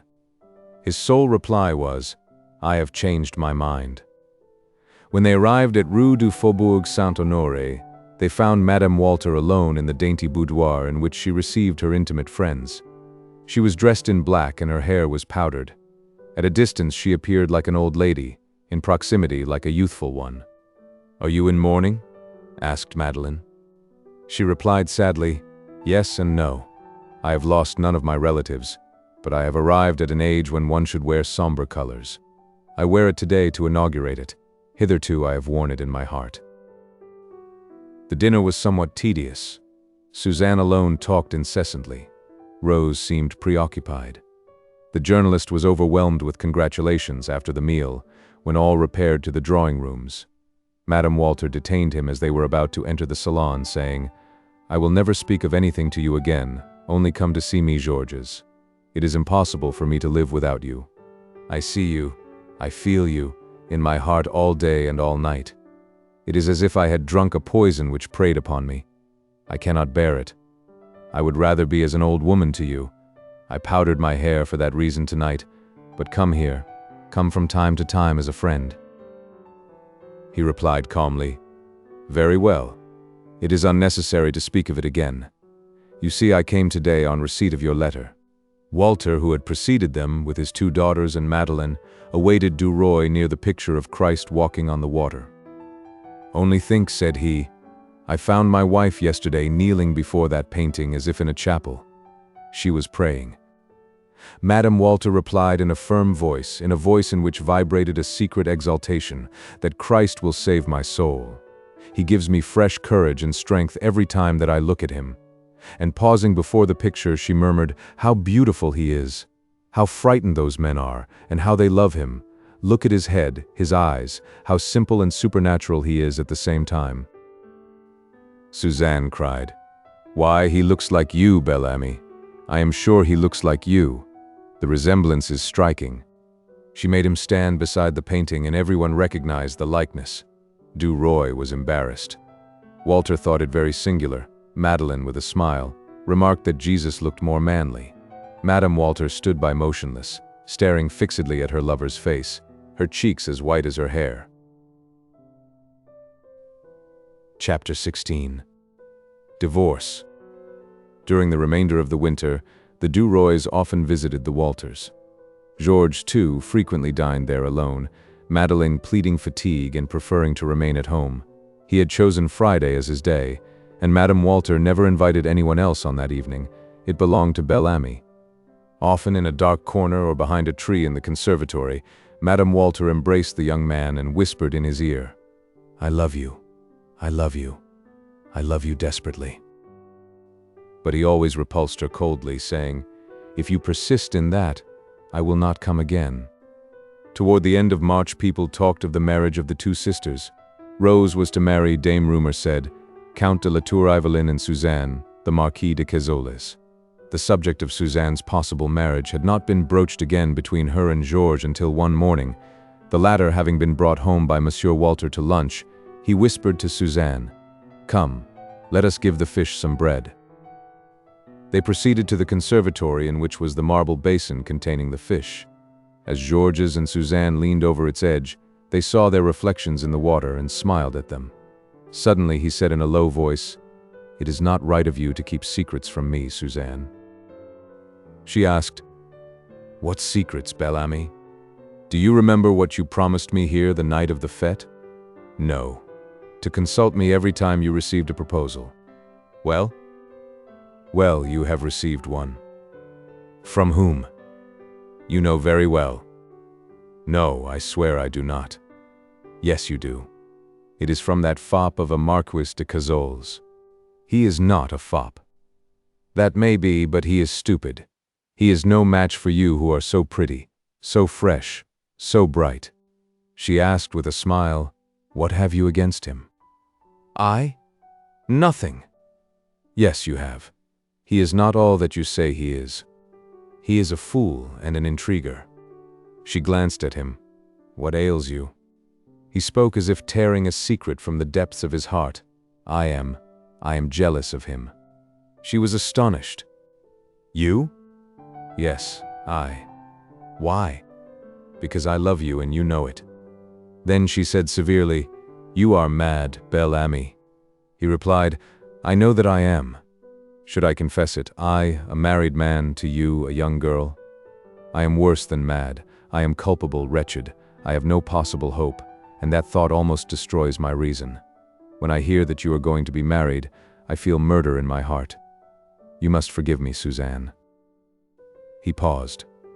The young girl murmured half sadly, half gaily, "It is a pity that you are married, but what can you do?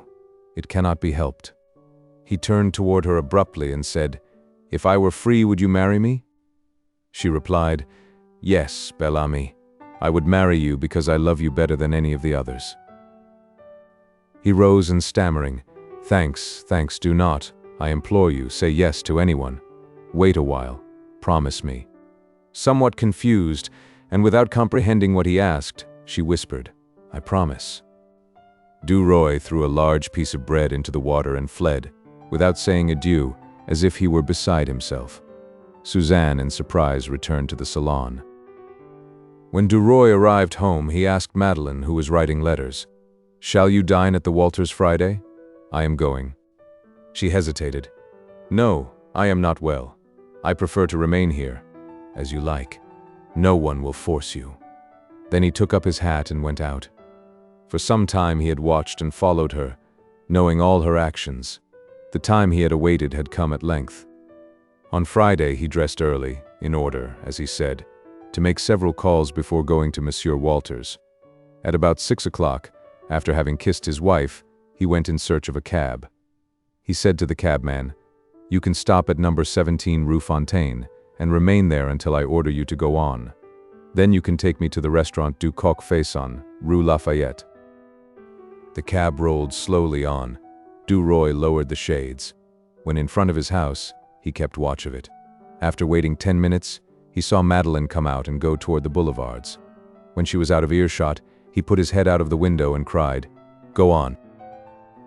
The cab proceeded on its way and stopped at the Coq Faisson. Georges entered the dining room and ate slowly, looking at his watch from time to time. At 7:30 he left and drove to Rue La Rochefoucauld. He mounted to the 3rd story of a house in that street and asked the maid who opened the door, "Is Monsieur Guibert Delorme at home?" "Yes, sir." He was shown into the drawing room, and after waiting some time, a tall man with a military bearing and gray hair entered. He was the police commissioner. DUROY bowed, then said, "As I suspected, my wife is with her lover in furnished apartments they have rented on Rue des Martyrs." The magistrate bowed. "I am at your service, sir." "Very well, I have a cab below." And with 3 other officers they proceeded to the house in which DUROY expected to surprise his wife. One officer remained at the door to watch the exit. On the 2nd floor they halted. DUROY rang the bell and they waited. In 2 or 3 minutes, Georges rang again several times in succession. They heard a light step approach, and a woman's voice, evidently disguised, asked, "Who is there?" The police officer replied, "Open in the name of the law." The voice repeated, "Who are you?" "I am the police commissioner. Open or I will force the door." The voice continued, "What do you want?" DUROY interrupted, "It is I. It is useless to try to escape us." The footsteps receded and then returned. Georges said, "If you do not open, we will force the door." Receiving no reply, he shook the door so violently that the old lock gave way, and the young man almost fell over Madeleine, who was standing in the antechamber in her petticoat, her hair loosened, her feet bare, and a candle in her hand. He exclaimed, "It is she. We have caught them," and he rushed into the room. The commissioner turned to Madeleine, who had followed them through the rooms, in one of which were the remnants of a supper, and looking into her eyes said, "You are Madame Claire Madeleine DUROY, lawful wife of Monsieur Prosper Georges DUROY, here present?" She replied, "Yes, sir." "What are you doing here?" She made no reply. The officer repeated his question. Still she did not reply. He waited several moments and then said, "If you do not confess, madam, I shall be forced to inquire into the matter." They could see a man's form concealed beneath the covers of the bed. DUROY advanced softly and uncovered the livid face of Monsieur Laroche Mathieu. The officer again asked, "Who are you?" As the man did not reply, he continued, "I am the police commissioner, and I call upon you to tell me your name. If you do not answer, I shall be forced to arrest you. In any case, rise. I will interrogate you when you are dressed." In the meantime, Madeleine had regained her composure, and seeing that all was lost, she was determined to put a brave face upon the matter. Her eyes sparkled with the audacity of bravado, and taking a piece of paper she lighted the 10 candles in the candelabra, as if for a reception. That done, she leaned against the mantelpiece, took a cigarette out of a case, and began to smoke, seeming not to see her husband. In the meantime, the man in the bed had dressed himself and advanced. The officer turned to him. "Now, sir, will you tell me who you are?" He made no reply. "I see I shall have to arrest you." Then the man cried, "Do not touch me. I am inviolable." DUROY rushed toward him exclaiming, "I can have you arrested if I want to." Then he added, "This man's name is Laroche-Mathieu, Minister of Foreign Affairs." The officer retreated and stammered, "Sir, will you tell me who you are? For once that miserable fellow has not lied. I am indeed Laroche-Mathieu, Minister." And pointing to George's breast, he added, "And that scoundrel wears upon his coat the cross of honor which I gave him." DUROY turned pale. With a rapid gesture, he tore the decoration from his buttonhole and throwing it in the fire exclaimed, "That is what a decoration is worth which is given by a scoundrel of your order." The commissioner stepped between them as they stood face to face, saying, "Gentlemen, you forget yourselves and your dignity." Madeleine smoked on calmly, a smile hovering about her lips.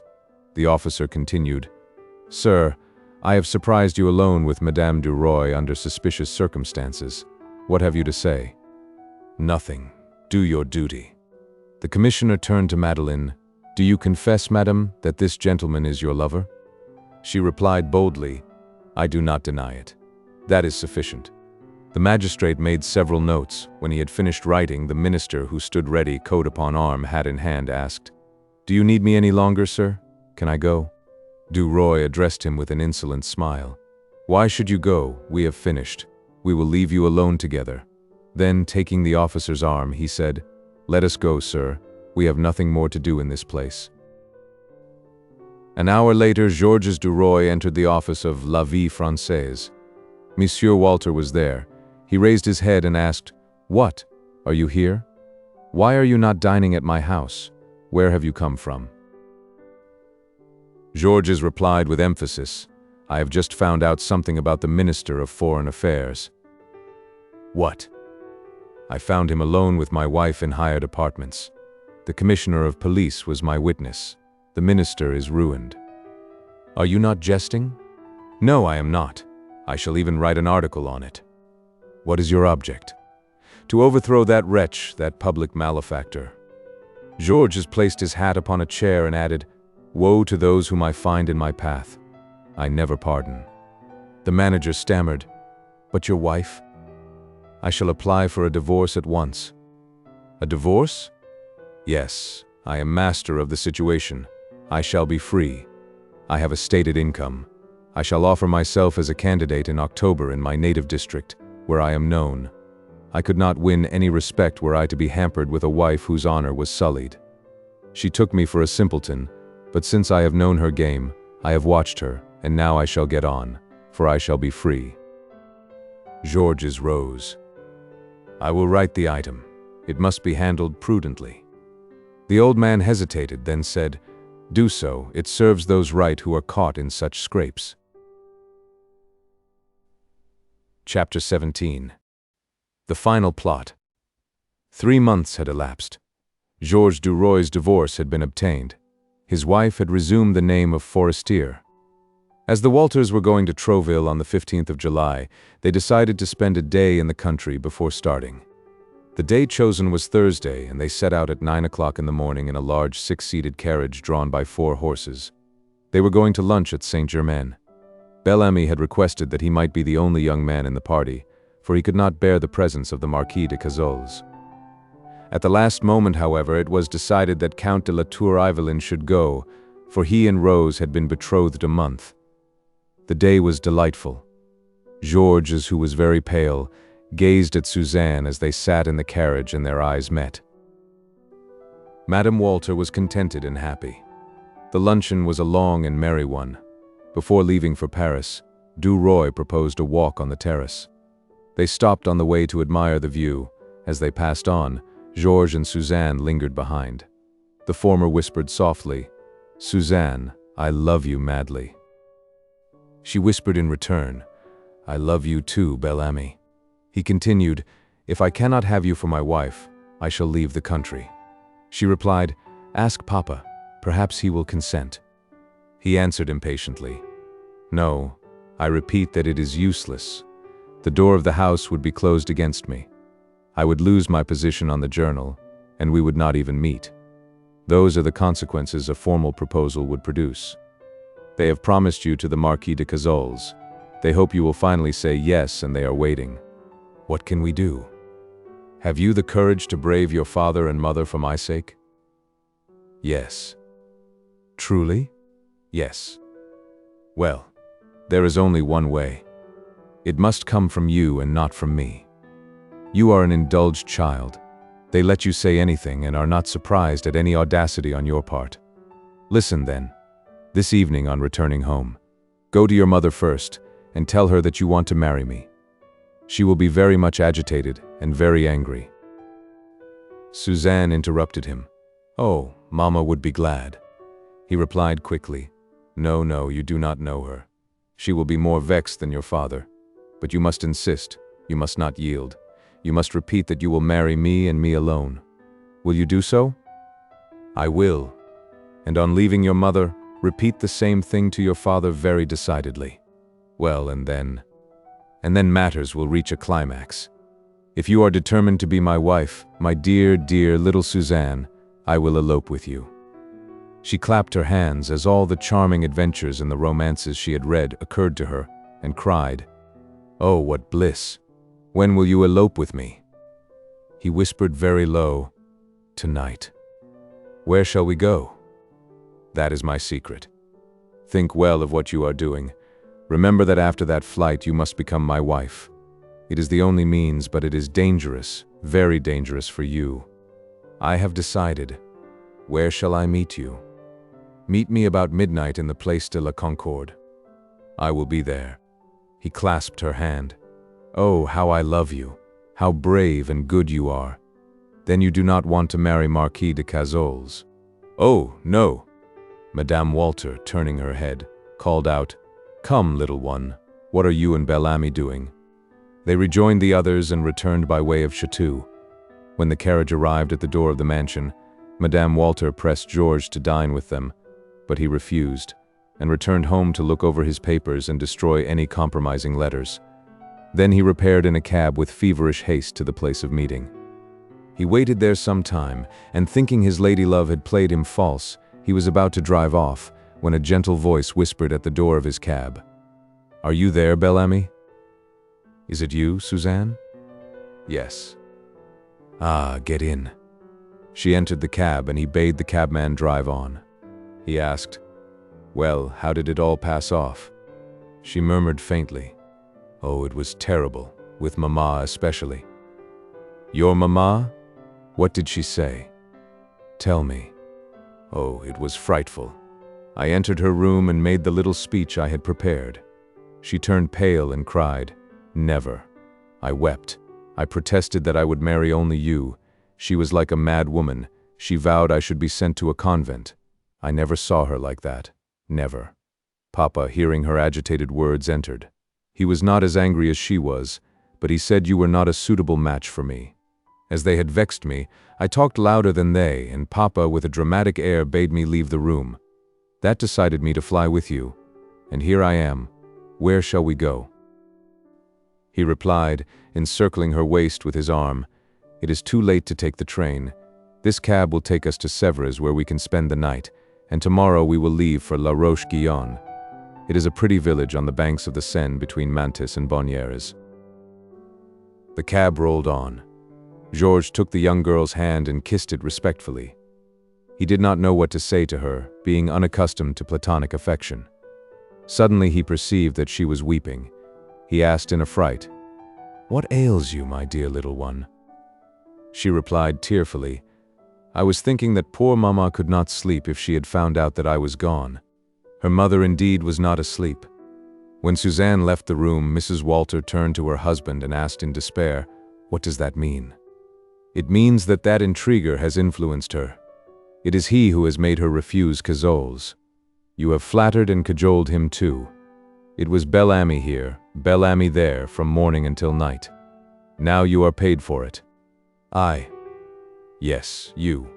You are as much infatuated with him as Madeleine, Suzanne, and the rest of them. Do you think that I did not see that you could not exist for 2 days without him?" She rose tragically. "I will not allow you to speak to me thus. You forget that I was not brought up like you, in a shop." With an oath, he left the room, banging the door behind him. When he was gone, she thought over all that had taken place. Suzanne was in love with Bel Ami, and Bel Ami wanted to marry Suzanne. No, it was not true. She was mistaken. He would not be capable of such an action. He knew nothing of Suzanne's escapade. They would take Suzanne away for 6 months and that would end it. She rose, saying, "I cannot rest in this uncertainty. I shall lose my reason. I will arouse Suzanne and question her." She proceeded to her daughter's room. She entered. It was empty. The bed had not been slept in. A horrible suspicion possessed her, and she flew to her husband. He was in bed, reading. She gasped. "Have you seen Suzanne?" "No? Why?" "She is gone. She is not in her room." With one bound, he was out of bed. He rushed to his daughter's room. Not finding her there, he sank into a chair. His wife had followed him. "Well?" she asked. He had not the strength to reply. He was no longer angry. He groaned. "He has her. We are lost." "Lost? How?" "Why? He must marry her now." She cried wildly, "Marry her? Never. Are you mad?" He replied sadly, "It will do no good to yell. He has disgraced her. The best thing to be done is to give her to him, and at once too, then no one will know of this escapade." She repeated in great agitation, "Never. He shall never have Suzanne." Overcome, Walter murmured, "But he has her, and he will keep her as long as we do not yield. Therefore, to avoid a scandal, we must do so at once." But his wife replied, "No, no, I will never consent." Impatiently he returned, "It is a matter of necessity. Ah, the scoundrel, how he has deceived us. But he is shrewd at any rate. She might have done better as far as position, but not intelligence and future is concerned. He is a promising young man. He will be a deputy or a minister some day." Madame Walter, however, repeated wildly, "I will never let him marry Suzanne. Do you hear? Never." In his turn, he became incensed, and like a practical man defended Bel Ami. "Be silent. I tell you he must marry her, and who knows? Perhaps we shall not regret it. With men of his stamp one never knows what may come about. You saw how he downed Laroche-Mathieu in 3 articles, and that with a dignity which was very difficult to maintain in his position as husband. So we shall see." Madame Walter felt a desire to cry aloud and tear her hair, but she only repeated angrily, "He shall not have her." Walter rose, took up his lamp and said, "You are silly, like all women. You only act on impulse. You do not know how to accommodate yourself to circumstances. You are stupid. I tell you he shall marry her. It is essential." And he left the room. Madame Walter remained alone with her suffering, her despair. If only a priest were at hand, she would cast herself at his feet and confess all her errors and her agony. He would prevent the marriage. Where could she find a priest? Where should she turn? Before her eyes floated, like a vision, the calm face of Christ walking on the water, as she had seen it in the painting. He seemed to say to her, "Come unto me, kneel at my feet. I will comfort and instruct you as to what to do." She took the lamp and sought the conservatory. She opened the door leading into the room which held the enormous canvas, and fell upon her knees before it. At first she prayed fervently, but as she raised her eyes and saw the resemblance to Bel Ami, she murmured, "Jesus, Jesus," while her thoughts were with her daughter and her lover. She uttered a wild cry as she pictured them together alone, and fell into a swoon. When day broke, they found Madame Walter still lying unconscious before the painting. She was so ill after that her life was almost despaired of. Monsieur Walter explained his daughter's absence to the servants by saying to them that she had been sent to a convent for a short time. Then he replied to a long letter from DUROY, giving his consent to his marriage with his daughter. Bel Ami had posted that epistle when he left Paris, having prepared it the night of his departure. In it he said in respectful terms that he had loved the young girl a long time, that there had never been any understanding between them, but that as she came to him to say, "I will be your wife," he felt authorized in keeping her, in hiding her, in fact, until he had obtained a reply from her parents, whose wishes were to him of more value than those of his betrothed. Georges and Suzanne spent a week at La Roche-Guyon. Never had the young girl enjoyed herself so thoroughly. As she passed for his sister, they lived in a chaste and free intimacy, a kind of living companionship. He thought it wiser to treat her with respect, and when he said to her, "We will return to Paris tomorrow. Your father has bestowed your hand upon me," she whispered naively. "Already? This is just as pleasant as being your wife." Chapter 18. Attainment. It was dark in the apartments in the Rue de Constantinople when Georges Duroy and Clotilde de Marelle, having met at the door, entered them. Without giving him time to raise the shades, the latter said, "So you are going to marry Suzanne, Walter?" He replied in the affirmative, adding gently, "Did you not know it?" She answered angrily, "So you are going to marry Suzanne, Walter? For 3 months you have deceived me. Everyone knew of it but me. My husband told me. Since you left your wife you have been preparing for that stroke, and you made use of me in the interim. What a rascal you are." He asked, "How do you make that out?" "I had a wife who deceived me. I surprised her, obtained a divorce, and am now going to marry another. What is more simple than that?" She murmured, "What a villain!" He said with dignity, "I beg of you to be more careful as to what you say." She rebelled at such words from him. "What? Would you like me to handle you with gloves? You have conducted yourself like a rascal ever since I have known you, and now you do not want me to speak of it. You deceive everyone. You gather pleasure and money everywhere, and you want me to treat you as an honest man." He rose, his lips twitched. "Be silent, or I will make you leave these rooms." She cried, "Leave here, you will make me you? You forget that it is I who have paid for these apartments from the very first, and you threaten to put me out of them. Be silent, good for nothing. Do you think I do not know how you stole a portion of Vaudrec's bequest from Madeleine? Do you think I do not know about Suzanne?" He seized her by her shoulders and shook her. "Do not speak of that, I forbid you. I know you have ruined her." He would have taken anything else, but that lie exasperated him. He repeated, "Be silent, take care," and he shook her as he would have shaken the bough of a tree. Still she continued, "You were her ruin, I know it."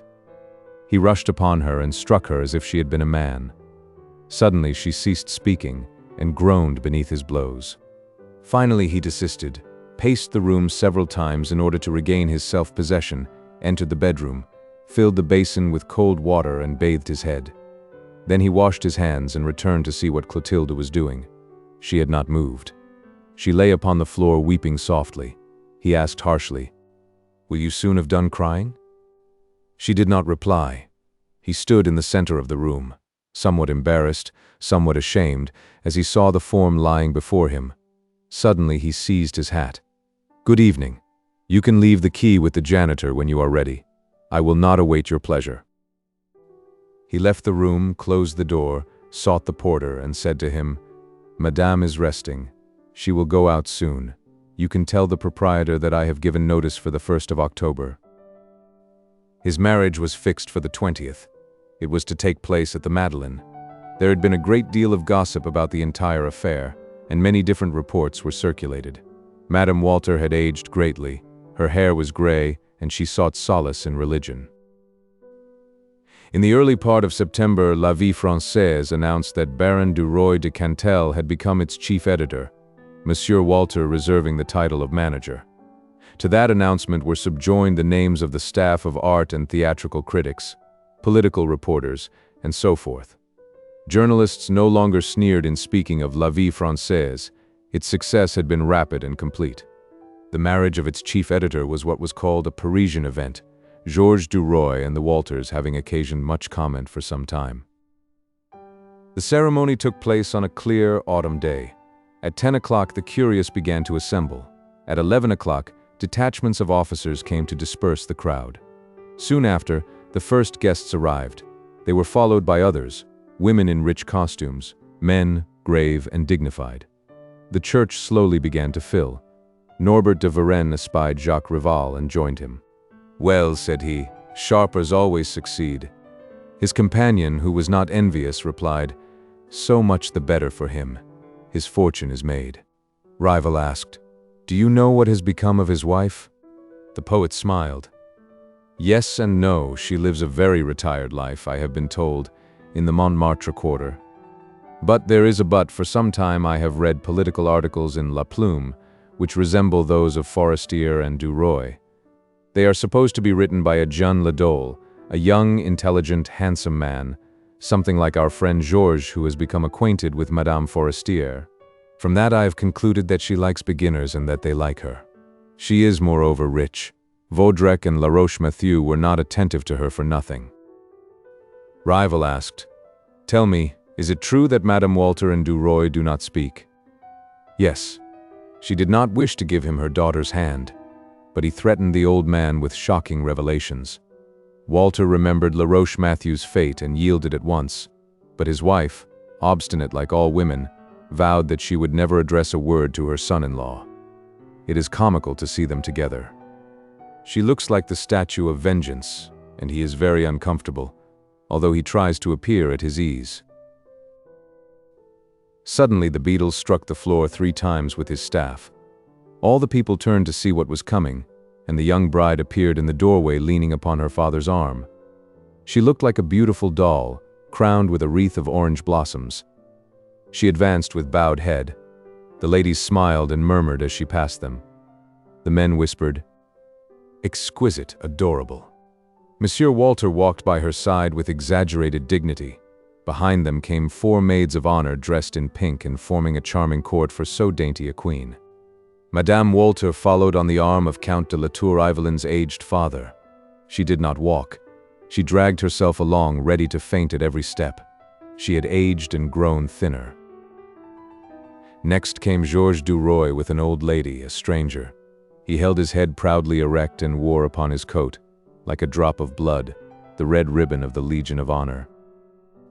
He was followed by the relatives, Rose, who had been married 6 weeks, with a senator, Count de la Tour-Evelyn with Viscountess de Percemur.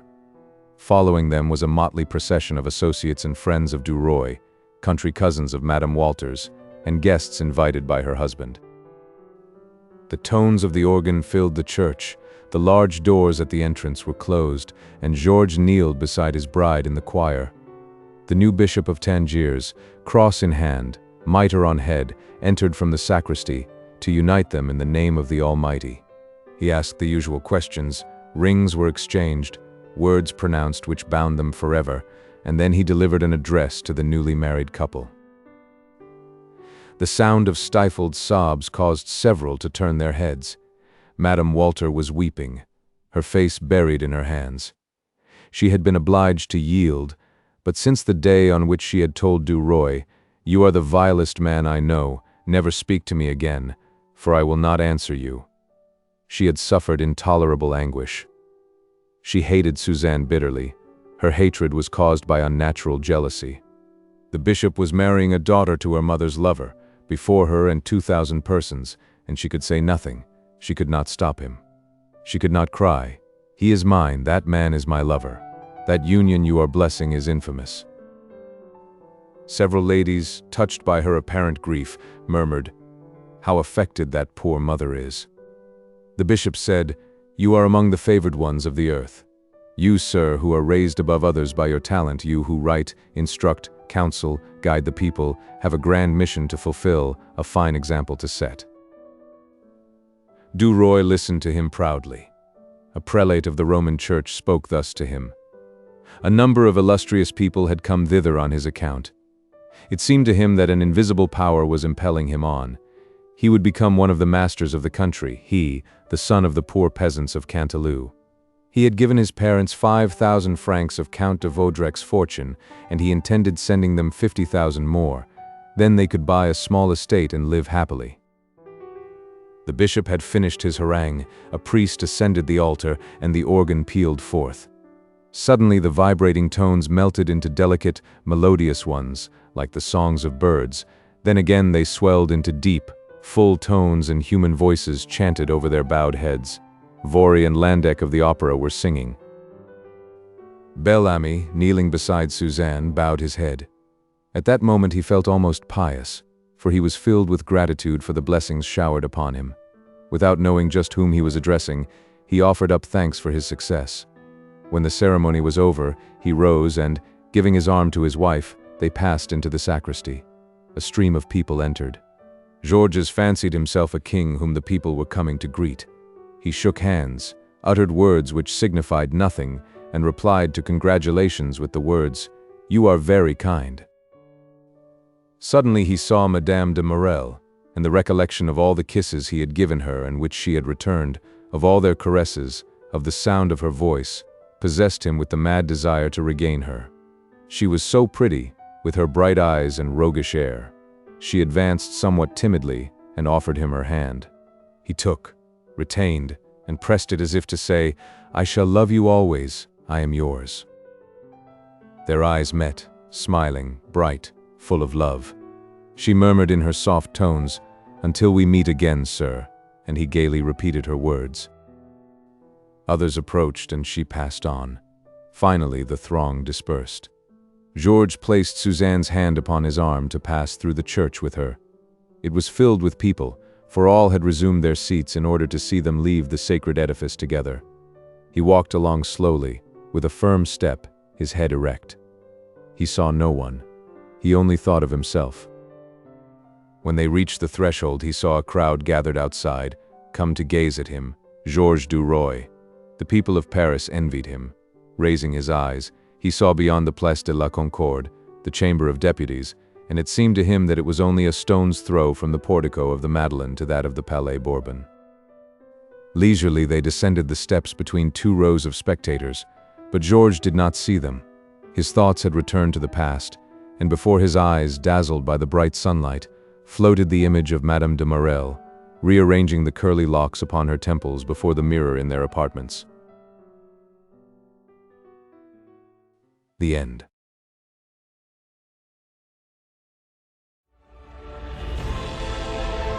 A whole galaxy to go.